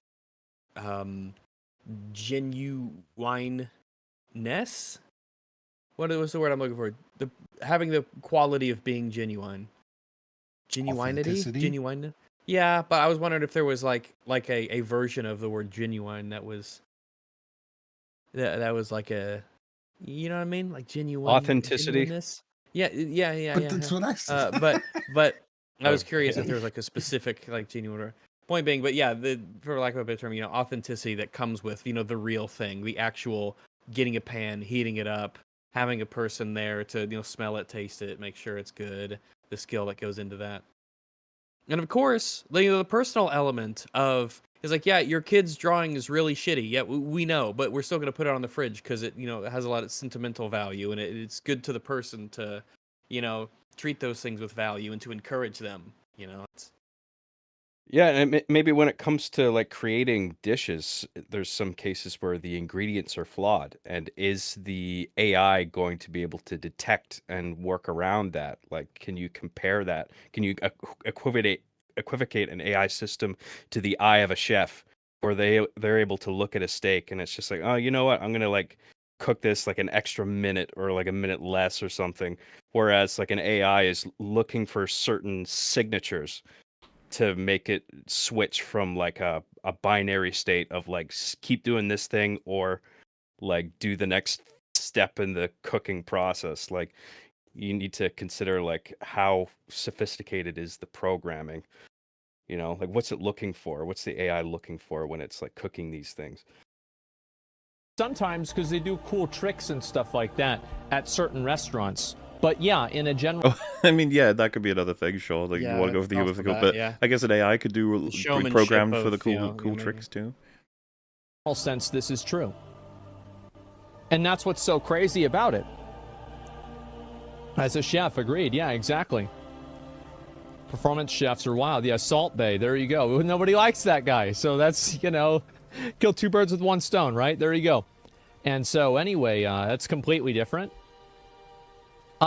Is this a person who is... Okay, this is another ardent disagreeer in chat. Why is it different?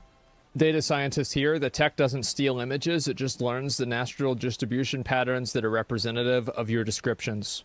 The way that you say it makes me think that you're right, and I bet you're probably right, but I don't have enough education in that to be able to say, oh yeah, it's so true.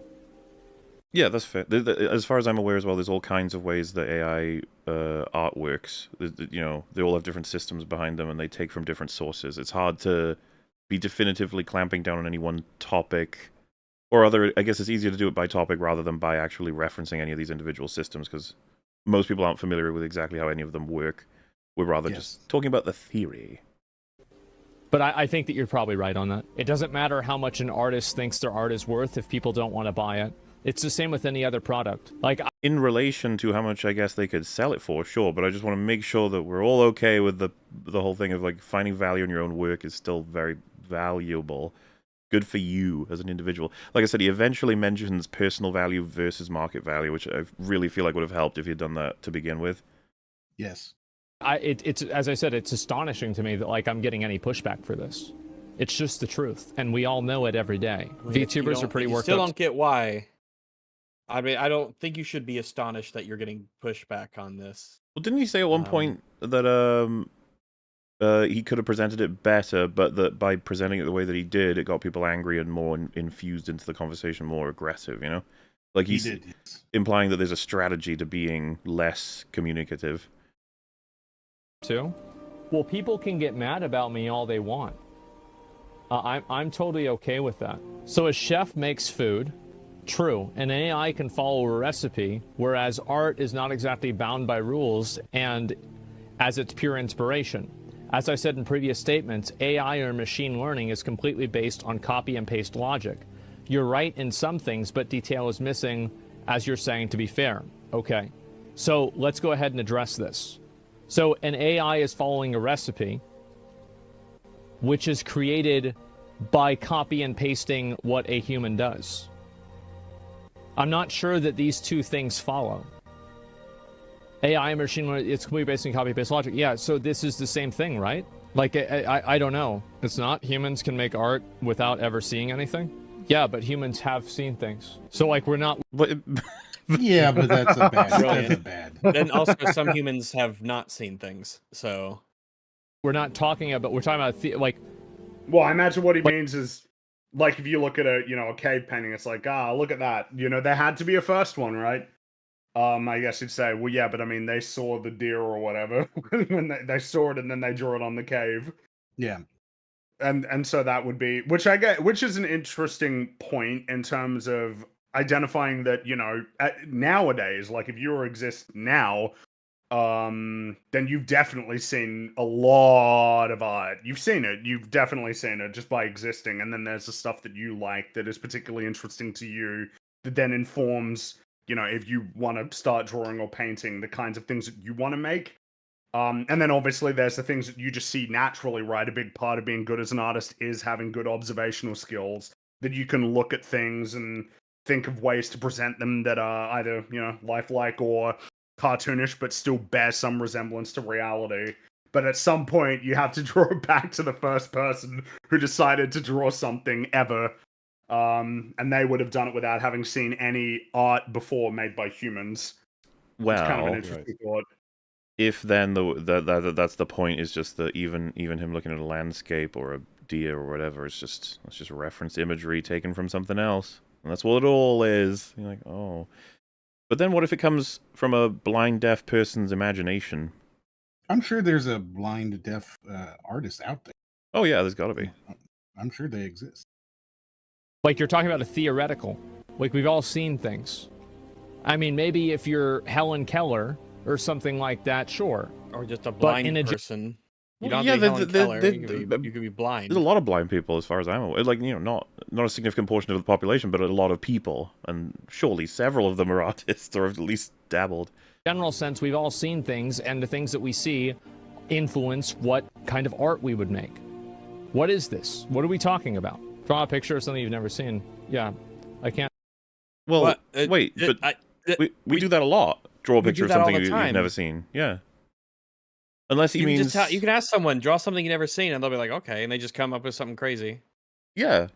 Because someone could be like, yeah, but okay, so draw something you've never seen, and you draw like a 5-legged creature, and it's like, yeah, but that's just based off of 4-legged creatures where you've added one. It's like, okay, so when you say draw something I've never seen, you mean draw something that's not even within our universe? Because, like, in theory, I guess I could still do that, right? Like, draw something...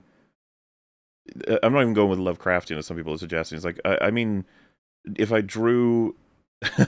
I'm trying to think of, like, as long as it doesn't match any structure or creature in the universe, known universe, like, it would count, I guess? Yeah.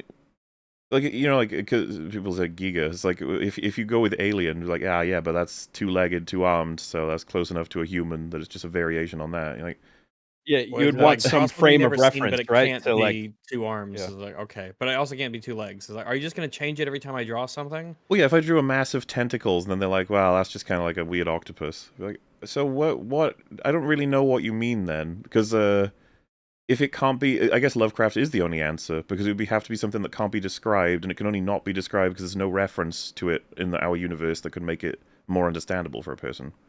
Yeah. But at that point, that just seems self-defeating. That doesn't add anything to the conversation. Like, draw something that is unrecognizable. It's almost like saying draw something that can't be viewed. Mm-hmm.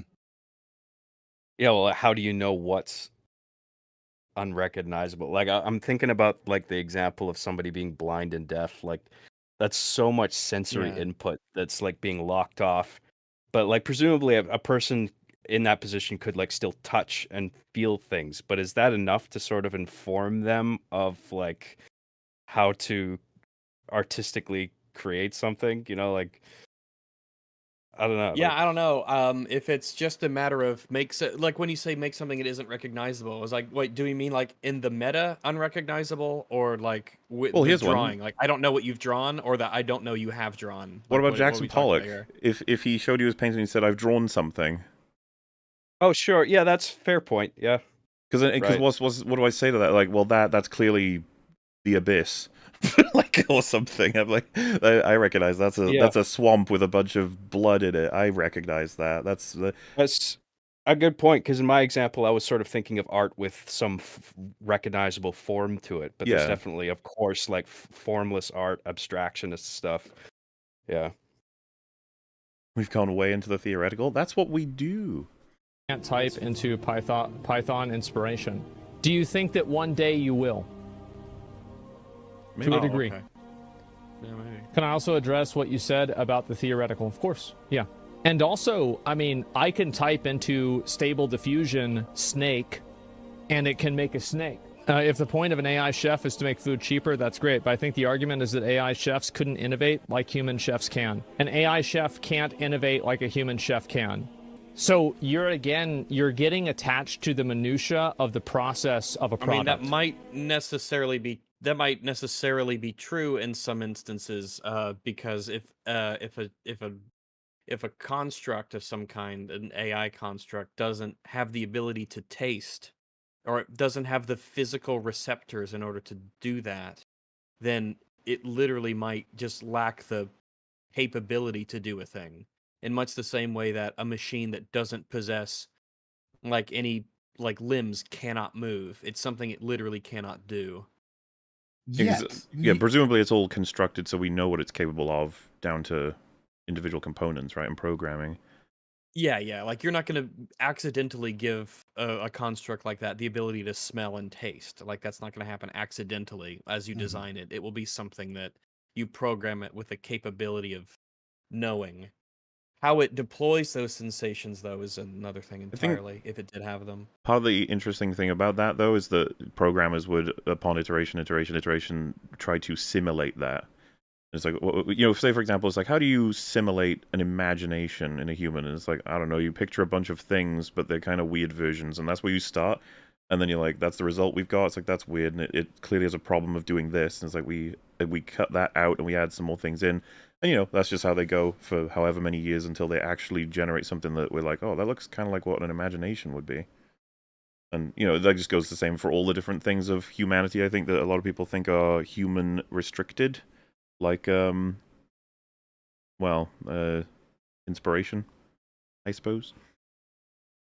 Sure, I imagine with the chef example, like you have programmers who will just talk to a chef and be like, okay, what would you do with this dish? It's like, okay, well, I do this, I'd look at this ingredient, I'd evaluate this and that, and then I do that. And then he would be just writing all that down in something called pseudocode, which is basically just like a layman's English version of all the lines of instruction that are going to eventually be programmed into the final, like, code. Right, so it's like, if this condition is true, do this, do that, and then you just transform each of those lines into an actual code that a program can recognize, or like in a language that a program can recognize, right? What I'm telling you is that here, I can make a chart, and maybe this will make it easier for people. The green part is the part that the customer cares about. This part the customer doesn't care about. So this entire oftentimes. And I think that there's some things that all customers do actually care about in the process of making something, that you could provide like an extreme hypothetical, or just the reference to how in the West there's a couple of things that are just absolutely unacceptable. Yeah, or like in kitchens, having any kind of mother, and I forced her to make this under threat of death and torture. Yeah, well, rat in the kitchen, people consider that absolutely unacceptable. And you'd be like, they won't care if the food's good. It's like, they will, though. A lot of people just will. There's a big old poop in the kitchen. You're like, fuck that, I ain't eating here. Yeah, you guys know that as like collectively as a society, we all decided to stop watching the Bill Cosby Show. If I could imagine that if somebody was, I don't know, if a chef, he dropped a steak, and let's say somehow he picks it up a literal millisecond after it hits the ground, and then the robot comes along and says, yep, there is nothing wrong with this steak. I feel like a lot of people still wouldn't want to have that steak that fell on the ground. Yeah, and a lot of people will be able to recognize that it's okay. It just makes them feel icky. Yeah, even if there was literally nothing wrong with it. Like, that there was absolutely zero contamination. Maybe a subset of the robot's programming can scan the steak and be like, oh no, germs detected, and then it throws the steak away and gets a new one. The 5-second rule you could program into robots. The steak was recovered 4.6 seconds, after dropping. I'm just gonna keep an eye on chat after I say this, but precious guests, my precious cast here. Hello. Could you imagine someone maybe eating some bread and looking at it and noticing there could very well be maggots in it, and then they continue eating it? I can imagine that happening. Yeah. I do not. I wouldn't do that myself. No. But I can imagine. Yeah. I can imagine creatures who might eat maggoty bread for 3 stinking days. I mean, it's possible that such a thing exists. Yeah. Is not relevant to a sale.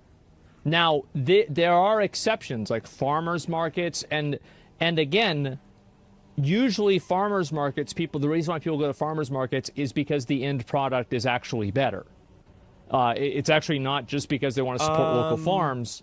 It's also because that the product. I don't agree with maybe that. I don't actually know. I think that those cross sections would exist. That's fine, but we've also acknowledged the existence of the people who just do it to support the local people. You see that all the time in all kinds of ways. Support your local creators, support local people, support fundamental, like, salt of the earth people doing local things. Like, yeah, you see that all the time. Local businesses. I disagree with the idea that they only ever do it if they think they're getting a better product as well. It's like, no, not necessarily. Obviously not true, yeah. Well, I'm happy to say there's a Venn diagram, but there's those that exist that just do it to support the stores or whatever. Better, and it might taste better to them. So this is the problem that people on Twitter don't really seem to understand. They think that this matters. This is what people care about. So I agree with you, but I believe... cares. Yeah, that's just wrong. He keeps saying specifically no one cares. Well, it's just the fact that they care means, well, some people do care then, because they do. And then if you switch the goalpost to, okay, some care, it'd be like, well, not an insignificant amount in any way, shape, or form, and especially because the only way to get it is to be a significant amount is for the insignificant to begin the fucking roll, isn't it? Exactly. I mean, if the attitude was that, well, if it's an insignificant amount, you know, based on my definition of significant or insignificant, so don't even do anything, then I guess very little would be achieved ever if people followed through on that advice. Dude, I love that MS Paint image, like it's an academic PowerPoint presentation or something. There's just a big chunk of a pie chart. It's like nobody cares about this part. I don't think he would want to. He's presented that way. I actually would prefer more people do that. Present it because diagrams can be really helpful to understand what they see when they say the things they say. Yeah, I definitely see the utility in just sketching something out for people for sure. It's just I just find it funny. That's all. Knowing that a human know what they are doing, especially with art to any degree, art, music, you name it. Whereas with robots, AI or whatever, there is no admission of that truth. You get what I mean. I agree about the customer, but if I'm in the court with Sony over it, they're going to care. Again, you're right, but I think the other side has a point. And they're not, it's not that their point isn't invalid, it's that their point is unpopular. And it is not the resounding opinion of the general audience. So you think that... Well, another element of this is that he derives opinion from action when we don't actually... It's not quite the one-to-one. As in, like, you clearly don't care because you bought X thing. And a lot of people would tell you, like, I do care, but I don't have, like, much choice in terms of what I can spend my money on because of how poor I am, for example.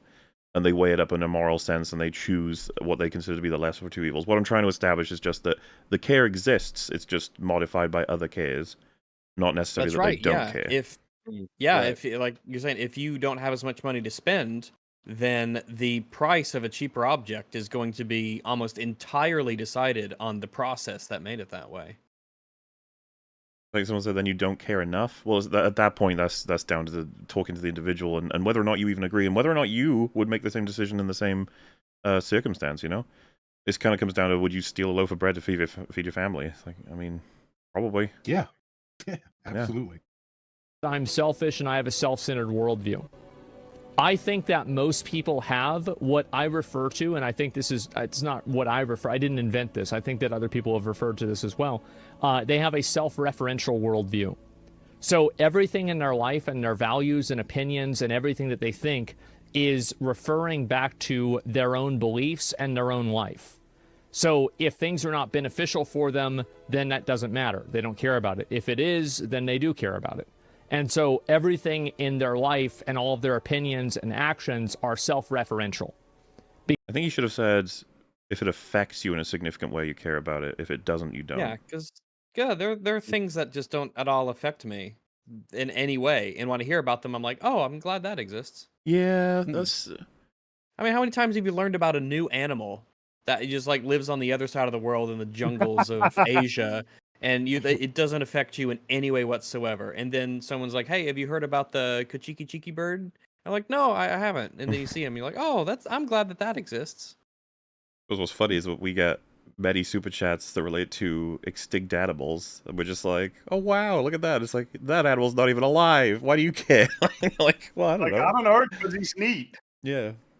Even if I had no interaction with the cheeky bird, I feel like if I saw a picture of it, I'd be like, "Oh, that looks cool." Like, Yeah, wow. exactly. it's like just you could tell as you open up the picture and look at it. You're like, yeah, I with a name like that, I know he'd look like that. Yeah, I can tell he's a sassy boy. Yeah, That is Well, so a cheeky bird. If I ever Yeah. saw someone said, one. and then you forget about it almost immediately, and it's like I've forgotten more things that I care about than I care about.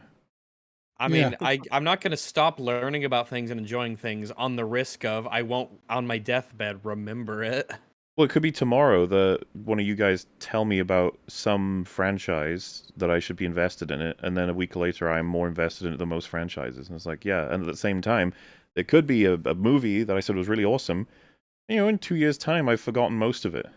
And I'm like, oh shit, yeah, I don't really care about that movie anymore. It's like, yeah. all the time to me. Those It's thoughts normal. don't have value just because I don't remember them for a very long time. If the picture of the Kachiki bird only gives me joy for 4 minutes, and then I actually do forget about it, it's like, well, I'm glad that I had that little, like, hey, that was nice, that was fun. Well, yeah, and especially when compared to, oh, did you know the old Richie down in the store? He actually, he bought a briefcase today. You're like, I don't care.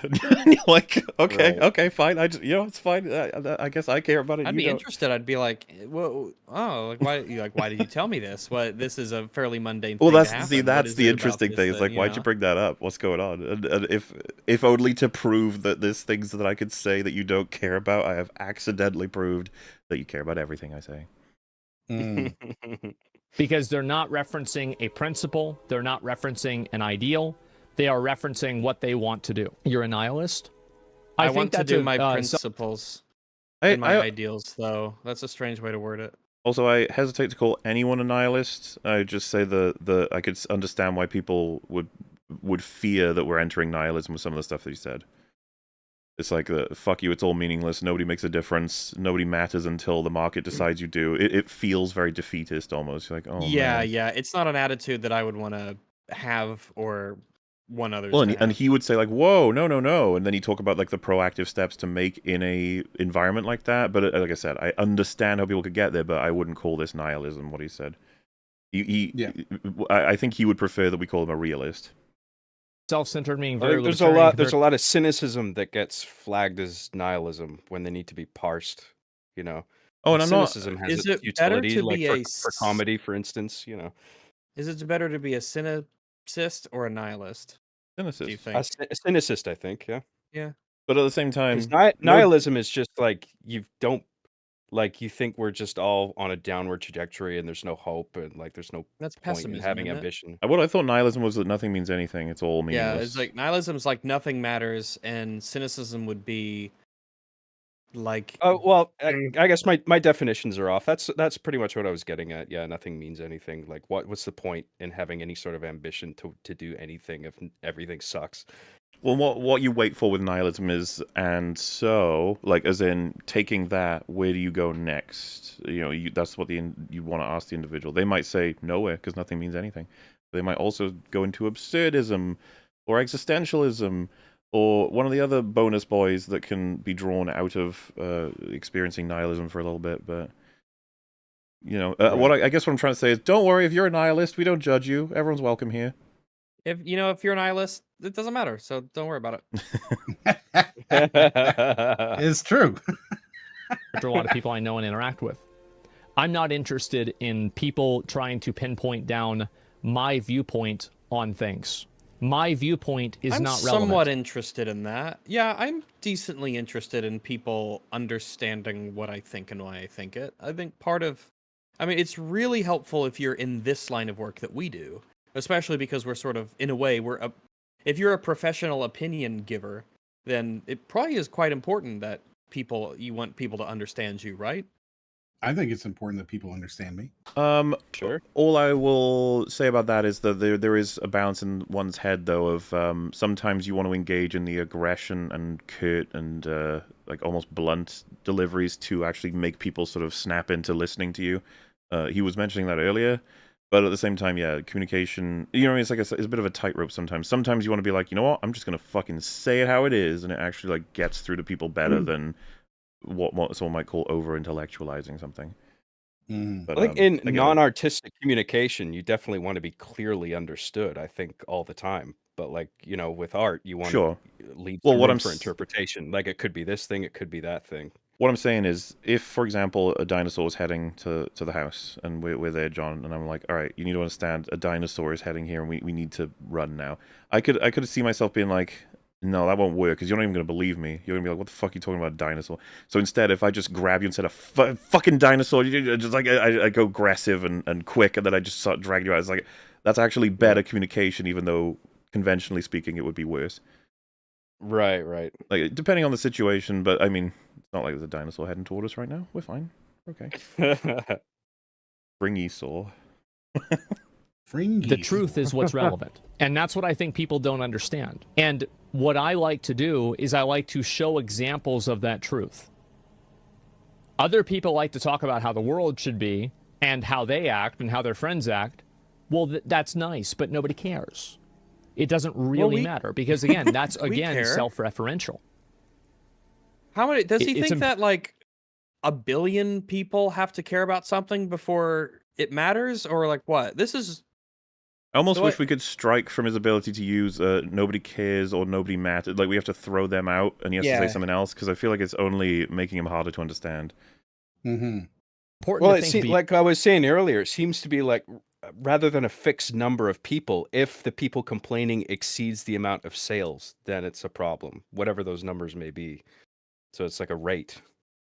I don't know. Like, I mean, I'm just saying, like, I assume that's where the line is drawn. If he's not going to say exactly where the line is himself, like, that it would seem to be that would be the assumption to make. You know? Beyond that, and to look at what are you doing, what is the world doing, not what are you doing. And so we're talking about hypotheticals. I don't like talking about hypotheticals. We do. I like talking about reality. Hypotheticals. Loser. I wouldn't say nobody, though. There's never a nobody. There's never an everybody. So then stop using those fucking words. And stop saying those things. Also, there are instances where you'd use those words. There definitely are. They're useful. But I think that it is a vast minority of people that... Nobody can eat their own head, as was pointing out in Team America. So there you go. I'm going to be proven wrong by that when someone fucking clones themselves and eats their own head. God damn it. Truly care about these things. And I don't think that it is in any way, shape, or form a majority, and I don't even think that it's remotely close. I think that less than 5% of people care about it. Do you believe in trying to curb the a shit ton of fucking people? And it can become... But don't you see already, though? You're like, 5% of people cared. You're like, that could easily become 10%. And then 20%. 5% is 1 in 20. Because that could be explained by the fact that the other 95 don't care after discovering it, or they haven't heard about it yet. Mm-hmm. We don't know because the stats don't tell us that part. Only if I think I can, which you can't. But more and more people are concerned with how the products they buy are consumed or made. Why?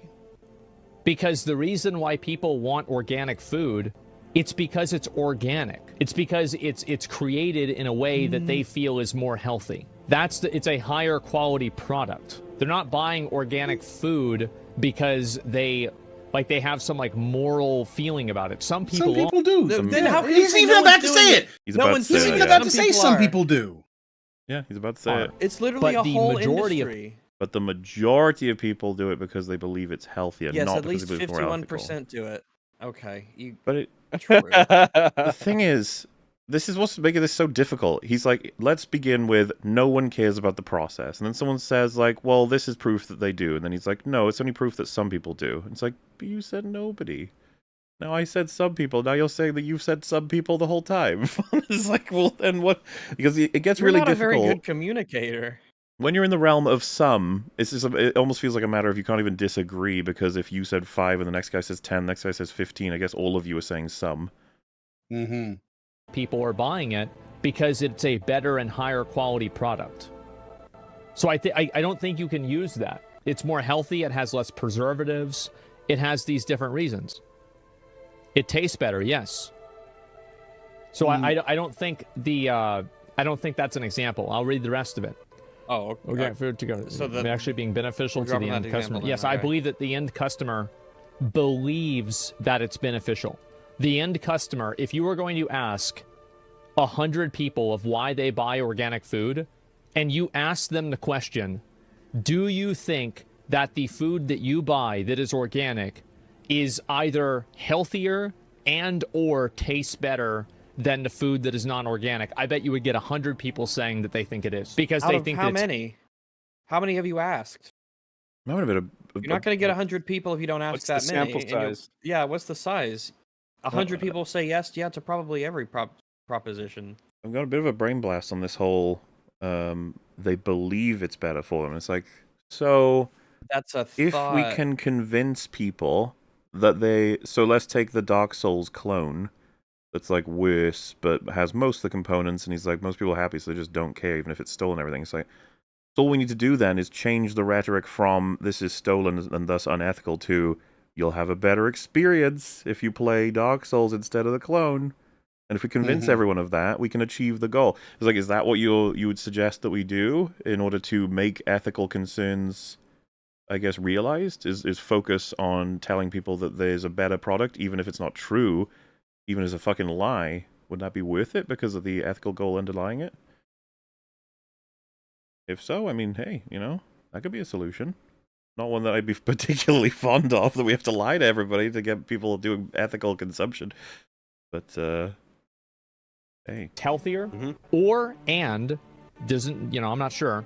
They could also think that it tastes better. That's the reason why they buy organic food. Many organic buy it because it makes... Yes. All those many different reasons, yes. Yeah. Could be among them. Or feels like it's a counter to his general point, but I guess it isn't. And feel like they're doing a good thing. I'm sure those people exist, but I don't think that they are the majority. I think that they are I think it's, again, a 5%. Because you're right, but I don't think that's the majority. The perception is what matters. The perception is what creates value, not the actual product. No, no, it isn't. You can't say that after you spend all this time saying the only thing that matters is what people will pay for it. Yeah. And them actually going and doing that. This could be semantic. Now it's perception. Yeah, maybe. well, like me, if I play a game 1,000,000 times over and then I declare what its quality is, it's like, yeah, but that's your perception. I'd be like, yes, but like it's informed by, and it's like, yeah, but it's still your perception. I'm not doing it because it's my my perception. It's also because I can verify it through all these other means. I feel like perception should be saved more so for when I say what the game is, and then Rags maybe repeats that later, and it's like, that's just Rags' perception because he hasn't played it. That could be a stronger way to use that word. But it feels weird to say, someone like analyzes everything down to the individual fucking molecules of a thing, and then says, well, it's your perception that it's those things. It's like, yeah, well, it's all it's your perception that oxygen is hydrogen and whatever. But right. Water is hydrogen and oxygen is like, could be anything. It is my perception, but it is also reality. Yeah, I was about to say, that kind of fucks that quote up, doesn't it? That's why people buy Supreme. More people now care about products made locally. Reality is perception is reality. Or within their country. I feel like people generally buy feel-good labeled things, organic, made locally, ethically sourced, fair trade, etc., because they think they're making a difference. My entire point is that I think in recent years, more people seem to care about how things are made or where they're from. I think that you're right in the context that the alternative is the same. So like, you're buying the same product, but this one is more ethically made. Why would you want to buy an unethical product if you could just simply buy an ethical product instead? So, some people choose not to buy it at all. Even if there is no alternative, some people just say, I'll go without. That happens all the time. I mean, there's plenty of, like, a video game might come out, and then I hear that, some bad thing about it, or it's from a particular company, and I don't want to support it or whatever. Yeah. And so I'm like, well, I'm choosing to forego having the experience of this game that is not going to be replicated by any other game, and that's just fine. So be it. And people, that is a choice that I'm making. Boycotts have been mentioned as well. Just about, I was thinking about like the Epic Store. So whenever a game gets snatched up by them, it's like, well, that's off the list of playing then. At least from the Epic Store. Pretty much, yeah. Really, the difference is that people are not willing to spend money, or they are not willing to consume an inferior product in the pursuit of this. Because I agree with you. I think that if it's more ethical. Yeah, because he's saying now that yes, the organic thing happens, but only when you're moving from something. He's basically saying your two choices are the same experience of consumption, but that one is unethical. So of course you go for the ethical one. And it's like, well, a lot of people will do it whether or not that's the case. This is what I mean. We've already been over this, and he seemed to agree with it earlier. That's not the only playable factor. This is true. People would prefer to do something ethical, but most people don't actually want to have that cost them anything. The moment that it costs them anything to do something ethical, then it stops happening. That's just not true. Charity kills that whole concept. Yes. You're biased in this discussion because you're slipping on bazooka-sized Coca-Cola instead of real food? Wow. That really annoyed him, I think. Like, I don't even think there's any value to that argument that like he can't speak on this because he's biased because he drinks Coca-Cola. It's like that has nothing to do with anything. But I guess I'm amused by how much he's just like, what? He's very annoyed by that. What? I didn't know Coca-Cola was like. I don't understand. I don't understand that. That was Fanta, right? Hmm? I thought that was Fanta, right? I have no idea. I didn't make a note of which one he was drinking. Man. Yeah, okay. Organic isn't healthier, though. I can't. I enjoyed that reaction. That oftentimes it is. Yeah, oftentimes it's healthier. Well, I guess whole reaction. He's already addressed that. The whole as long as they believe it. That's his point of view. Is like as long as they would believe that, then they would be good enough. Whether you think that it's healthier or not, I just asked chat, and most people think that it is. Perception becomes reality in the eyes of a consumer.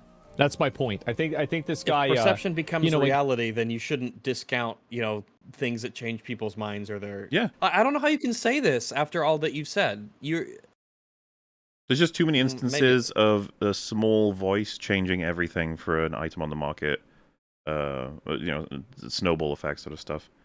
Again, yeah, I think that people will do something ethical if it's free. They'll like a tweet. I don't understand. Those people do things that are ethical that are not free at all. Yeah, some people are not willing to really make big sacrifices. Yes, some people are not willing to do that. Some people are. Yeah.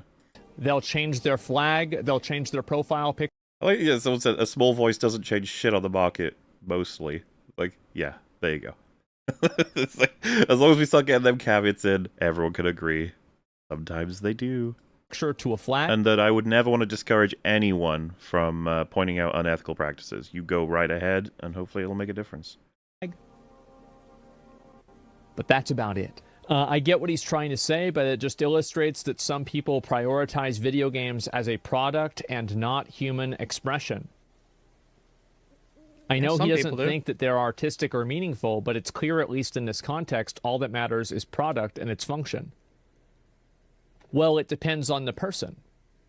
Because for some people, they might view AI art and something that was created through AI as a form of human expression in the same way that photography is a form of human expression, even though you're using a camera to create the image. So I don't necessarily think that you can just, I don't think you can define this and just say, like, nobody else can see it this way. Because I think, again, anybody can see it however way they choose to. I don't play games to see art. I do it to have fun. Well, it depends on what people want to do. Some people see them as art. Some people don't.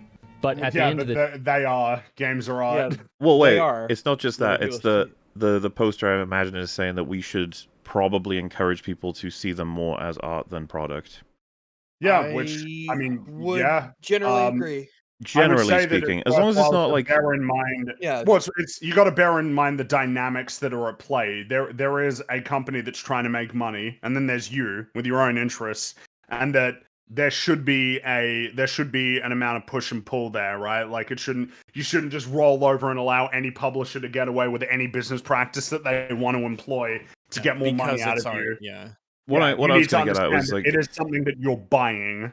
If you have, your friend who works all day every day and comes home, plays games, doesn't really consider the artistry involved in it, but doesn't disparage any of it. They just want to play, and you're like, yeah, that's totally chill, that's fine. But if you have someone who's like, oh, you played your little video game, oh, pew pew, oh, cute. Just like, this is like Roger even told me it's not art. You just said that, like, do you even know what the industry behind this is worth? And they're just like, oh, look at you go. The day, I know he doesn't think they are artistic or meaningful. Well, I think that there are some games that are, and I appreciate those games.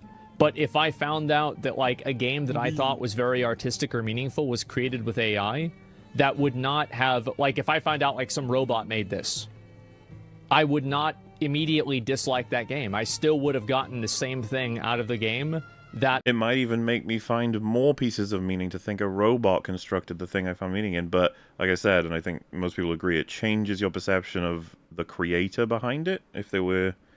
if they were like a game director, you're like, oh, you did it with AI? Okay. Yeah. I did before I knew that. So this is also a post I watched. It's something that people have highlighted. The difference between appreciating skill and appreciating the meaning you get from a piece of art. It's like two different fields that are happening at once and can be crossed over a little bit, maybe, in these conversations. I read a little bit. I want to go over, like, I'm almost about halfway done with these.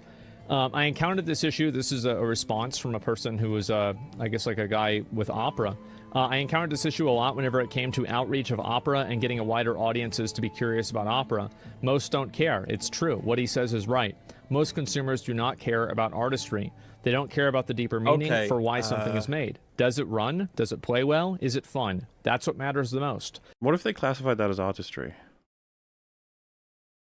In a way, play well is obviously artistry. Game design is artistry. It's funny you say that because I think a lot of people will be like, no, I'm not talking about artistry. I just mean, does it work?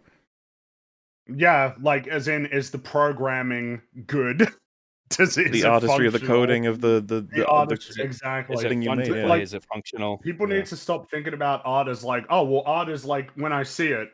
The art is also the game design and the programming. Well, and you can tell in the way that this guy is making this point that we've created a dichotomy here that I think this is actually damaging. He's like, a lot of people aren't looking for some deep meaning, and it's like, whoa. It's not like you have to, when you play a game and appreciate its artwork, you don't have to go as far as saying, like, what does this say about life? Like, no, you can just be like, wow, look at the way they made that. That looks like neat. I like this. I like how these things kind of look like they were, that's cool. I like the way that looks. I like this, that looks. I like the sound, I like the soundtrack of this game or something like that.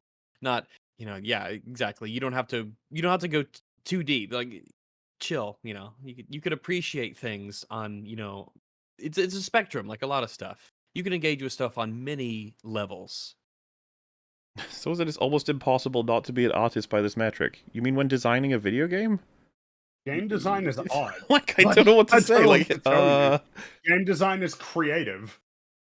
It's full of expression, and it's full of, like, the construction of objects digitally and voices the art assets and in a video game are not the sole pieces of art in art, like in a video game, or just the music. Like, people wanting to create a meaningful competitive experience. When I design my bread recipe, is that art? Gordon Ramsay is an artist. Absolutely. Like, when you're making this like excellent best of the best food, that's art. Absolutely. Sure, I mean, and with a film, nobody argues that film isn't art. But you have a main people do argue. I was about to say, look through history, and what you see is the gradual acceptance of different art forms. It's like there was a time where film was seen as like, ugh, gross. Yeah, it's not real. Okay, sure, but like I agree with you guys. Like, but with the art example, it's like you have a main character who's put through a situation. They're doing this thing, they're doing that thing. The only difference with a game is that you're still operating within a basic framework of like go here and you pass the level and you go to the next level, right? But like you're still being put through a scenario and making choices, and there's an artistic sort of end goal, right? Absolutely, yeah. No, we weren't saying it to disagree with you. We were saying to essentially support the point in a more interesting way that even once upon a time. I know, yeah. We're more interesting than you. That was the conclusion I took, yeah.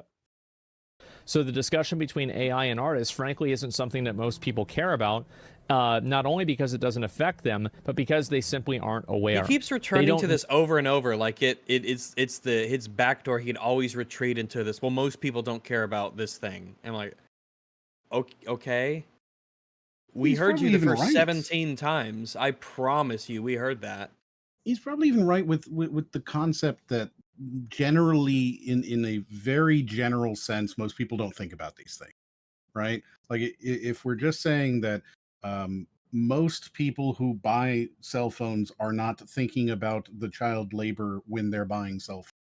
I am. That's why I buy them. Well, I mean, I think it keeps them off the streets, which makes sense. Yeah. I think it's a bit of a bobbing between positions because of the words being used. Like, remember, what he went viral for was saying artists don't matter, or artists' opinions don't matter, which there's so many ways to interpret more so of what the fuck is being said there, compared to what he could have said, apparently, which was just that the minority opinion doesn't typically affect the consumption of a product. Which nobody's going to disagree with that. If you were to press him on that, like I think you were saying earlier, Mala, like I don't think he actually thinks that, but like he needs to be more clear with what exactly that he's saying. Like these clips that are going around where, like because these clips of him went viral, and then he did this response video, and you can sort of sum it up as him basically doubling down on his position, saying like, "I am right, you guys are wrong, and the truth will always prevail." It's just like, okay, so you do think that artists' opinions don't matter, but like he needs to narrow his focus and specify exactly what it is. Well, he would argue to you that he was clipped out of context, but that I just don't know that it was ever a good quote, even with context. You know, it's not a quote that communicates his ideas very well. Yeah, I don't think it was ever a good quote, even in context. There is an element of, like, obviously the opinion of the artist determines what it is that people will be buying. So to say that it doesn't matter is like, it's retarded. Yeah, he needs to rephrase his ideas for sure, I think. Yeah. Know why a painting takes weeks. They do see an individual brushstrokes of the Monet or the way the Pieta was carved. What they care about is the result. Is this bad? Does this matter? Maybe, maybe not. But artists in a different category. Artists are in a different category. Artists are in the work of expressions. And I also think that Monet was an impressionist, right? Like, he's the one that did the water lilies after, I think, World War I or II. And a lot of people, he was like one of the big guys, right, for that? Well, people criticized him, too. People were shitting on him as well. He's a big guy. Yeah, he was. Like, you'd recognize a lot of his paintings. As I said. That's just being a famous artist. Is he saying that? Yeah, what's this in service of pointing out that he would have been criticized? Well, I was about to suggest him, and I was like, wait, I'll let him continue. My mom was very into art. She educated me in a lot of these things myself. They copied them. Yes, they did. Towards the end of his life, he was actually blind.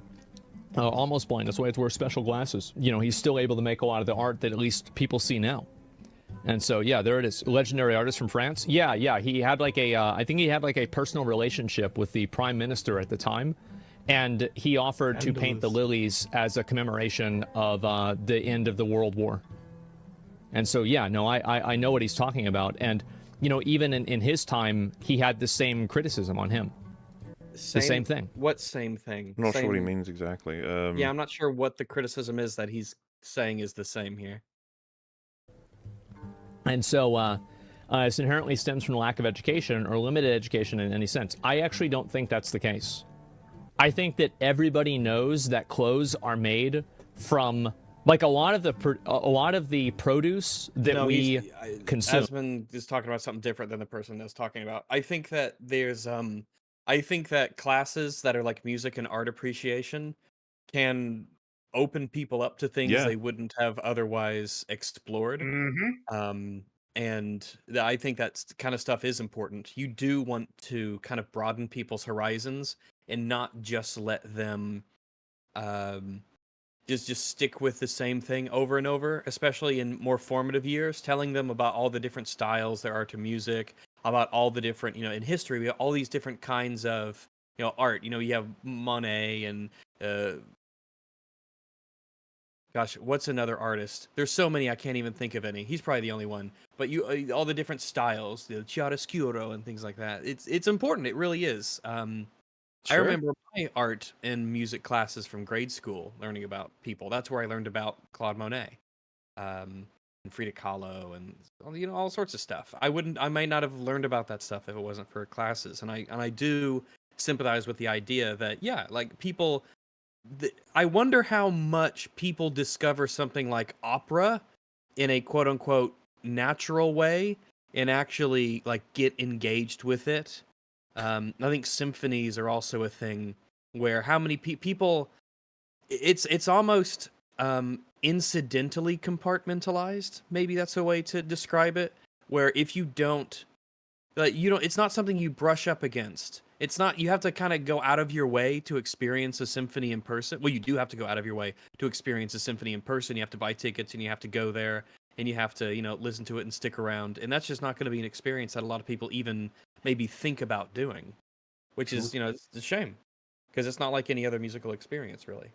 It's always a waste of time. Kids can barely do math to begin with. It's like, well, that's just quality of education rather than. Well, they're in school for 8 hours a day. They better learn more than one fucking thing. I was just gonna say, like, make math fun. Then, like, that's a big problem educations have is they make everything fucking boring. It's funny because I liked maths when I was in school, especially when you can see yourself getting better at it. It's when they introduced trigonometry that I was like, oh, you've ruined it. Oh yeah, I had problems with that too. That was tough. Yeah, there was that point where math stopped being fun and interesting, and I'm like, ugh, this is work. Yeah, it was like like when Disney bought Star Wars. It's just like, oh, what the fuck's going on? What have you done? Yeah, I was good at algebra, and then I had to do like proofs and shit. I'm like, oh my god, like I had such a hard time with that. But like, what Rags was saying about broadening your horizons, absolutely. I mean, for a personal example, specifically within film, like when I was a kid, I watched a lot of like cartoons and cartoon movies, and then all of a sudden, I had watched Train Spotting, perhaps at a younger age than I should have watched it, and I was just like, holy fucking shit, dude. Like that blew my mind, and it got me thinking of the medium in an entirely different way. I'm just like, oh, cinema doesn't have to be just this one thing. It could be anything, right? And then it just got me like thinking about it way more. It's probably one of the reasons why I decided to go into it, like as like an art form. Yeah, because it just magnified my interest all of a sudden. Well, so if we have the original thing of the thing on Palworld, right? Doesn't matter what people's opinions are. And then this guy responds with, I think it's a matter of education. And then Asmongold's talking about, actually, I think people mostly know about, and then he uses the example of sweatshops and stuff. The reason why I think Rags is right for the initial commentary is that there maybe everyone does know about the sweatshops thing as a factoid. I don't know how many people know about like the fucking ethics of AI generated material in video games. I don't know. I feel like that's newer. It's like children working long hours for virtually no pay and terrible conditions. Yeah, it's pretty easy to understand why that is very. It doesn't take much to convince most people that's probably something that we shouldn't encourage. It's a very relatable experience. It is produced by workers that are working in conditions that, if this was American workers that were American citizens, this would not be acceptable. How many? Is it acceptable because they're not American? I think it's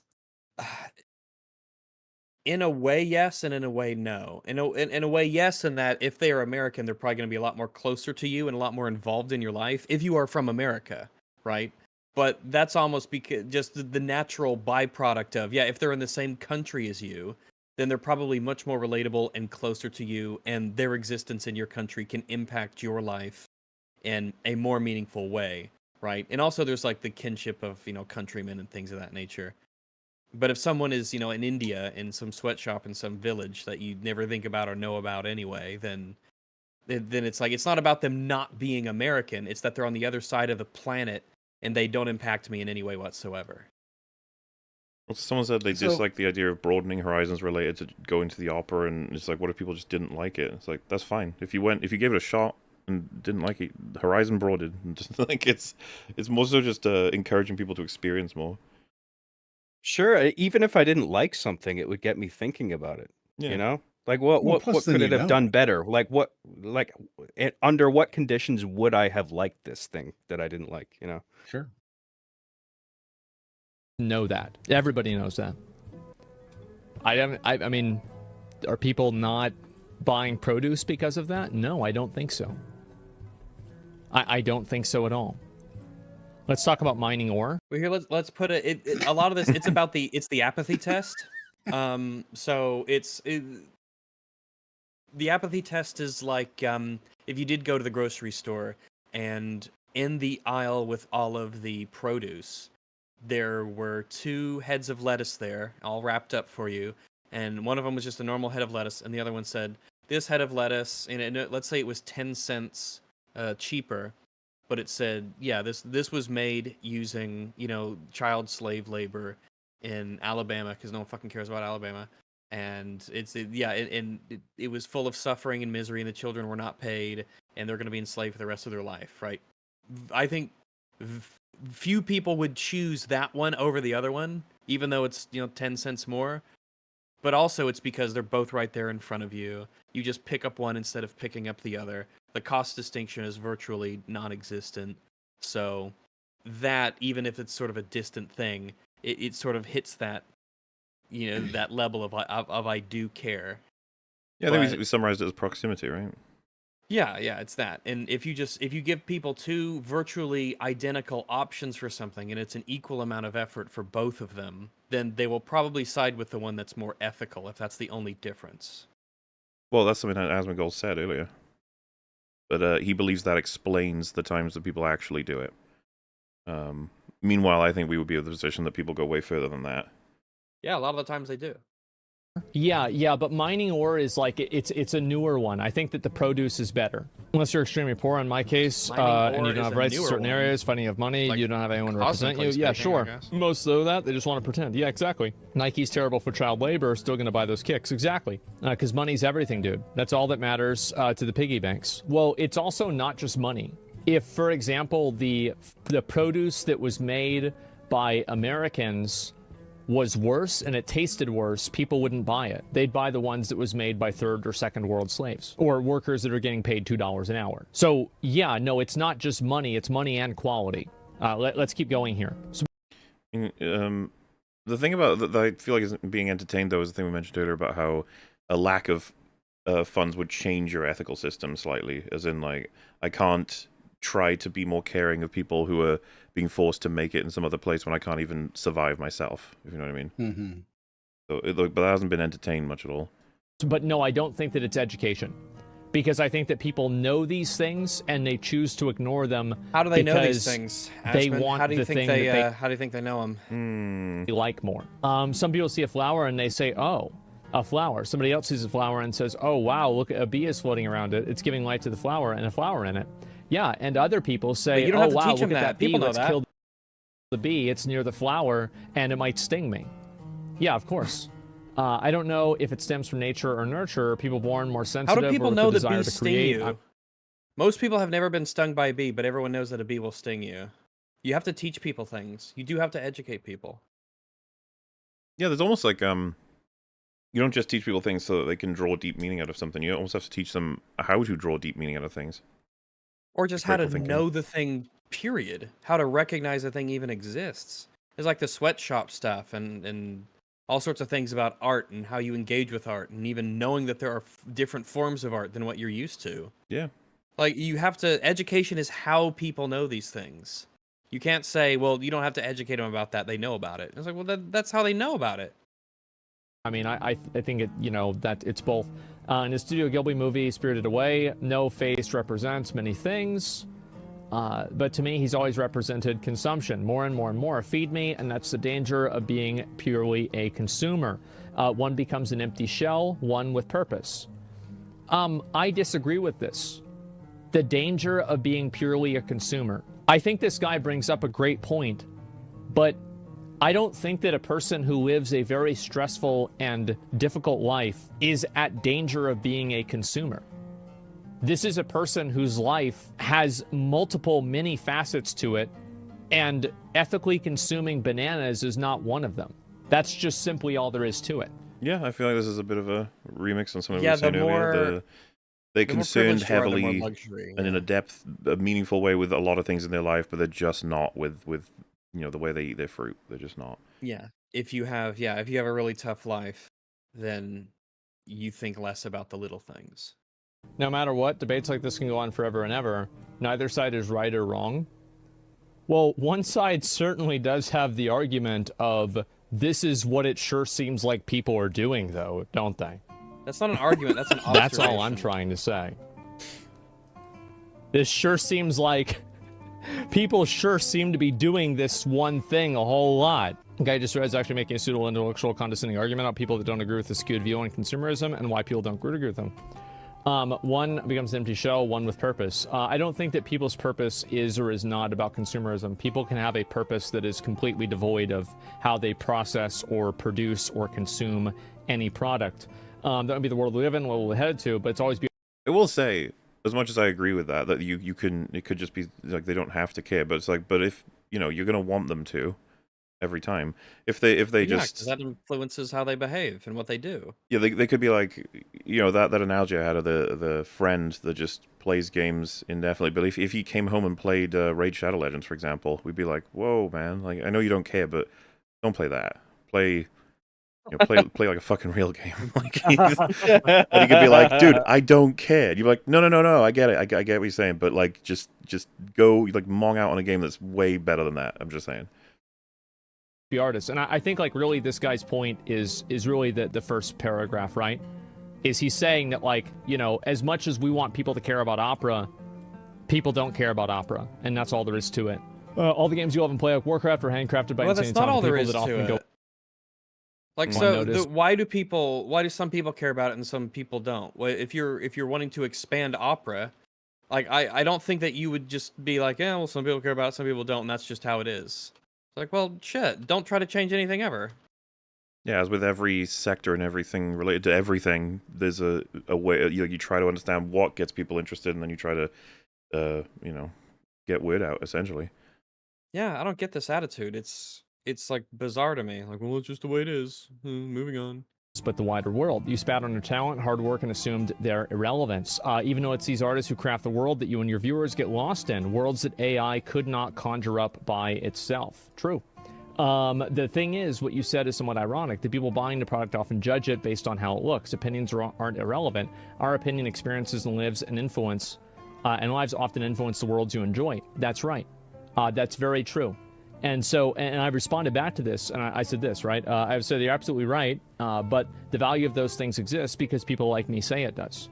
The reason why World of Warcraft is massively successful is not because artists made it.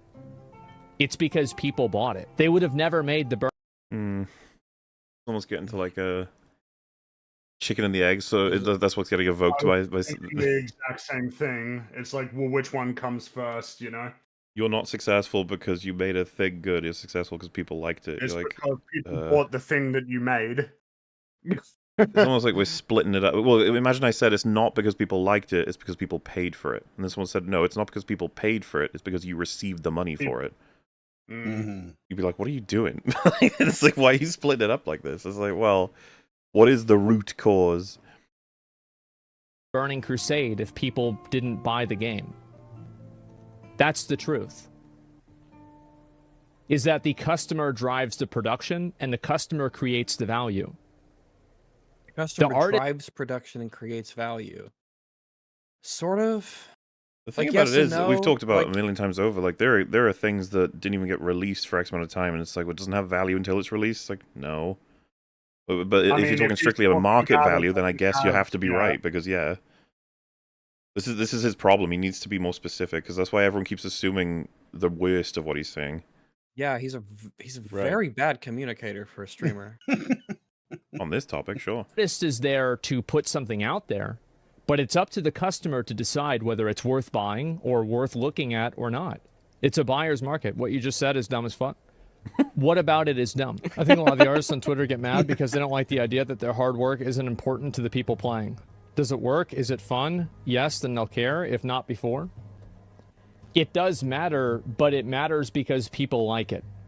If people didn't like it, then it wouldn't matter. I just can't wait to make people AI and take jobs away from content creators that will never hear about how bad AI is for everyone. I'm just going to preface by saying that I understand that AI as a tool is useful and can be utilized by artists to create better art.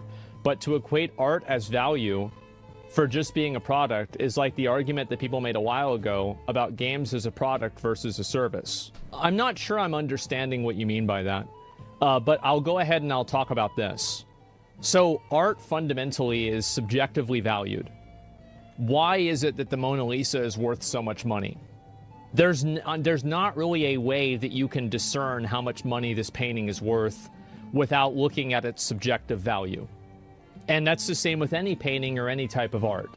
That's the beauty of art, is that it serves no intrinsic purpose, but the subjective value that it has in the hearts and minds of people is substantial if it's good, right? If people like it.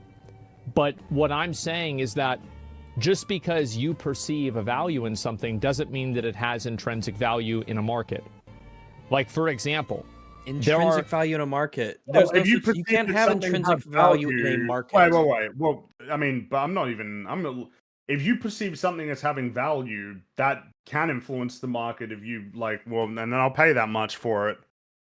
Right? Yeah, that's kind of interesting, right? Because you could be like, a billion people like the thing, that's what gave it value, not your individual interest in it. It's like, but what if that individual paid the rights owner more than that billion people paid in terms of... Well, yeah, in the sense that you could look at any of the most expensive paintings of all time. It's like, well, that value was defined by one person who was willing to pay that much money for it.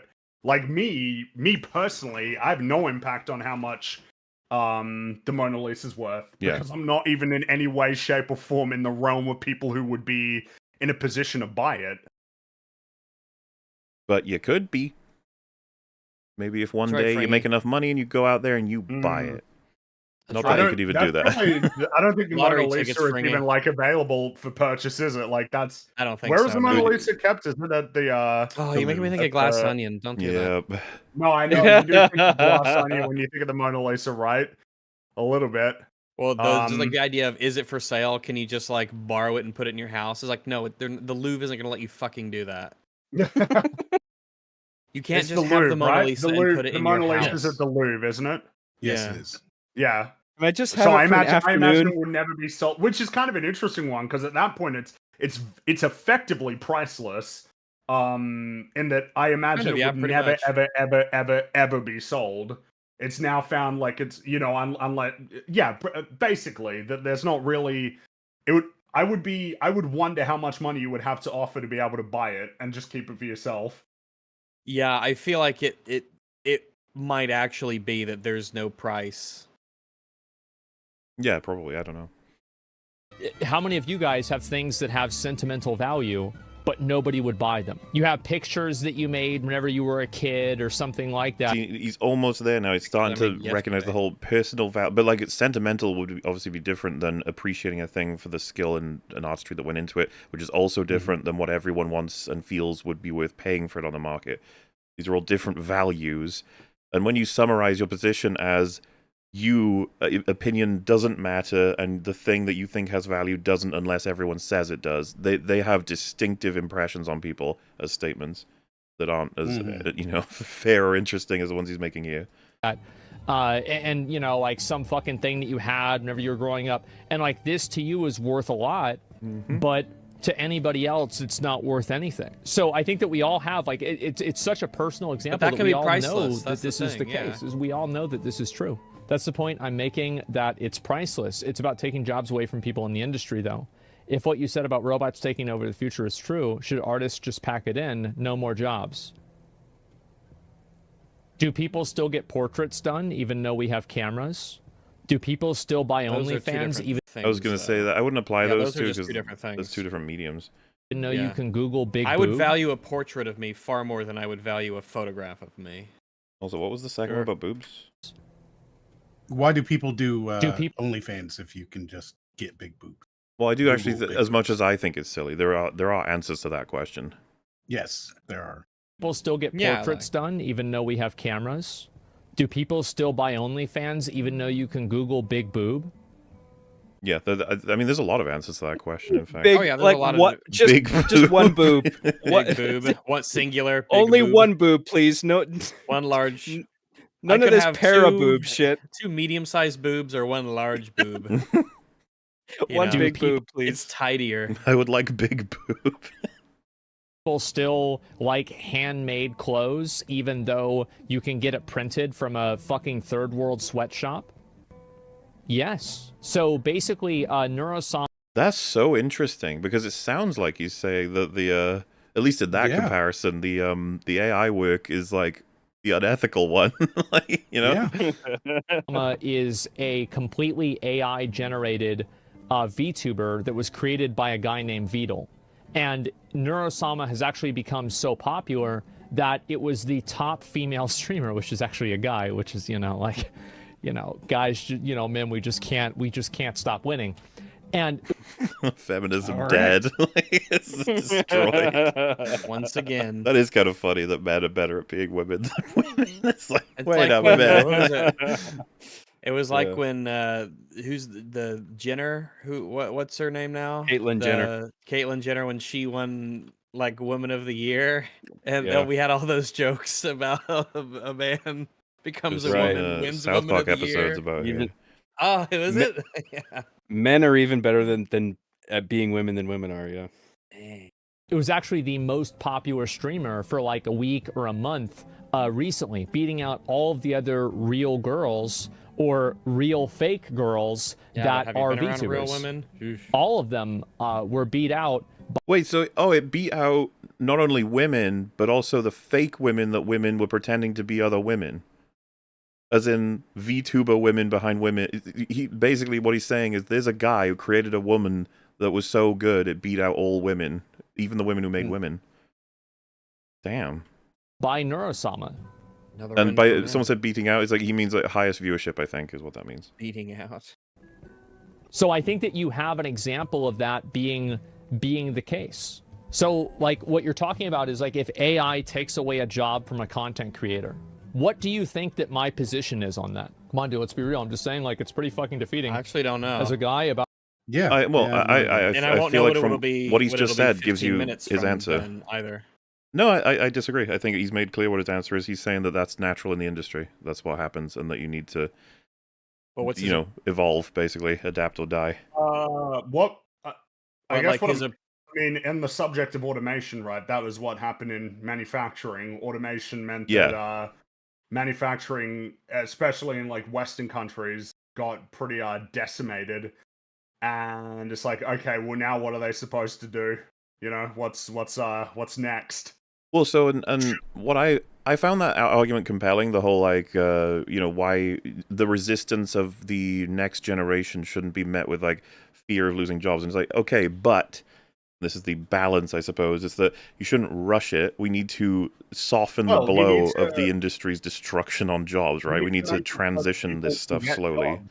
Yeah, exactly. Yeah, we need to make opportunity for people to move into different sectors as well. Well, I guess you're fucked. Like, good luck. Yeah, that's the thing. I would rather we have that perspective than the you fucking get used to it, buddy. It's like, we could try and help them out, you know? Like, what are they supposed to do? Well, especially when, you know, if you work in a field for a long time and then you become very specialized and skilled in that field, and then you're done, it's like, well, I mean, you're hardly going to be able to build up the skills to be competitive in the next field that you need to move into with, like, no assistance or any good, you know, any help whatsoever. Like, it was like the learn to code thing, right? Oh, yeah, cool, bro. But, like, that takes time to develop those skills.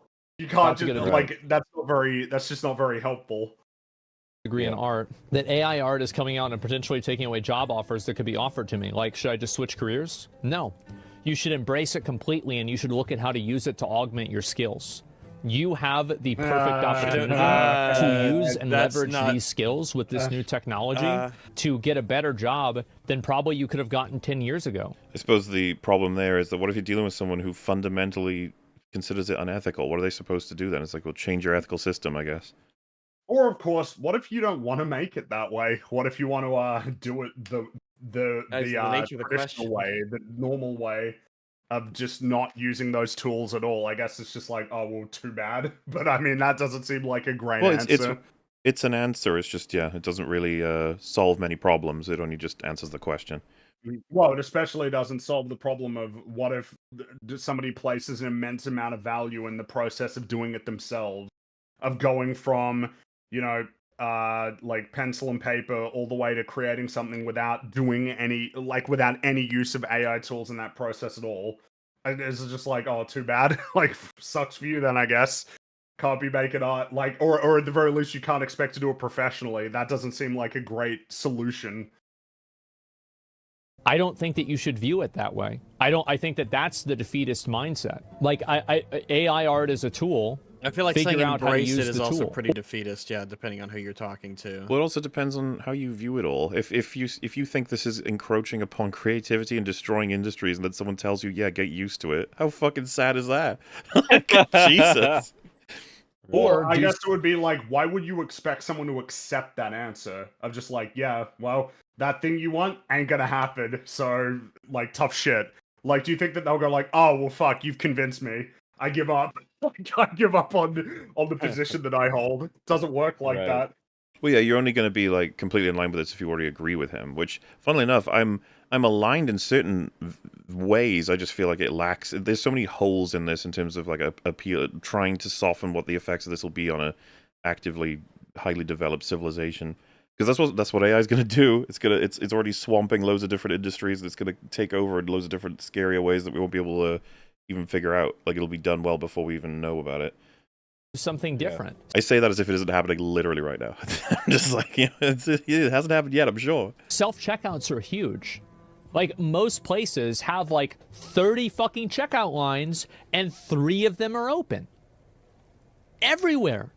And whenever I was a kid, 15 of them were open. Well, what happened to those 12 people? Well, one of them is working at the self-checkout area, and the other 11 aren't working at the store anymore. So there's definitely that. Candle makers. Yeah, candle makers and light. One thing that I've noticed people doing at the grocery stores are the people who go around and fill up the tubs full of, like, the people put in their orders for, like, groceries online, and then people at the store put it all into, like, boxes and stuff, and then you come and pick it up, or sometimes it's even delivered. So I guess that's a thing that's happening. Well, I guess the thing is, like, all of this, because of course, if you point to like self-service, which, yeah, I mean, basically like any grocery store or retail place has got self-serve checkouts at this point, when it used to be that you had to have people operating into the checkouts, and that potentially means lost jobs. I mean, the solution has to be, well, you gotta find jobs to replace those jobs, right? You can't. How is it going to be sustainable if you've just got, oh yeah, 10 jobs get lost, and then 1 job gets created? Like, are you going to end up in a place where there are people who are just permanently unemployable? Because that's, maybe though. Yeah, I don't know. Like, but at that point, it feels like again, it's already moving out of the subject of AI into a much broader sort of subject. Light bulbs. Well, I'm trying to think about examples that are contemporary that we all understand. Travel agents. That's a really great example. The taxi industry has totally changed with Uber. It's totally Film fucking cameras, died. yeah. Taxi is not a great example. No, it is. It goes about dying. Because if it was gradually transferred over and taxi drivers can become Uber drivers, obviously there's going to be damage done.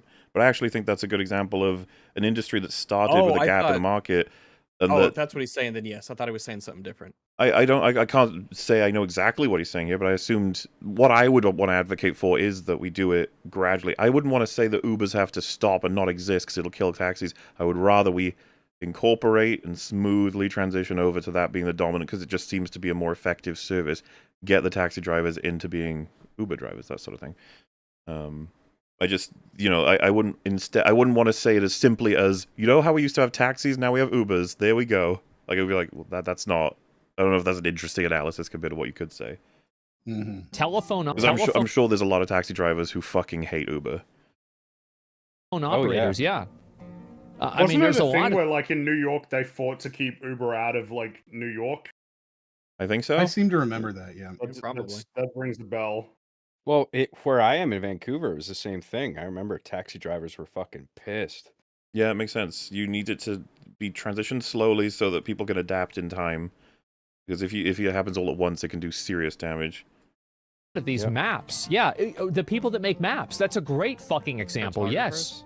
Exactly. If AI art can replace Boris Vogio's or Chris Foss's art style, what the fuck is the point of learning about principles of design, elements of art? Like, I don't know, man. It depends on how you use it. Like, I think that if you understand things like that, you can perfect tools to make those tools more precise and more appealing.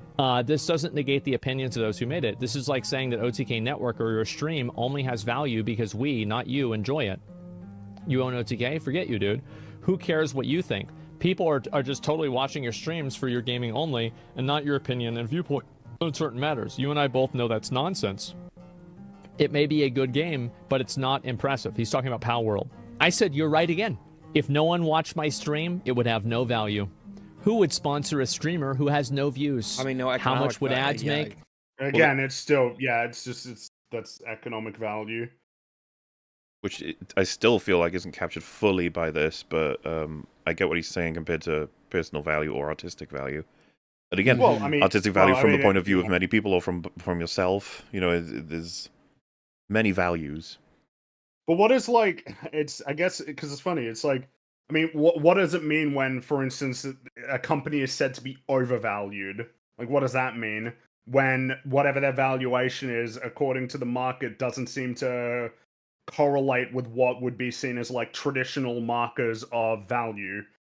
Like, what does it mean? And you know, what happens if like, I guess the Vincent van Gogh is the easy example, right? He painted, he didn't really get much attention, and then people found out about it, and then his paintings became, much more expensive because everybody started to know who he was. It's like, so it would be that the painting had no value until like somebody noticed it, and then all of a sudden it's like it's got dramatic value. That would be the way that it would be categorized in his world. Well, right. You might even make it simpler as it didn't have value until it had value, and then you'd be like, can you be more specific? It's like it didn't have someone valuing it until it had someone valuing it. And you're like, oh, that's awfully restrictive. And it's like, yep, that's all I meant. And you're like, oh, okay. That does seem to be it too. Well, it's not what everyone's mad about. They're mad about the implications and the almost the subtext. It gets to people as well, because it's the word value. It's the word matters. These words, they do stuff. And how could I get subscribers? Something's market value versus its personal value are two different things. And so this is the last point that he makes in a DM. Yeah, I'll probably have to respond to this DM. And perhaps it's difference in perspective here, what we value more. It sounds like you're a slave to your viewers and sponsors than my dude. Not a slave, but a servant. And I don't think that's a bad thing. But I know you stream because you love it and value it for yourself, and you couldn't think of doing me by that. Precisely. You can hit pause too, Rags. If you just stop talking, I can't hear you. What were you saying? I was saying I didn't quite. I was like, I wonder if he'll expand on that. I didn't quite know what he means by like not a slave but a servant. I mean, yeah, he could have expanded on it, but I assume it just means I could guess, but I'm not even sure if my guess would be close to what he means. Well, a servant willingly does services for a price, right? Like they're compensated in Meanwhile, some way. A slave is like they have no choice in anything. Like, so a slave in this sense would be like, I don't want to stream, but I have to. We're forcing you to. Yeah, or that you can't express any opinions that any of your chat would not be happy with, or that you can't play any games that aren't going to be very popular. I think that would be closer to like slave level. But that Asmongold, I mean, he gets himself in trouble so much that he can't be considered someone who doesn't go against the grain here and there. I don't know. It's a fair point. You could have elaborated a little bit on that. Anything else? So I think you're missing my point. I make and share art because I value it. I make tutorials on how to make 3D art because I genuinely enjoy doing it. Even if I get minimal views, I don't care. Good. Then do it. I develop Rust because I genuinely enjoy the art I make for it, and developers I have around me are like family. The opinion on developing a game matters to me. For me, if no one watched your stream, it doesn't mean that it has no intrinsic value. I think that it does. And I actually think that the stream never had any intrinsic value. I think that the value for a stream was always subjective. And something having subjective... You see the words, they're all tangled up. If you look at their last sentence, they say, unless you're framing it all through the lens of money, then that's a shame. And I think if Asmon had read that already, he would have been like, no, not a shame, reality. And then they'd be like, yeah, a sad reality. He'd be like, no, just reality, because that's how value works in the... You know what I mean? Like, it's like, oh, I feel like the two positions are not recognizing each other very well, and that yet they use the same words to describe the same situation. Yeah, like earlier he said, if no one watched my stream, it would have no value. And then he said value is subjective. It was like, but if people are... If the value of something is based off of the people who are watching it, then it's subjective. He seemed to pretty clearly mean monetary value with regards to his own, right? Because immediately after that, well, who would sponsor a stream with 0 viewers? How many ads would people watch? Right. So like he was clearly, I think, in that case, talking pretty exclusively about the literal monetary value of that stream. Right. And I think in that case, if you're streaming to 0 people, what is the monetary value of that stream? Yeah, it's going to be 0 because you get no subs, you get no ads, you get, which is interesting super chats. As to what Rag said in terms of that wouldn't be subjective at that point, right? Like it wouldn't be subjective. No, like there's so much. I don't know. All these terms are being thrown around repeatedly, and they seem to have different meanings every time he says them. Right. And maybe it's because he's reading them and other people are saying, oh, but it has no value. Right. And they're saying, oh, so you're saying that it has no personal value. It has no, yeah, because merit. on them, so this is why the words are getting tangled, because take, for example, someone saying we're going to supply ads to a YouTuber, and this one has 10,000 average viewers, this one has 20, this one has 30. It's like we're going with the 30, and it's like that value of their viewers is translated into literal units, so they gives them value on a screen to like someone deciding something like that. And he would say, yes, that is objective, but that the people watching it and liking it is the subjective part. And so describing it wholly as subjective value can get very confusing if we're talking about the money markets or the economic markets. But again, it's just like that seems to be what we have learned overall, is that this is entirely just miscommunication, which does often end up being the cause of pretty much everything that goes wrong on the internet. Yeah, well, definitely a lot of it. Yeah, objective value doesn't make it inferior or worse, but it does make it different and not the same as something that has intrinsic value. Unless you're framing it through the lens of money, something then that that's does a shame. have intrinsic yes, value. and I want to actually.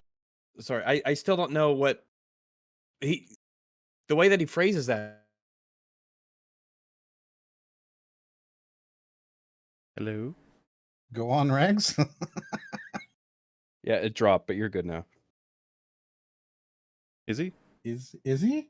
Oh, maybe not. I haven't heard a word from him. I spoke too soon. So Hello, Rags? Is Rags rip in peace? Rip in pepperoni. Uh-oh. I'm waiting for the F for Rags. bottom. Go on, give me the bottom. Can we get an F in the chat for Rags? Well, or X's if you doubt his death. F's or X's. Oh, X's for doubt. F for F or X to doubt. Let's see. Oh, I see a couple of X's, but mostly F's. I think we think this is legitimate death. You got to give the X's a little more time. See, they're coming in. They didn't know X was an option. No, it's James Moore just typing X over and over again. And every one of them counts. You know what? We're just gonna carry on. Actually, refer back to this and talk about this again. The reason why I said a lot of these things, I was talking about this in the context of going to market with a video game. I wasn't talking about art as a whole. I wasn't talking about how an individual perceives art. How could I possibly tell somebody what has value to them? That's insane. I'm talking explicitly, and you'd know this if you saw more than a minute and a half of the which we have, woohoo, clip, that I'm talking about why people buy or don't buy a game. I'm talking about how consumers value games, how consumers consume content, what values those people have. It doesn't really have a lot to do with how it was made. I know that I'm right so much that it doesn't even bother me whenever people get mad. I view them as just people that are unwilling. I would say, even with all this clarification, I mostly agree with them, but I would still take issue with the idea of like a discouragement on people raising all of these issues in the hopes of doing something to the game ultimately, and suggesting through stats like, well, you're not making any difference, are you? It's like, well, no, they still can. They still may, and they have in the past. Lots of things can happen. And it's crazy what happens when you appeal to like the creators behind the thing. That can have some huge difference. Or unable to see the truth. I'm not mad at any of these comments. Obviously I've talked about it for a long time. I clearly care about them. But this isn't something that's going to make me unhappy or compromise me emotionally, if that makes sense. What you're wrong about is how you said the game made doesn't matter, but it does. It may not matter to you or a bunch of people, but it sure does to a lot of other people who are different. It doesn't matter in a functional sense in terms that it will create an effect on the video game. Whenever I say it doesn't matter, Again, what it I'm might. Not really only saying, might it, but judging from the stats, we'll never know how much effect it actually has had on it. That's the thing. You can never know on that thing because it's thinking about, futures that don't exist. But yeah, I mean, you can never know for sure. Hey, Rex. Hello. I'm really saying is that it doesn't matter in the context of it selling well or not selling well.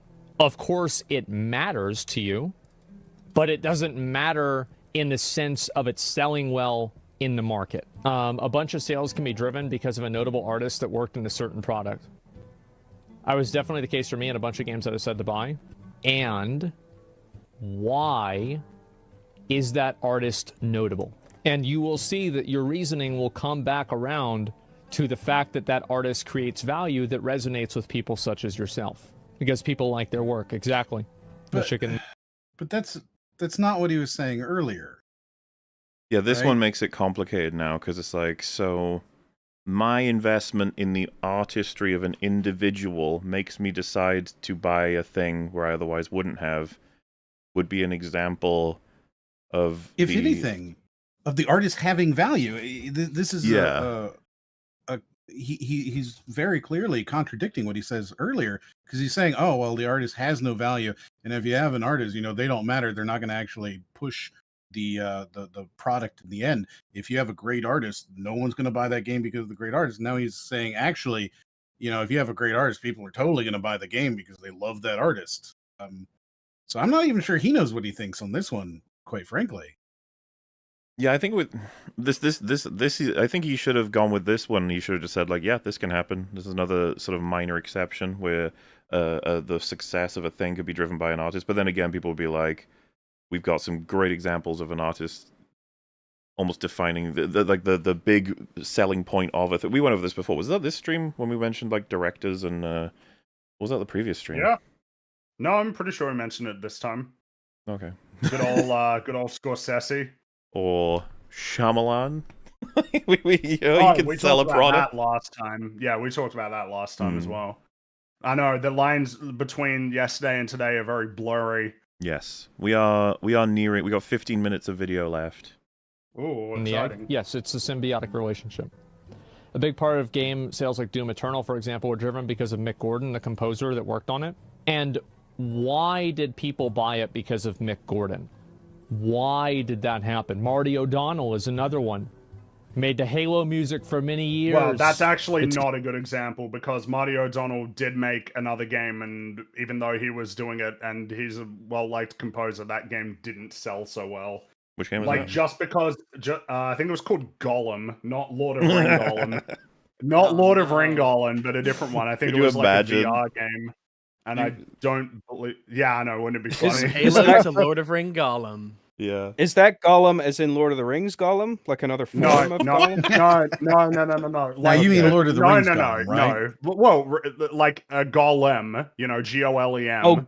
Golem. Okay, yeah. Oh, is it? Or do you pronounce it? Yeah, Golem? it's pronounced a bit differently. Yeah. Wait, so like the golems that Batman sits on, how do you pronounce them? I think I've heard it pronounced both ways. That's like I would say that's a gargoyle. I think I've heard a gargoyle. Oh wait, fuck. God damn it! It's destroying my brain. Braid melty. So Gollum is spelled with 2 L's. I think Golem is 1 L. Yeah, it is. I thought because I think it's from an old Hebrew word. Oh my god! I'm learning something new every day. I thought they were just called golems as well. Not golems. Man, I feel like I've talked for so long, and that's never come up. That's just never come up. I don't think it's ever come up. I always just thought, my god, my goodness. Okay, well, anyway, Marty O'Donnell, he was he did the music for a game called Golem, and I don't believe it sold super well. Even though Marty O'Donnell might be, yeah, I'd say he definitely fits into the category of one of the most well-known video game composers. And that's, I guess, it's like just because of course, I think, so it seems like his argument is the reason why people care about these artists and their opinions is because they made good stuff in the past, basically.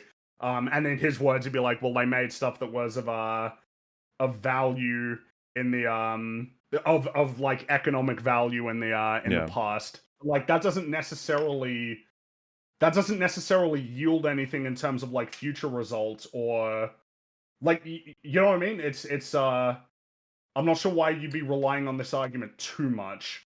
Mm-hmm. It's just, I mean, fine, right? The main thing to take away is that but there's plenty of films he's made that people haven't watched much of. Main thing to take away is Marty O'Donnell did the music for Lord of the Rings Gollum, which is fucking crazy. No, he didn't. I just can't believe it. Gollum, man.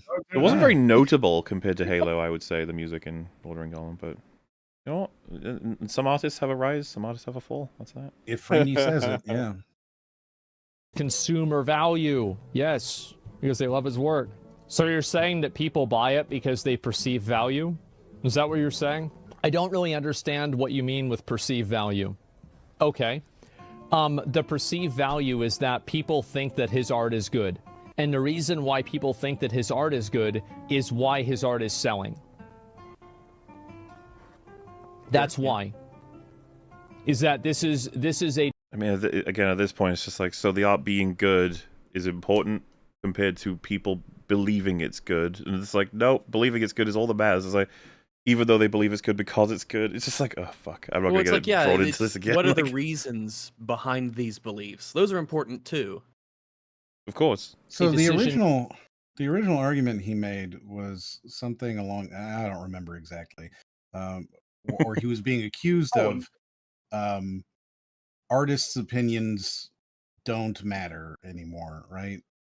That was the original tweet. In regards to the economic value of a piece, even with those specific environmental things, you could still have Martin Scorsese say that everyone needs to see this new film that's coming out, and that could make a huge difference in its economic value.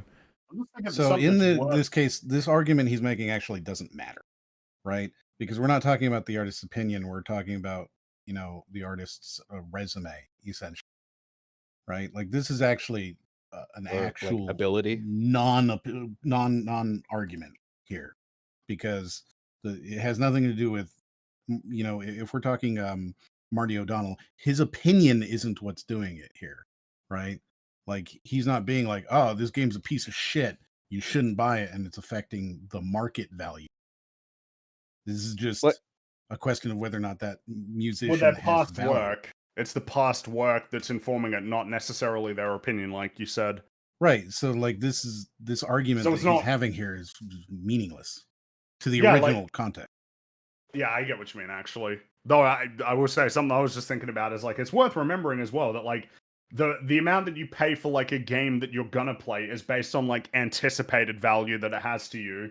Not necessarily. You can buy a game and then be like, oh, fuck, that sucks. I wish I didn't pay $60 for this shit. I've done that, and it's like, well, then what is its value to you now? Is it worth the $60 that you paid for it? Is it? You know, or do you believe that it's worth less than that? Or alternatively, is it worth tremendously more than the $60 that you paid for it? If you played it and you're like, holy shit, this game is amazing. Mm-hmm. Well, he seems to be acknowledging that Marty O'Donnell and Mick Gordon are talented composers, and a degree, an amount of the sales of each of their respective game franchises is due to their talent. But then, like, if you were to give the task of creating the Halo or Doom score to an AI, it wouldn't be able to do it. Like, I think he would probably acknowledge that's something even though it contradicts his argument earlier. Talking about people who will buy a game because an artist that worked on it really liked it. It's like, well, yeah, what happens if it's like, okay, I guess it's... Well, neither of these examples are gonna look. We're in a hypothetical world because I believe Mick Gordon isn't working on the next Doom or ever working. He never will again. Yeah, he never will. And obviously, Marty he had a bad experience on Eternal, I think. Yeah. Yeah. But the point being that, you know, like, I don't know, Doom 3 comes out and then you find out it's like, oh, well, Mick Gordon would have been working on it, but that he's not because they decided that they were going to use an AI for this one. You know, like, that fact in and of itself, especially if you were particularly invested in the artist, you know, like as he's pointing out in this example, you like them because of the value that that artist created. It's like, well, fuck, what do you think's going to happen if next time around it's like, oh, we got an AI that's approximating their work, but that artist didn't work on it, and they didn't make anything from it. They're not going to make anything from the purchase of it. I mean, obviously that could have a tremendous influence on it. And he would have to acknowledge that that is the case because he's pointing to people buying it because they like what they did before and presumably want to support that creator. Well, here's the thing. I mean, hey, when what was it, Secret Invasion came out and those opening credits, you know, they were the AI generated ones. It instantly set a lot of people against the show just from that alone. That was said like an hour ago, Rags. Gosh. Oh, and so I'm pointing out the AI voice for like Darth Vader, the AI voice for Luke. Oh yeah. Well, like, yeah. So what I was going to say is, like, if you were on Who Wants to Be a Millionaire and they say to you, what determines the economic value of a product? And they say, A, how the product was made, B, how good the product actually is, C, what people believe about the product, or D, what the artists that created it say about the product. I'd be like, well, I guess I'm going with C, like, if I have to choose between those four. However, if you wanted, like, what's the correct answer, I'd be like, well, C, but what informs C? It's like, well, A, B, and D, and lots of other things, to be honest with you. Like, people's awareness of all different kinds of things will have massive effects on the economic value because it will inform and change what people believe, what people perceive. Yeah. Yes. Right. And I feel like that's it. Good summary. Yeah, people don't often just believe things in a complete and total vacuum, right? Normally they get that information from something. Right. And it's made by the customer. Is art's worth it? Yes, exactly. And I would argue that if there was an AI tool that is equivalent in creating music or creating some form of gameplay that people viewed on the same level as Mick Gordon, people would buy the game for that reason as well. Oh, and okay, I can use so he does believe that people would that it might not have an impact if they found out it's like, yeah, but well, I mean, the guy maybe who he would actually concede it would, but that ultimately most people just want the great music. Yeah, maybe. I suppose what's interesting about that is that and this is like a good thing and a bad thing. You know, like if two great movies come out, but one of them's made by Scorsese, you'd be like, well, I know which one I'm choosing. That's what most people would probably say.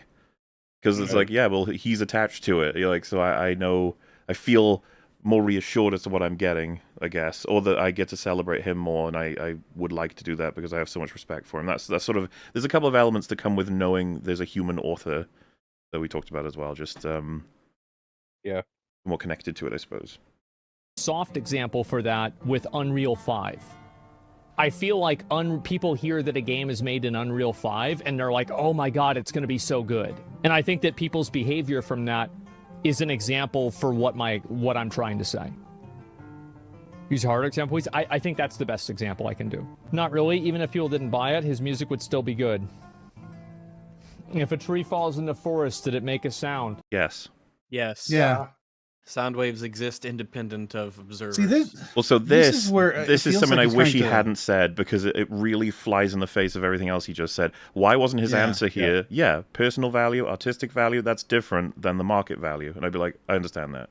But instead, he said, if people aren't buying it, can it really be considered good? It's like, of course. Absolutely. Like, and I think Asmongold would say yes to that. He would have to know that this is the case. There's got to be one game or one movie or one show that he likes that wasn't successful. Well, what about, I mean, just we have a term for it. We have hidden gems. Like barely a lot of, like a really great game or song or band or whatever that not a lot of people know about. Things don't get better the more people discover it.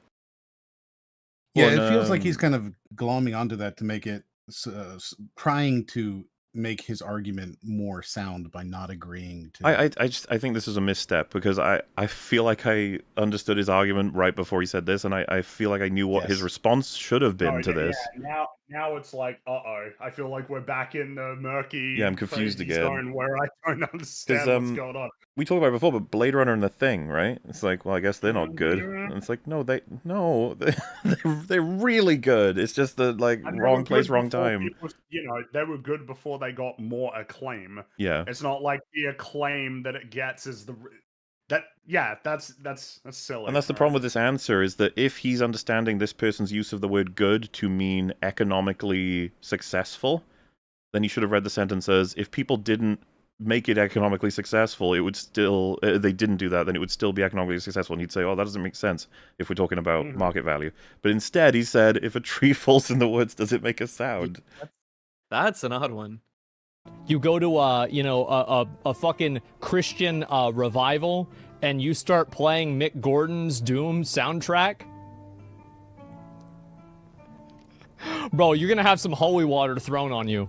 That doesn't have anything to do with anything. I have no idea. That's not it. Totally It's not irrelevant. it doesn't fit the taste of that, that venue. They would do the same thing if you went to a symphony and you started playing that. It's not really what people are there for. Yeah, that was a good point. Yeah, like you're about to get an exorcism.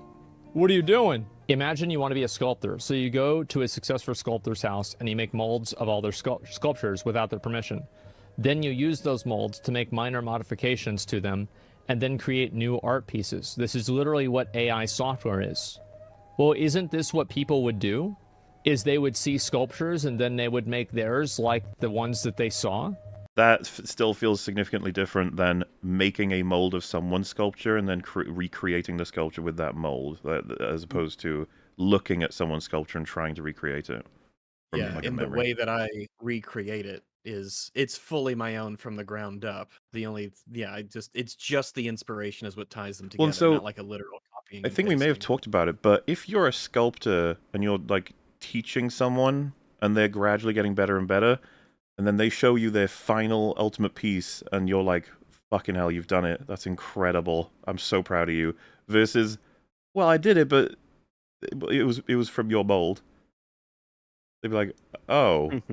I wonder why I look familiar. Yeah, you'd be like, well, maybe we can try and get you there with you instead of the mold, you know? Mm-hmm.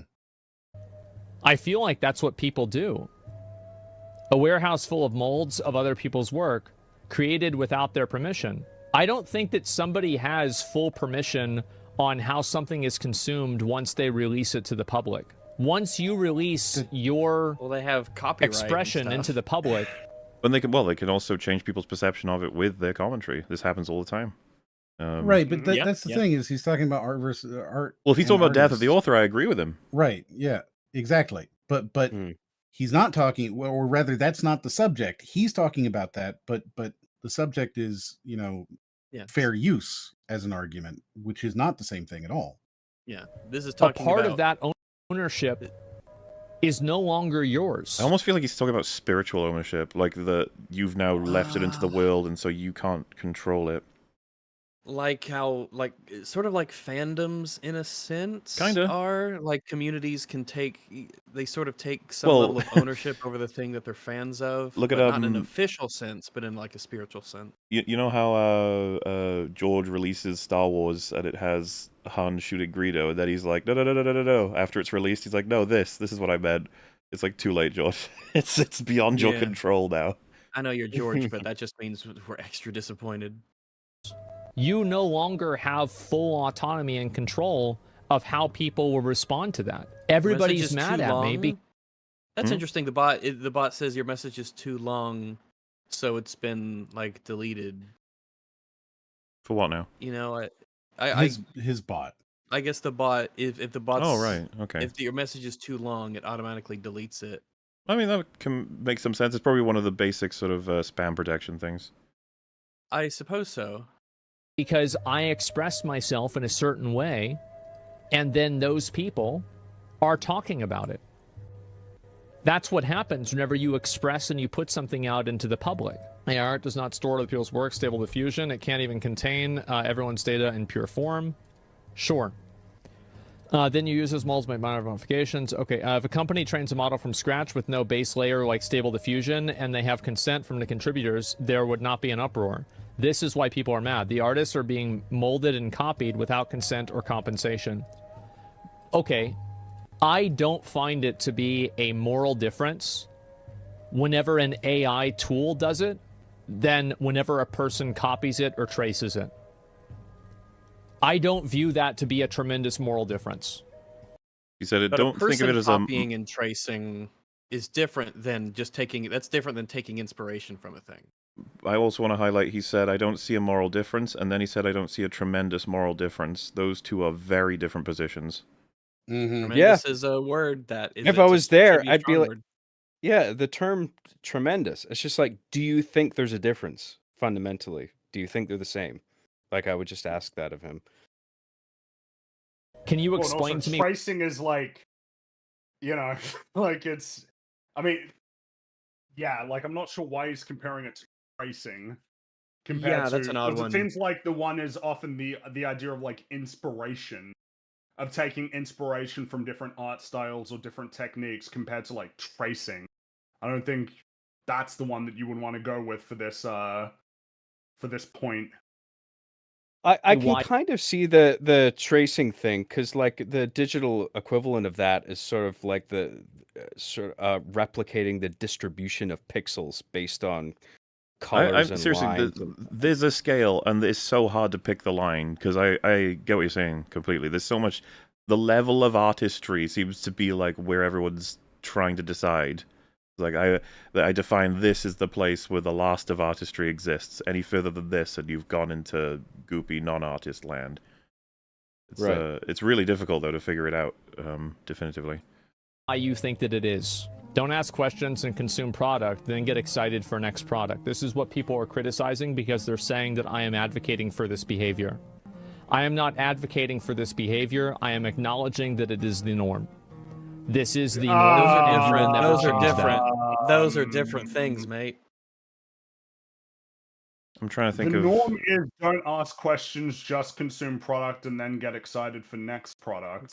Probably in regards maybe to he's more right than he realizes, because like my issue is that he almost discourages people from, you know, aggressively highlighting the issues they take with a thing, whether or not it'll make a difference to the consumption of a thing. It's like, yeah, but I think we should encourage that though, even if it makes no difference. Because it's the right thing to do. You are never how like Asmongold is observing trends, like people will buy this dumb thing, whatever it is, like the Nerd Crew, like the satirical show that they do, is just making a sort of similar observation. Like people will go in droves to see the new Michael Bay movie that's like dog shit, you know? And it's just like, oh, that did really well in the box office, let's make another one, like on the part of the studios, you know? And then the cycle just continues. Like on that level, I kind of get it. To get people to care about why a game is the way that it is. This is not people's fight. They don't care about that. These are... Yeah, I disagree with that. Like plenty of people do. You don't even know how many people will care about whatever issue you're about to highlight is. You can't really know. And I just don't like the discouraging element of it. Imagine you found out like that they stole some stuff. And then you're like, I guess no one will care. It's like, make people aware of it. It's all right. You've got a big voice. You have the potential to change a lot of minds. And if you change a lot of minds, that's going to have effects on the market. So I feel like of all the people who should have this mindset, you could be among the least of them. Someone said you can from previous data, lol. Yeah, we can prove that people will care because we've had several instances of products or entire channels being absolutely obliterated by individual voices highlighting ethical issues. What do you mean by that? Like, yeah, of course, we would encourage people to do it more. But even if we had full data to tell us that you make zero impact, why would we encourage people to just give up then? It's like, no, keep going. Yeah, that's lame. Yeah. I would also say that you can't know when we have new issues. Like, this is relatively new. As much as for an internet person this has been everywhere for some months and years, this is still new to a lot of people who've never even heard of like the concept. Mm-hmm. So you never know what effect it'll have. And we'll get new issues all the time. It's just how, especially with technology fucking racing forward.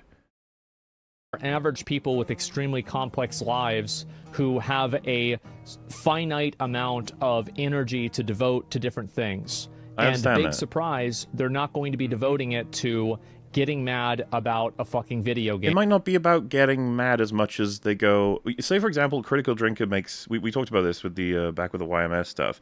Like, a lot of people will go to Critical Drinker because they don't have time to properly, like, assess whether or not a film is worth their time based on actors, writers, and companies and stuff. So they work on his recommendations. Drinker could also be like, stay away from this and go for this. trust me, the ethical background. I've got a video explaining it if you want to know the bite-sized version. But ultimately, like, you don't have the time to be too concerned about this, but I can give you a vague direction on you want to avoid that and go more so for this. And they can be like, well, I trust Drinker, so I will. Sure. Because that's what he dedicates his time to, right? He's invested in this. He watches all these movies, and like you can trust his opinion after watching so many of his videos. And it's like, you know what? If he says this is good, I'll go see it, and I'll probably like it, right?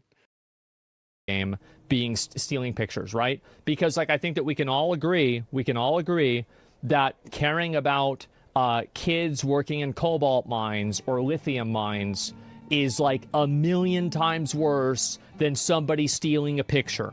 Like, this is like infinitely worse. But nobody cares about the lithium mines, and so I'm not going to hear about the pictures. That's... I still, like, I would still be like, we should probably still be made aware of that, though, the lithium mine stuff. You know what I mean? Like, I would never even discourage that. And I don't know enough about that industry to know what changes have happened over the last decade or whatever. Yeah. Like, as far as I know, I'm operating just under the idea that it has happened in the past. I assume it still happens, but I don't know if, like... if people become more aware of it, the industry shrinks, or maybe it changes, or like I don't know anything about it. But even then, this is just, oh, there's starving kids in Africa, and it's like, yeah, there are. That's bad too, but this can also be bad. I guess he's trying. The comparison he's making is for the sake of like they don't care about that, so obviously they won't care about this. It's like they might. I don't know. The proximity issue comes up again, but also. Who cares if they care? If they care about neither of them, I still think we should advocate for the knowledge of these things happening. Well, I guess it's his point, like, oh, look at them getting worked up over this thing that isn't as big an issue as this other thing in the world that is a bigger issue. Is that his point? Part of the issue there, though, is again, like, that might be an individual hypocrisy, or there might be a reason for that. They might be like, I do have a set of pages and tweets about that issue. You know what I mean? It's just like, yeah, well... Maybe you do. Like, but whatever. You know what I mean? Like, it's just like way too many assumptions are being made. That's the way I feel about it. So, yes, of course, people... who has time to ask questions about every product that they consume? Where does he think that... Product, no. And I don't even think it needs to be that complex. It just... no. But there's nothing wrong with people being made aware of that, because I could be made aware of it and go, yeah. You know, that could happen. And then on other things, on other products, they go, oh, no, I do care about that one. I mean, that's just normal, that you're going to have differing levels of interest depending on what it is. Shirt was made. I mean, isn't this... Like, how would you guys rate this compared to, like, what happened to cigarettes? Like, the proliferation of how just how fucking bad they are would have made a serious difference to people's enjoyment of them, right? I mean, surely it did. Like, one of the reasons why I don't want to smoke is because I don't want to get any of the illness that are associated with smoking. Yeah, absolutely. The knowledge of it has definitely, and we've seen it, right? We've seen over time going from everybody smoking everywhere all the time to, oh, this is actually really bad for you. So you can't smoke inside. You shouldn't smoke in your car. You know, you shouldn't blow smoke into a baby's face. Yeah, kind now of thing. has a vastly reduced presence in society. Yeah. And now smoking is a minority and maybe even like a super minority. Yeah, I'm still a glad number with of people who the... smoke, I think. Oh, yeah. It's still... Well, and a lot of them have transferred now over to vaping, right? Looks like in 2021, 11.5% of U.S. adults currently smoked cigarettes. How often, though? So... I'm not sure just based on the blur, but it says in 2023, of those youth who ever tried e-cigarettes, approximately half reported currently using cigarettes, indicating that many youths who try e-cigarettes remain e-cigarettes users. So half of the people, so I guess approximately half of the youth who tried e-cigarettes are currently using them. Okay. So I guess if you gotta have, it's about half the people who tried them kept using them, or at least used them when the survey was done in 2023. And then, of course, because it's all just said, and yeah, we traded that out for everyone being fat or whatever. And it's like, well, to take it seriously, it's like, that is an epidemic, right? Like the heart disease related things, obesity is like a huge problem in the West. And it's like, yeah, that a lot of people have said that it's an education problem, but at the same time, there's like a lot of things that would come into it. But you know, the highlight being people are aware that it's killing them, and they're still doing it. But that doesn't mean we give up or we can't change it. Well, yeah, we can change it. Surely they are better off for knowing that than worse off for knowing exactly, that it's bad. And so, like, what I guess I'm saying is that that's a way more serious exchange of cost, and we can make a difference of it still. So, like, why? I just feel like encouraged about all of this. Is like we should make people more aware as best we can with all of these different sectors. I'm sure all of these things were made ethically as well, right? Come on, what is this? Like, why are we living in this world of these people that think that because they have a lot of free time to fixate on things on the internet, that normal people that have average lives are somehow inferior because they do something else with their time instead of that? It's such a... I'm not, I didn't get that at all. Not like they're inferior, but they could benefit from the knowledge. I would say that about myself if I didn't have it. Yeah.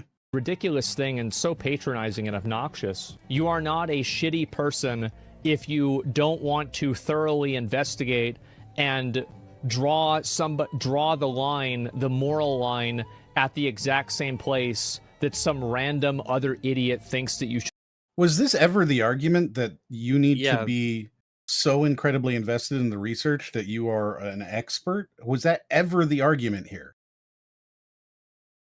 Well, and this person's been personally offended. You can tell. We went over this, I think, in the beginning montage. It's like they're clearly very angry. They believe what the Asmongold is saying is not only a reflection of reality, but encouraging of the reality that who gives a fuck about artists? Give us what we want. That sort of thing. And I'm not saying anyone's saying that. I'm saying that that's how they felt, and that's why they're angry. And that's probably why a lot of people are angry. Should draw it at. Like, I'm sorry, but I just really I don't see I don't see these people having any moral authority.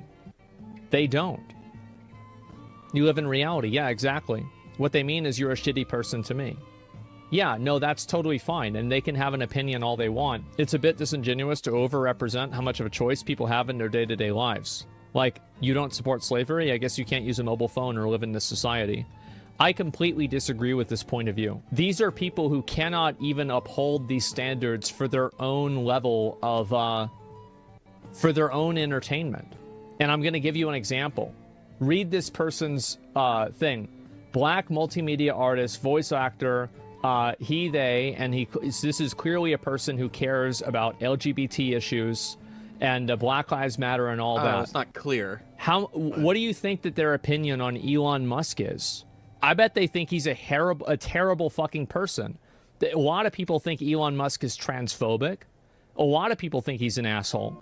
So this person is on a platform building the brand and continuing to make billions of dollars for a person who I think that they would assume is actively at war against certain identities that they either sympathize with or are part of. So whenever this person can't even stop their own entertainment, and, you can't even avoid using a social media platform, no, I'm not going to respect your opinion on telling me what video games to play.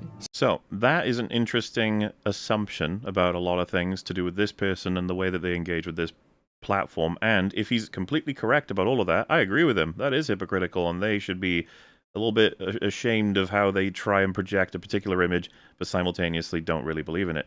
However, if we are speculating on who they could be, wouldn't you include the potential for this person to say that they believe that their contribution to the success of this platform is outweighed by how much they use the platform and its, availability to promote the fact that it's a terrible platform?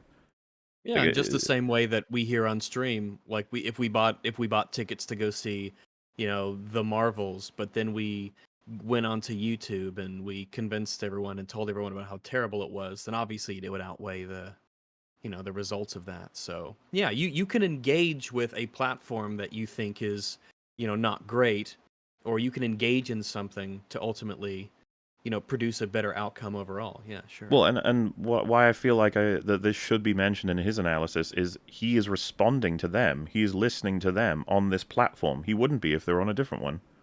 Mm-hmm. Yeah. It's also assumed that they don't like Elon Musk, I guess, is part of the hypothetical. Yeah, but that, again, I'm sure they would argue that's outweighed. Yeah, I mean, in this case, assuming that that is the case, you could make that argument that, sure, my presence on the platform outweighs the good that I'm doing for the platform. And if you were super into avoiding using products when it came to unethical behavior to produce them, if you rule out, being able to use phones and laptops, then you've essentially you've severely diminished your ability to get your word out against them. And if everyone had the same standard, then all of the people who were against, like lithium mining or whatever, you wouldn't see them on the internet. They wouldn't be making posts or videos on YouTube or anything like that, because they can't use the thing that it would take to spread the word. It feels like that's just sort of that yet you participate in society curious thing. A little bit, yeah. Yeah. I get that. I'm just saying we're strictly hypothetical, like theorizing about what this person may or may not believe. Asmongold's doing it too. I find what his conclusion there was interesting and valid. It's just that there's a couple of other options that can explain this as well. Yeah. So much hypocrisy. Environmentalists who wear Patagonia jackets or buy EVs with batteries made in China. Yes, and this is really the truth, right? And so I understand what you're saying. You're saying that somebody needs a cell phone in order to exist in society. My argument would be that if there were cell phones that were made completely ethically and they cost twice as much money, nobody would buy them. I don't think that this person would save up their money and buy the ethically sourced cell phone. I think that they would buy the cheap one, just like they all would. Yeah, some people absolutely. Well, remember when he says everyone, he doesn't mean that. That's right. I'm sorry, I made that mistake. But he didn't say Wait, did he say everybody in this sentence? No, he said nobody would buy them. Oh, nobody, right? Yeah. So when he says nobody, he doesn't mean nobody. That's what I'm saying. Always have, because they don't want to spend the extra money, because it's always very easy to criticize and shit on people for doing something because they want to, but whenever you are held to the same standard, somehow it's always different. No, I think a lot of the times this depends on like the sacrifice that you would have to make. It is a huge sacrifice to forego having laptops, phones, and everything like that, especially if you want to spread a message. But it is not really much of a sacrifice to not play a particular video game, or maybe don't buy a shoe brand, or things of that nature, right? So if someone who would have had to make a very big sacrifice is criticizing someone who really didn't have to make a big sacrifice at all, or in fact a very small or even minuscule one, then I mean, it might technically be hypocrisy on a certain level, but I wouldn't consider it, hypocrisy. I think there's a meaningful distinction between Well, I feel like people have a thing for this, right? When they pop a penny in a thing and they go like, oh, I just want to do a little something, help out where I can, that sort of thing. Like, it's the equivalent of that, where you're just like, people want to make a difference, and yeah, you can point out almost cynically, it's like, yeah, but you're not willing for it to cost you much, are you? You're like, okay, but like, I still want to just make a difference where I can in places that matter to me, and a lot of it's built on their knowledge of the option, the knowledge of what thing is wrong. No, it's not. It's really not. These are people who. As I said, you're agreeing with him, just wording it better. I've already said a lot of it is that I do agree with him on a lot. Fair amount. His viral clips and a lot of the harsher ways he words things, which sometimes he's admitted has some intention behind it, have been unwise, I believe. Whose lives do not revolve around the ethics of AI, in the same way this person's life doesn't revolve around the ethics of Elon Musk. We all pick and choose our battles. We don't care about these things. Many people don't. And there are all things that we participate in that we're hypocritical about. And the problem isn't that people are being hypocritical. It's that people want other people to carry their flag whenever they won't do it themselves. They won't even carry their own flag. They want you to pick up their flag and run with it whenever they won't even do it themselves. And I'm not talking about moving out and being like the I mean, he's describing essentially virtue signaling, and I agree. That's shitty when people do that. Yeah. Bomber and living outside of electricity. I'm not talking about that. I'm talking about just not consuming entertainment content that you find to be harmful. Like, how much do you want to bet that this person probably thinks Amazon is bad? And how much do you want to bet that this person probably has Amazon Prime? I'm sick of this. This is outrageous. No. Again, yeah, there's a lot of people that do that and feel that, so yeah.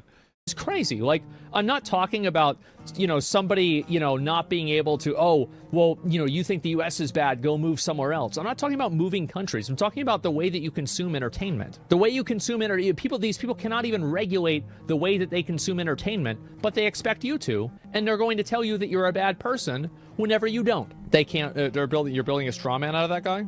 You're right. I could be totally wrong. He could love Elon Musk, and he could think Amazon is the greatest country of all time. I was going to say, I'll even be completely fair to him. He's probably right about what they believe. Yeah, but at the same time, you can acknowledge you're not going on fact, you're going on assumption. Yeah, maybe, yeah. Mm-hmm. You're absolutely right. I could be wrong, but I don't think I am. I want to reiterate my original point, and then we're going to move on. I am completely right. And the reality is that I will prove myself right every single day forever. And these people will keep coping and, having their little support groups on Twitter because reality is mean. I didn't make it this way. They didn't make it this way. It is this way. It's not my fault. I'm not telling you that it's good. In some ways it is, in other ways it's not. Getting mad at me for saying something that's obviously true is provably true, and it will continue to provably be true. This isn't going to do anything. I'm not in the business of talking about how the world should be. And if I am, there are a lot of other things that should change, which, number one... You could be in that business if you wanted to, because you could just start talking about how you think the world should be. It's your choice to not be, I guess, as a part of that. So, but you could if you wanted to. And for the record, he said a bunch of things that I completely agree with, a bunch of things I completely disagree with, a bunch of things that are contradictory to some of the things he said before, a bunch of half thought out positions, which I think is completely fair. But it's just funny to see that level of conviction after all that. Like, I am fucking right. Like, all right. Okay, which part of you? Again. Yeah, not only is his argument a little bit too broad, I feel, and he's contradicted himself one too many times, where making claims like, I'm right, everyone else is wrong, and like whatever, everybody's just coping and molding if you disagree with me. Like, that's a little too much. I will say, look, all right, this isn't like when XQC decided to go into the corner of the room and start crawling around on the ground. Dude, I'm sorry, that'll live in my mind forever. Yeah, that's wild. How could anyone forget? That was so great. Getting on the ground and crawling around like a worm to prove how not mad you are. If Asmongold's, I guess, thing that he's defending is the whole the opinions of artists don't matter because consumers buy things. Well, I mean, like I still think that's wrong. Why would you say that's his position after everything we've talked about? I mean, I think if he's referring to the original statement that he said. The clip that got taken around the internet, because the one where he said artists' opinions don't matter, which a lot of people interpreted as him simply saying as, in isolation, which like I said, I feel like most people should, with any basic understanding of human beings, assume that's not going to be his position. And that you noted immediately how it was cut in a weird way. You couldn't even know what was being talked about. Like I said, I have nothing but sympathy for him on that one.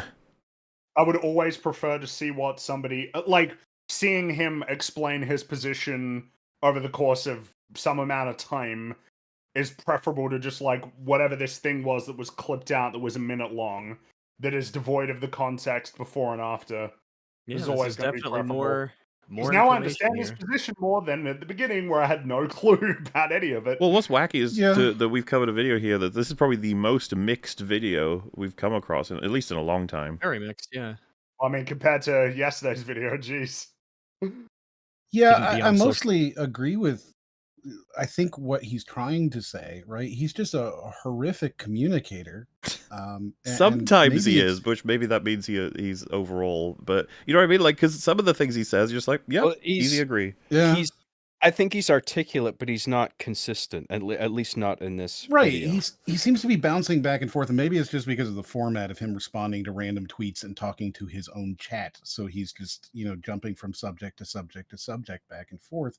but it is a little hard to sort of see the consistency in his argument across it, especially when you're using multiple, meanings of the word value and so on. Yeah, value and matter. Those two words that came up a lot, and we need to know better contexts almost every time if you're going to be using those words. Mm-hmm. But some of it got crossed later on when, like that person said about the personal, nostalgic or whatever value, artistic value, economic value. It's like, yeah, it can get complicated. Social media, which would have reduced about half of these posts in the first place. These values don't mean anything to anybody outside of a perpetually and terminally online group of mostly freaks. I mean, let's be honest. There's a lot of furries here, okay? Personal attacks from people don't have an anti-argument. Oh, yeah. And also, by the way, there's a lot of people that were making fun of my room, the fact that I had a dead rat for an alarm clock. What? I'm sorry, what? I don't know about that. Well, I need some context on that one. I don't know if I want to. I didn't catch that even. What was that? I'll play again. An alarm clock powered by a rat's also, corpse? By the way, there's a lot of people that were making fun of my room, the fact that I had a dead rat for an alarm clock. What does it mean? I assume it's an alarm clock, like a novel alarm clock shaped like a rat that like rags. Is that sort of like how you power a clock with a potato? You can just plug it into a rat's corpse. There's some chemical. Such bad news for all of you. Oh no! It's Not so. Really, though. So when he said that, I was like, "Fuck yeah, you're correct. Nobody should be saying you're wrong on this subject because you have a dirty room or because you have a dead rat for an alarm." Wait, what? And I was like, what? And so I Googled it, and I have fetched the context so that we could understand what he's talking about, because that I thought the exact same thing. I thought he had a novelty alarm clock that was like a porcelain thing. There's a dead rat, and the people made fun of him for that or something. I was like, I wouldn't care about that. Right. Yeah. This like brings back up and all also, of the by the stuff where before we came onto the stream, you were like, you gotta be ready for this. This was not, as you can tell from the portion of this video, I was like, yeah, this has all been chill. We can just check out the arguments and respond. And then he said that, and I was like, what are you talking about? I've never heard about this before. And a lot of people have even assumed it's like he's just being hyperbolic. It's like, okay.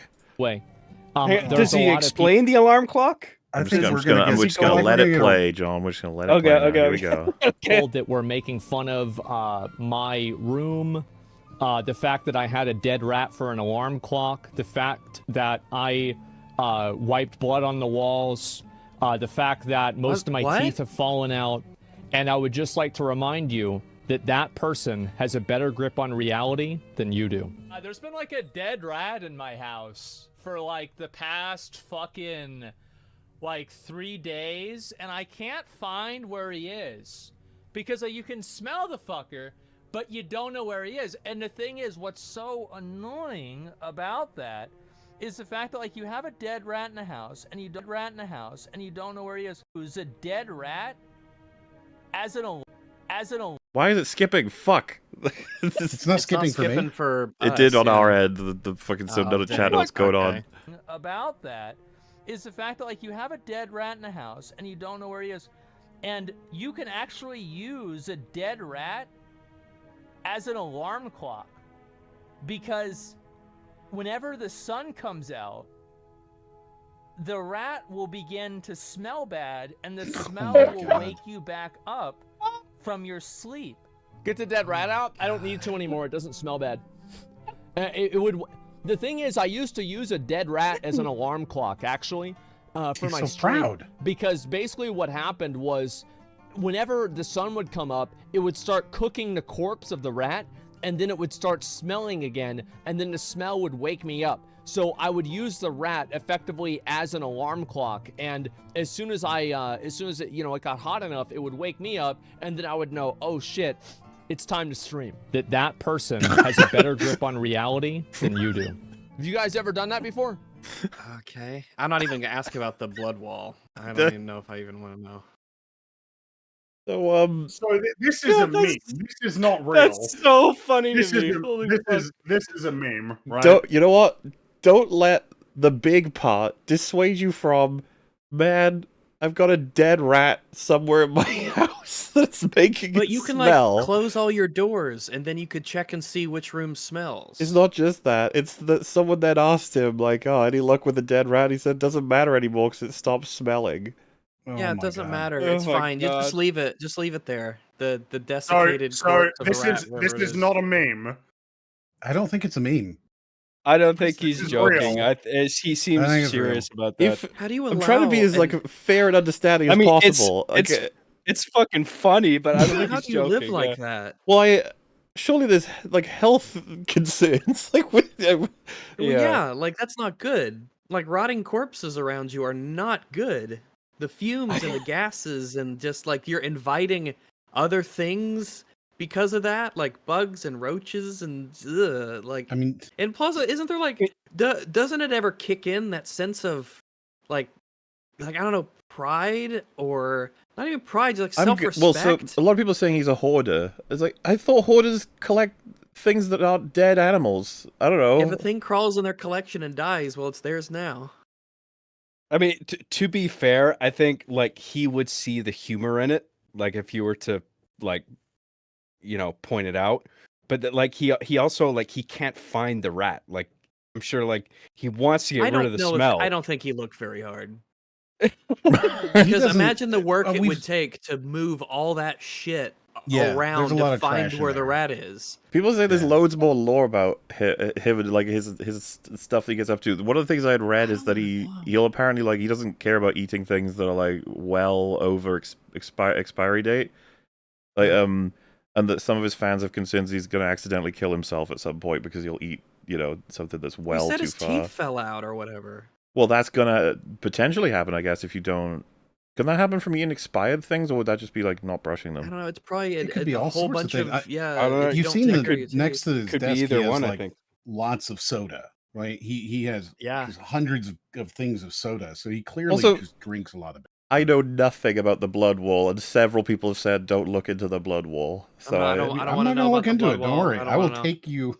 I'll take you. I don't at know your what the word. fuck that's about. Like, why wouldn't you just have some paper I don't want a towel blood on wall. That sounds standby? like some Like, Doom you video do that game once, maybe, like just to like get rid of the excess if you're bleeding a lot. But then you'd wipe the wall off, surely, like clean it up. Like, you don't just leave it there. But why would he even like? This is what I mean. I was so confused at the end where he was just like, "People have been bringing up my blood wall and my dead rat." And I was like, "What the fuck?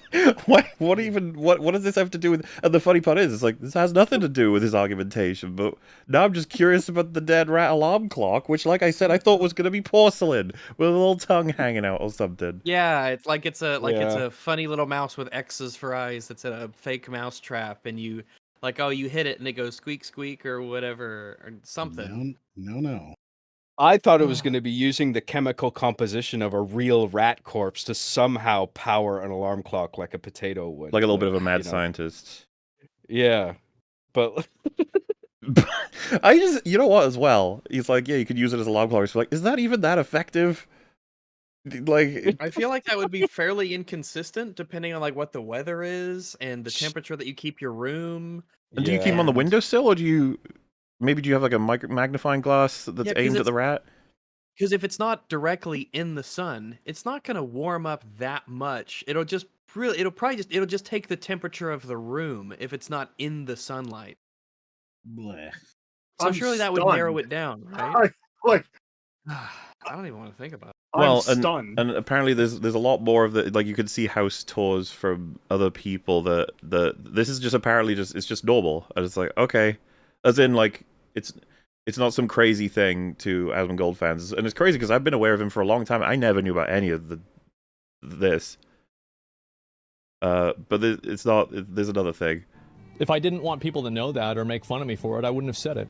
Look at him, guys. Look at him. I think they're little small ones. This is, and there's music in the background. No. What is that? Remember how I mentioned, like, no way, no. I was surprised none of you wanted to like poke into why I was so weird about asking about whether I you would. thought you meant that was the rat thing. I like the surprise of it. I wanted to thought be you meant surprised. No, rat was the not thing that. we're No, talking no. about. I'm saying that about halfway okay. through the stream, I said, hypothetically, if you had some bread that you spotted some maggots in, could you imagine God. anyone? Could you imagine No. anyone choosing to eat that after noticing that? Is that what's on that? This is how it's linked, and that's what he says in the clip. He's like, "Look, you can see them. You obviously it's not very high def, so you can't really make it out." What? See? Right there? I don't know if I should eat those or not. I kind of feel like that person has a better grip on reality than you do. But I do. That's actually gross. This reminds me when I was like, what is the context for the thing? Like, loads of people commented, it's like, oh yeah, this isn't as bad as eating the maggots. It's just like, why? Oh my god. I just need to make sure everyone understands. Don't do any of these things. Please don't. Yeah, that's awful. Do not very do bad this. for you. And I understand, people who are fans of his stuff, no wonder they want him to stop doing stuff like that, 'cause it's like, this could kill you. Kill him. Get some terrible disease or infection or something. Gross is one thing, unhealthy is another. Like, you don't want to do I- unhealthy things. Yeah. I don't know what to say about that. There's not much to say. Talk about it. You I'm actually shocked. try to genuinely put on an attempt to listen to other people's perspectives and points of view. And that is something I generally try to do. Now, is it something that I always do? No, I do not always do this, but it is something that I generally try to do. 2+ hours explaining yourself, but if you express how you feel in a painting, song, suddenly you wouldn't matter. This is Bob Viz, who's got a couple of viral tweets going after him. I mean, this is the 2 hours is him responding to arguments, so it's not like he's done a 2-hour essay about how right he is. And then secondly, the wouldn't matter part, again, it's been misunderstood as being like a general catch-all as opposed to economically speaking, which has been the whole problem, pretty much, I think. Remember Flappy Bird? Hugely popular game. Because these are the tweets that came out after the video. People still copy its gameplay today. Remember how the creator of Flappy Bird stopped selling it for a while because he felt it was too addictive. It's almost like that was proof that an artist's feelings could directly impact consumers. Yeah, and I think this is something that I'd like Asmongold to talk about, is the economic impact of a single artist's opinion, whether it be the one who created it or someone who influences the one who created it even. It's, right. Yeah. I keep thinking about what that H-Bomber guy said in his bear in mind, these all had fucking 30k likes on it. It was crazy. Latest video regarding how plagiarists fundamentally don't respect the people they steal from and how that can be applied to AI algorithms ripping off artists, and what that says about the people who created and used said algos. And that, I'm not even sure Asmongold would disagree with that. He would say, yeah, it is indicative of how a lot of people don't care, and that's something that should... I would hope Asmongold would say that's something that maybe should change, and we should try and do something about it where we can, not in some kind of crazy way, but making people more aware of the things they should appreciate behind the things that they love. But, and then this was the other clip that went viral, and I think it's so fucking dumb that he's getting, the cancellation, because the title of this stream, by the way, the trial of Asmongold, is more so related to the internet's trial of him. I guess you could say we've done a trial of him, but I wouldn't really go that direction. More so just checking out what happened, and then using it as a vehicle to just talk about some stuff, because we like chatting here.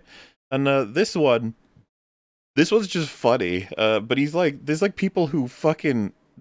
The commentary on this clip has been insane. I guess I'll play it first. It's Batman. Oh, shit.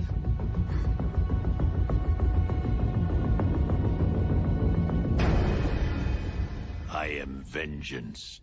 I am the night. I am Batman. That doesn't sound like Batman to me. Yeah, I don't see that. That sounds like Alfred, not... So, and that's the clip. The reason that would have gone viral for anyone who doesn't know is that's essentially the quintessential voice of Batman, Kevin Conroy. Kevin Conroy? Yeah, so it's And it's the final role for him, right? In any Batman thing or anything in general. Yeah.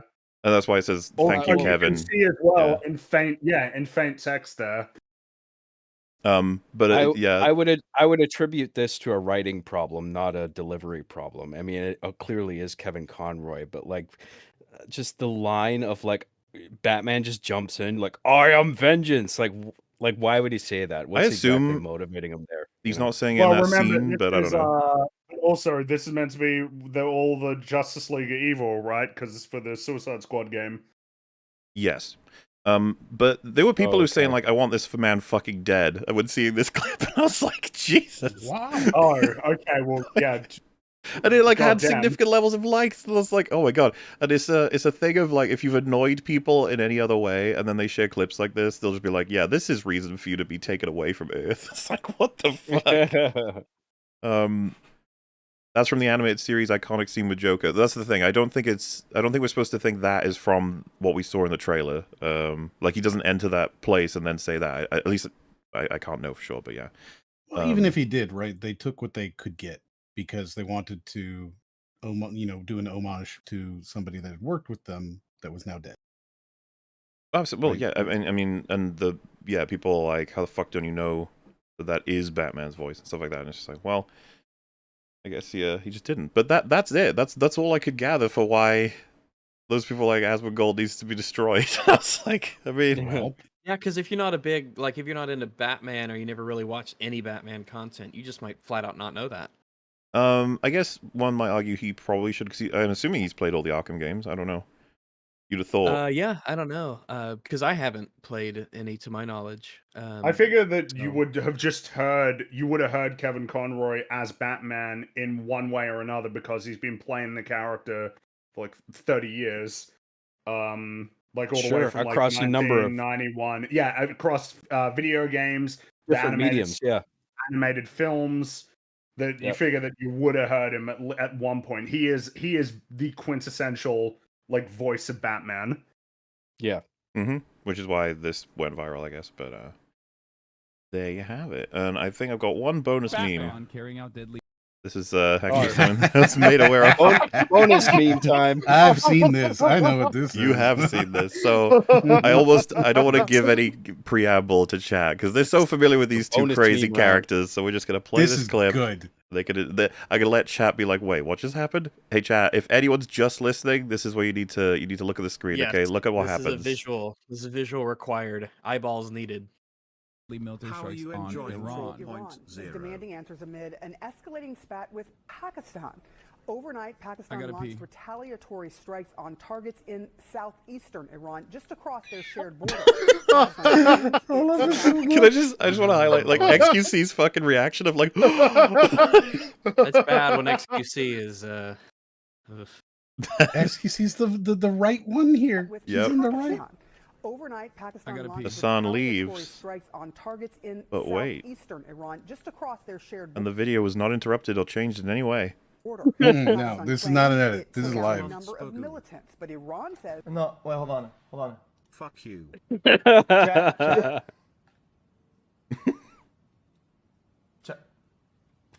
Shut. Hold on. Where you live? Fuck now hold on. BTW change shirt you smell. Are you telling me that I reacted to an educational video about the whole thing, about the whole ordeal, and I get canceled for reacting, and you're telling me the same people are praising this guy, this editor who went after me, and he literally monetized a video where he gets off the fucking screen. Pakistan carrying out deadly military strikes on. So yeah, the Hassan has found a new way to curb the criticisms of not being around. That's insane, it is unbelievable that in his world, in his mind, he's like, the problem was that it was an empty chair. That was the problem. Yeah. So the way that I solved that problem is not by pausing the video or remaining in place and reacting to the video and providing commentary. The solution is put a visual on screen of me reacting, and that solves the problem. It's right. Because I can't just pause it. I can't just pause it when I pee. How is that possible that he thinks that was the problem was the chair? That was the problem. So I'll fix it by putting just a canned reaction image of me on screen. Yeah. Yes. I can't just pause the video for a few moments while I go pee and then come back. I can't It's the do same that. thing, because remember how he's like, well, I had the video on my phone when I left, so it's all good. He just was incapable of understanding what the problem was. He couldn't do it. It was impossible, and clearly it still is. It's so funny, though, because it's just proof that this bothers him to no end, and he doesn't know how to solve it by being a normal isn't this person. so telling? The fact that he feels compelled to put an image of, look at me, I'm reacting, woohoo, instead of an empty chair, means that he knows that there's something wrong. That's what I said. He Yeah. knows something has to get done. Yeah. What I think is really funny is that people are the argument that people are making about this is, oh no, not CNN. Oh, how would you take the advertising dollars away from CNN? And it's like, you have completely missed the point. Holy You're like shit, not even have you missed the human. point? Your brain is not because functioning. it's CNN. CNN is not allowed to make money off of because it's CNN. They're allowed to have the value of the things that they made completely extracted by Hassan. That was easily the number one response in defense of this clip that I've seen. Easily. I also want to. Yeah, but then why did Hassan do what he did? It's like, so, but anyway. Exactly. Someone said, like, Freaky can't believe this. Has he seen Hassan previously? I have to defend the idea that this is a new low. Like, he's stunning. He's got that's such a pathetic attempt at hiding it. Look how obvious it is. He's not wearing the same clothes. It's like, let me just click the button that puts me on automatic. I gotta pee. Yeah, there we go. Done. It's loading or whatever. It's like, there it is. Or think I'm still here reacting to videos when I'm still not reacting. He literally just doesn't want people screenshotting the empty chair. That's it. Yes. That's so pathetic. I mean, there's ways you could have masked this, right? Like, for one, take out the dialogue where he says, "I'm gonna go pee." So, like the audience, they hear that, they're gonna be like, "Okay, he's leaving his chair now," and all of a sudden he's back there again. Like, okay, you've clearly edited this. If they took that piece of dialogue out, they could assume that, okay, maybe there was some visual glitch or something, even though you can't really assume that because the CNN footage is still proceeding uninterrupted. But then you also could have put you could have put an artificial jump cut in the CNN footage as well to sort of cover that up. Like, there's things the editor could have done but just didn't bother. Like, because all of that is so simpler funny to than me. just pausing, you know? I can't just pause Yeah, the no, video he and can't. pee. He can't pause Yeah. it. He can't do it. He can't just pause. Well, I'm still That's watching what's- on my phone, so it's all good. That's what's so sad, right? Like, he can't just be like, I'm not here to react to this right now. I am just going to pause the video, do my thing, come back, and then I'll resume, and then the But reaction the reason why will is because continue. he wants to extract all of the value of the video. Yeah, And he doesn't want he doesn't want to lose viewers, right? Yeah, Like, because if the exactly. video is paused, Well, people I'll are just going to keep like playing dip out. video Like, oh, this and is get boring all now. of the benefits of the video while doing nothing to transform it or turn it into my own creation or still benefiting from it. It's just hilarious that he thinks that he's achieved something by, well, see, look, it's not an empty chair, it's me with a canned reaction, a canned generic non-speaking reaction to this video. It's so lame. Yeah. And it's like, it's so counterproductive because this is a massive red, it's not even a red flag, it's like a siren, a wailing siren. It's what are they called? A caclon, a cat. Klaxon? What's the noise? Klaxon, yeah, like a big, noisy, whiny thing with signs that say, look at me, and look what I've done. That's all this does, is you're bringing an insane amount of attention to it. If he would have done his normal bad thing, people might have just gone, yeah, that's Hassan, just up to his, just bullshit again. What's new? He's doing bad stuff. What is he supposed to do? Die? I don't know. I don't know, man. It's That's the only other option.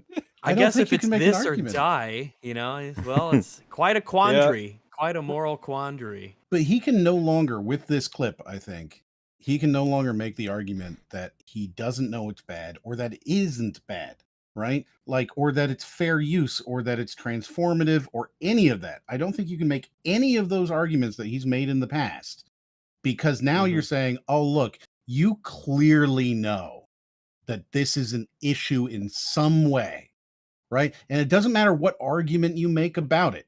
If it is an issue because, oh, somebody isn't there reacting, then, whatever. Or, oh, people will leave if they don't see you. Whatever your argument ends up being, it is clear that there is a problem with having an empty chair and somebody not No, he would reacting. just tell you he's just trying to counter people doing memes of like spreading lies about him by doing screenshots of his chair. What was the thing recently of him getting mad at like LSF about people making fun of him? Yeah, why would they ever do that? There's a screenshot of him saying to the head mods of Livestream Fail as a subreddit, which is a pretty popular one that just shares lots of drama or notable things about streamers. He asked them to stop posting about him in general because they're all like too much of it is making fun of him and making fun of his lowering view count. Which oh my god. Well, do oppose him, I suppose. I don't even know why he would fucking give a shit about losing X amount of viewers while he has a video that he's watching paused. I mean, the dude's a millionaire. I mean, he means in general, overall, the trends for his channel are going down. He's losing viewers consistently, and like people are making fun of him for it. He doesn't like that. Yeah, and he doesn't want to. He doesn't want to be turned into a lol cow. He doesn't like that. And he thinks that might be the reason why is that he's pausing the videos. Dude, I don't even think I think it's petty enough that it's literally just I don't like it. It makes me sad. Stop it. Like, don't let people make fun of me like that. Oh my god. I mean, he's a man-child. I get to approve how I am made fun of, which should be never. Well, it's funny because if anyone was asked, especially in our fucking community, why do you think he's losing viewers? It's like, oh, let me just pull out the list. Like, why that's probably happening.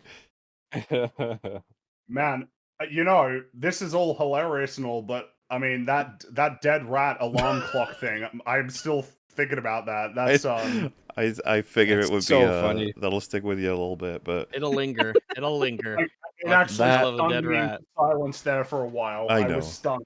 I know. I don't know how a human being can live like that. That's just. And of course, the bread. Holy shit! People can talk about the blood wall. We're not looking into the blood wall. We're gonna. It actually makes me cringe. Like physically, it makes me cringe. It makes me like tremble.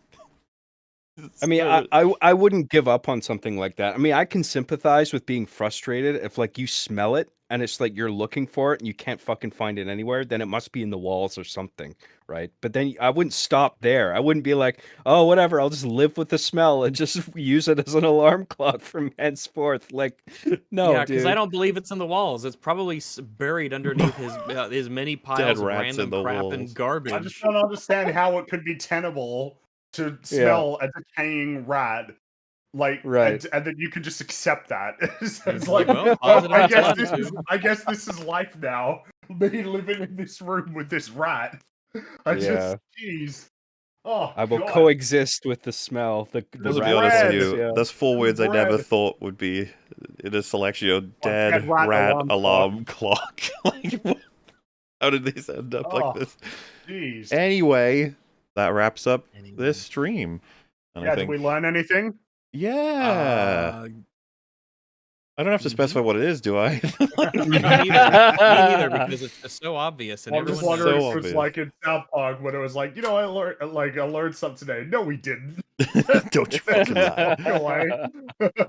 Well, that's an update for everybody on our opinions related to a lot of different things, like, I don't know, fucking ethics in AI slightly. We managed to cover a lot of that. We got a bit in about the many positions you can take on cultural enrichment or awareness of issues that relate to the production and consumption of products and how that affects the economic market. All of the things. It's nice to just jump into that, and maybe we'll do it again sometime later if Asmongold gets into another controversy when he misremembers like who was the voice of someone else in a game. Maybe that'll happen. But yeah, I mean, what I wanted to say though in conclusion was that it's absurd that he got in so much trouble, but that is usually how it works. It's funny because it's like, why doesn't Hassan get into more trouble? He's like an actual bastard. But then again, I guess he's been crying lately that he does get into too much trouble and people are making fun of him. So I don't know, maybe. And yeah, I tend to agree. Someone said last stream was way more painful. Like, yes. Yeah, this was not as painful as that one. The word grueling comes to mind in the previous one. This one was dense. Lots of conversation. It's more cutting that's out. a good point. Like half of the people that watch Hassan are sort of used to him being a clown and saying and doing stupid things. So when he does it, it's just like, oh, whatever. It's just Hassan being Hassan. But then Asmongold does something like relatively mildly stupid, and then it's just like, oh my god, I can't believe this thing, and then it's a whole thing.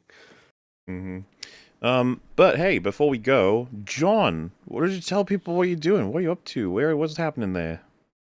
Oh man, I'm just doing my usual stupid shit. I just made a video, an RB and the Chief video about New Year's resolutions, about Chief vowing to fuck Arbiter's mom a little bit less in the ass this year. Oh, and at the end of the episode, you see whether he follows through on that promise. It's really dumb, but anyway, if you want to see it, John Graham on YouTube. Yeah, as per usual, we appreciate you joining us for such extended periods of excessive discussion and harsh realities. I'll put it that way.